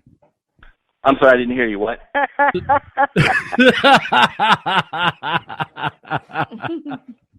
Oh, what a comedian. Yeah, what are you gonna do? All right. Yeah, I love to play loud. I love the feel of it. And there's sonic textures that you get as much as anything when it's at certain volume levels. Things happen, particular harmonics bleed on top of other harmonics, and it creates a feel and everything. It's just, but I try to turn it down. I love it. You totally cut me off. That was awesome. Sorry. That's all right. That's what we want. We want real, we don't care. Exactly. So why don't you, since you talked about your comedian thing, why don't you talk about a time when you were, a part of the comedy thing and shit went haywire and you made it better or something like that? Oh, wow. Yeah, I did. Do you guys know Einstein Simplified? They're performing around town. They're down at Scruffy City now. No, but I'm definitely going to check them out. Yeah, it started back in about 93, I guess, and we moved here in about 95, and they were at Manhattan's when Manhattan's was open back then, and there used to be an open mic night, and Einstein Simplified would open for that, and they announced that they were looking for members from the stage, and my wife went over after they finished and said, well, my husband's funnier than all of you guys, so he should probably be in your group. So they had a little chip on their shoulder when I auditioned, but I ended up joining the group and ended up being real good friends with everybody. We performed for years at Manhattan's, and then we ended up over at Patrick Sullivan's and some other things. Most of the time, it was always pretty cool. Once in a while, you would have weird things that would go on. We played a show for, I can't even remember what it was. It was something like the Lions or the Kiwanis Club or some kind of thing over in Oak Ridge. And it was like a family gig. So there were all of these kids up front. So we were being clean about the whole thing. And, there's all these 6, 7, 8-year-old kids up front. And so the improv comedy thing is you always ask for suggestions from the audience. So we ask for things. And, invariably, somebody's parent in the back would be like, penis, vagina. I'd be like, what the fuck is wrong with you people? You want us to do this in front of your kids? I mean, I say way to go for your wife on getting you that interview by asking them. That's cool. Yeah. That sounds like something my mom would do. So yeah, they still perform. They're down at Scruffy City now. They've moved around a little bit. And if you go and see them at the end of the show, they'll play a theme song that I wrote for the band. Golly gee, umpteen years ago now. Because I haven't done it for 9 years or something, I guess. But it was always a blast. We always kind of referred to it as our bowling night, because once you learned the form of the games, you could go and do the show without a ton of practice, because everything is just made up on the spot. It's really about just being able to listen and react to what's being said. So kind of like our show. Yeah, that's right. And the key thing in improv is always yes and to everything that's whatever goes on. Agree and add all the time. Yes, and we'll do this now. And we'll be right back. Just kidding. Yes, and we'll play a song. Oh, cool. Awesome. All right. Laura, why don't you tell us about a time, you said you were in theatrical. I know there had to be a time where shit went haywire. Oh. Try and think of a good example.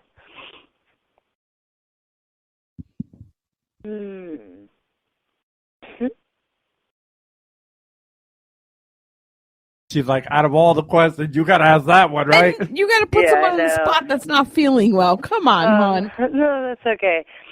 More technical things than, on my end of things, I guess we had like mic issues when I worked at AV. It's just not as funny as Todd's stories. I'm trying to think of something more specific. I guess way back when I did All's Well That Ends Well in high school, Shakespeare show, and our director had created a character by mashing up several of the female characters, and she was supposed to come out periodically throughout the show and explain things, which shouldn't be necessary, but for high school Shakespeare, I suppose it was. And but the director had written each of these parts herself, and some of the explanations were just as confusing as the show itself.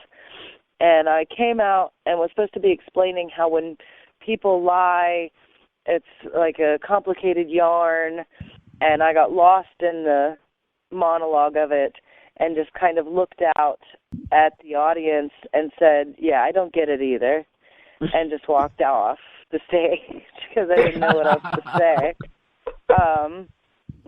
Yeah, it is complicated.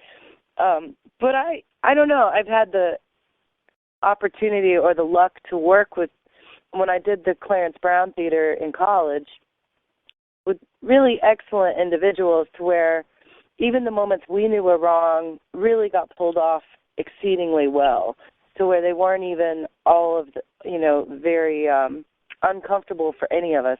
Mic issues were always the bigger, crap issues, where all of a sudden, like, we use halos that go around your head and rest on your forehead, or some people would have them right by their cheek. And, actors having their mic go out in the midst of everything can be hell for everybody, because every actor is the most important actor, of course, especially to themselves. And so, you're trying to fix an issue. I guess there's been some diva moments, but even, I know. Okay, when we did Amadeus, this is not all that funny, but I guess it is. When we did Amadeus, which was a very big production at the Clarence Brown, involving the Knoxville Symphony on stage through the whole show, and we had wonderful actors in from New York and everywhere else, and the man who played Amadeus, our main character, we had glow tape on the stage for exit at the end of the show because everything went pitch black, like all the way black. And I had a flashlight on the side of the stage so that he would know to come towards me, that you couldn't see from anywhere. Anyway, he walked off the stage into the pit, into the orchestra pit, and that was pretty atrocious. I'm not sure that's very funny. But I guess, I can laugh at it now. He was fine. He wasn't injured. But that was a big to-do. Show's over, everyone's applauding, lights are down, and then he crashes off the stage. It would have been funny if you were injured, actually, I think. But. Well, I'm sure he didn't feel good. I felt really bad for that show, for him doing that. What's funny is only on Too Local can you get people to talk about their backstory by asking different questions that have nothing to do with it.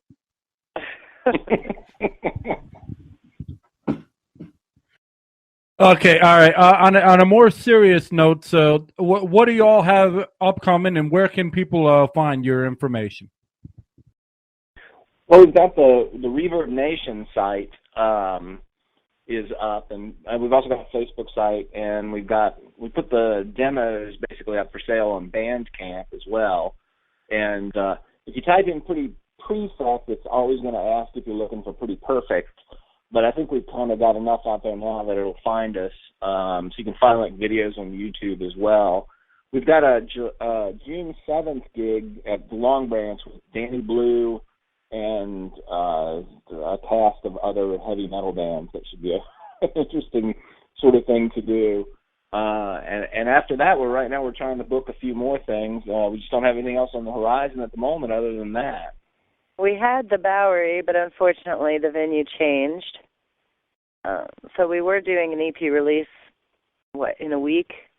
Yeah, on May, we had a gig booked on May 31st with a band called Inward of Eden here in town, but the Bowery switched its operating to go from being a public venue to just a rental private-only place.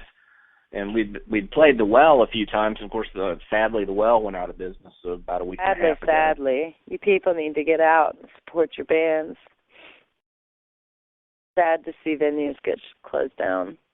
Well, I think it's just stupidity that the reason that these bands, I mean, not bands, but these places get shut down because people just aren't controlling themselves. They're just doing something stupid.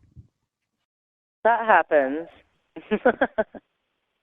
Well, and it's just sort of, I guess it's a general, I guess everybody sort of has that sort of, I'll get there one day sort of thing about it, One day I'll go and do that, and I'll go see that band, or I'll go to that bar or something, and then they don't, and then it shuts down because people didn't support it along the way.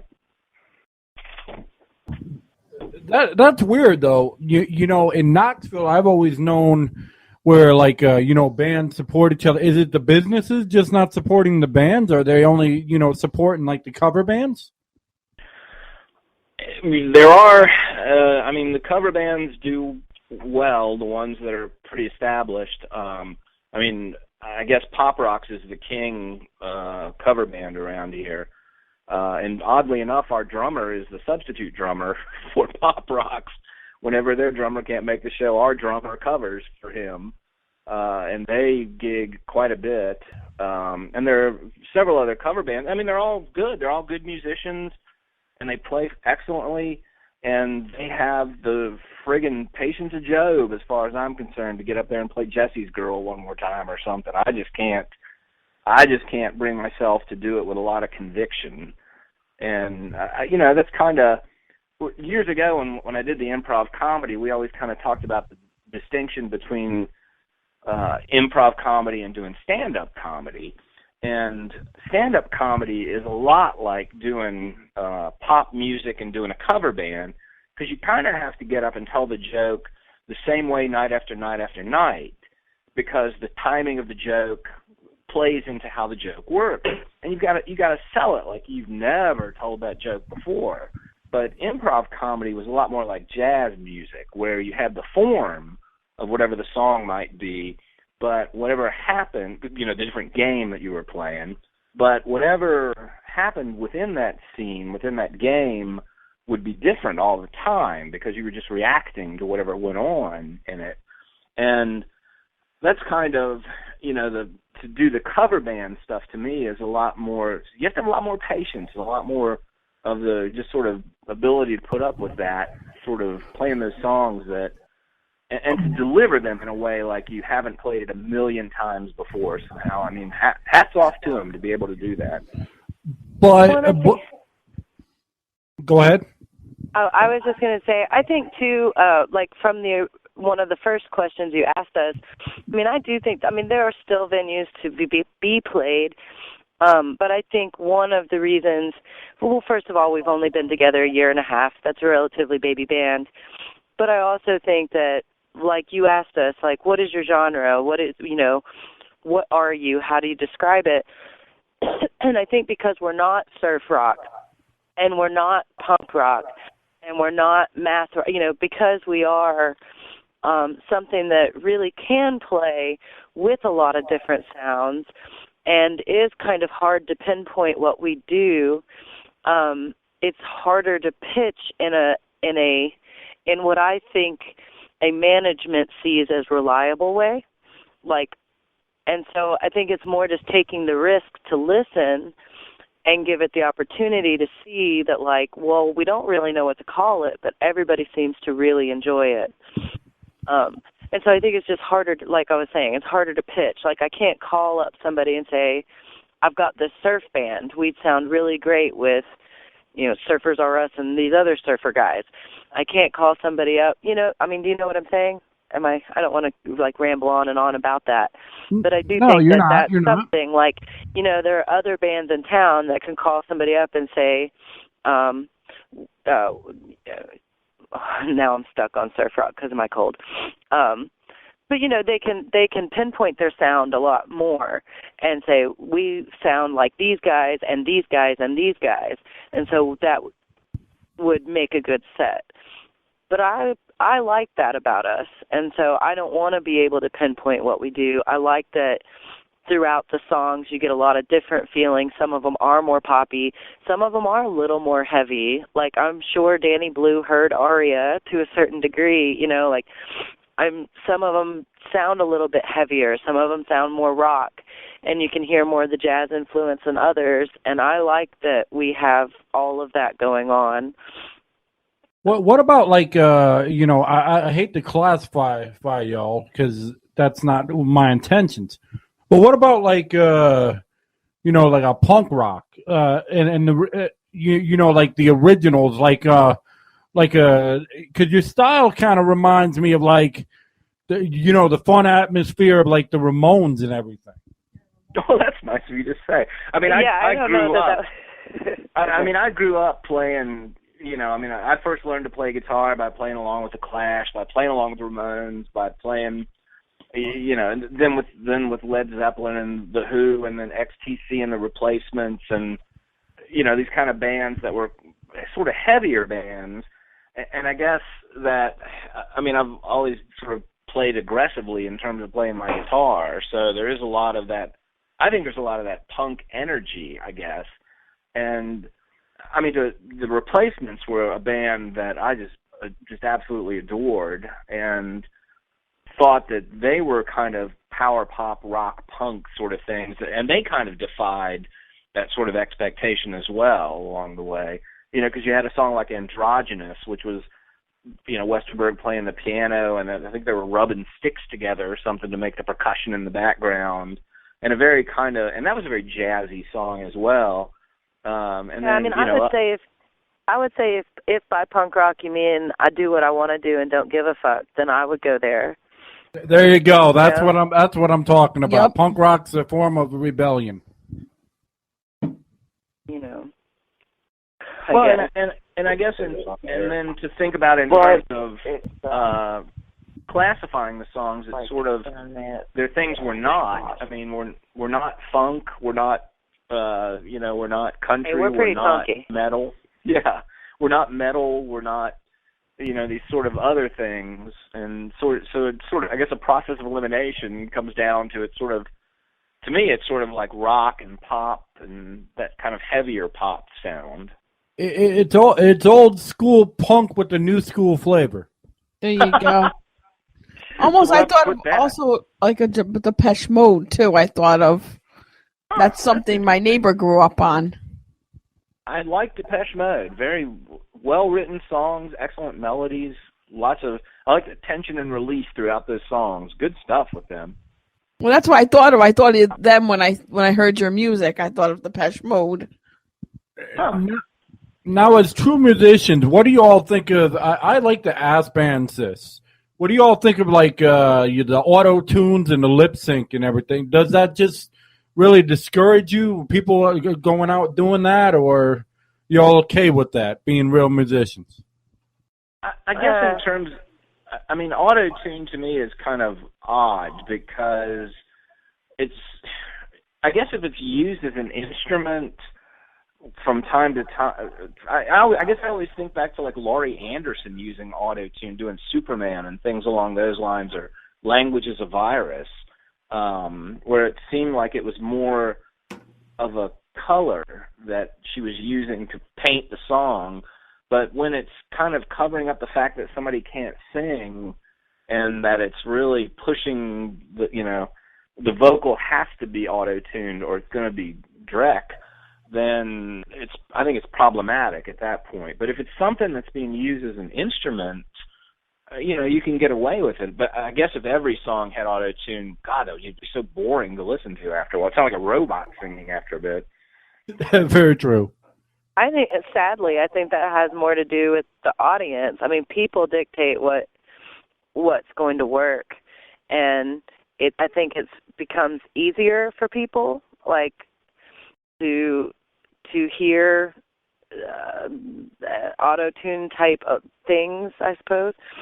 I'm not sure why, but I mean, me personally, I guess I would have to agree with Todd. Like, I'm not opposed 100%, but I'd rather not just listen to somebody who can't sing but has a good producer, like,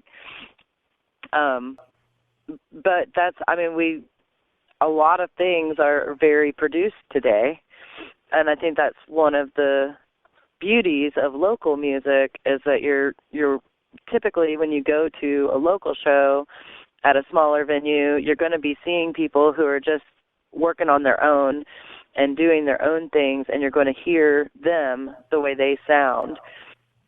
And I think a lot of times you end up with a better show than a big show where maybe there are more people, more money, more merchandise, more things, but you're not getting to know those artists the way you would in a smaller venue with just a microphone and some amplifiers.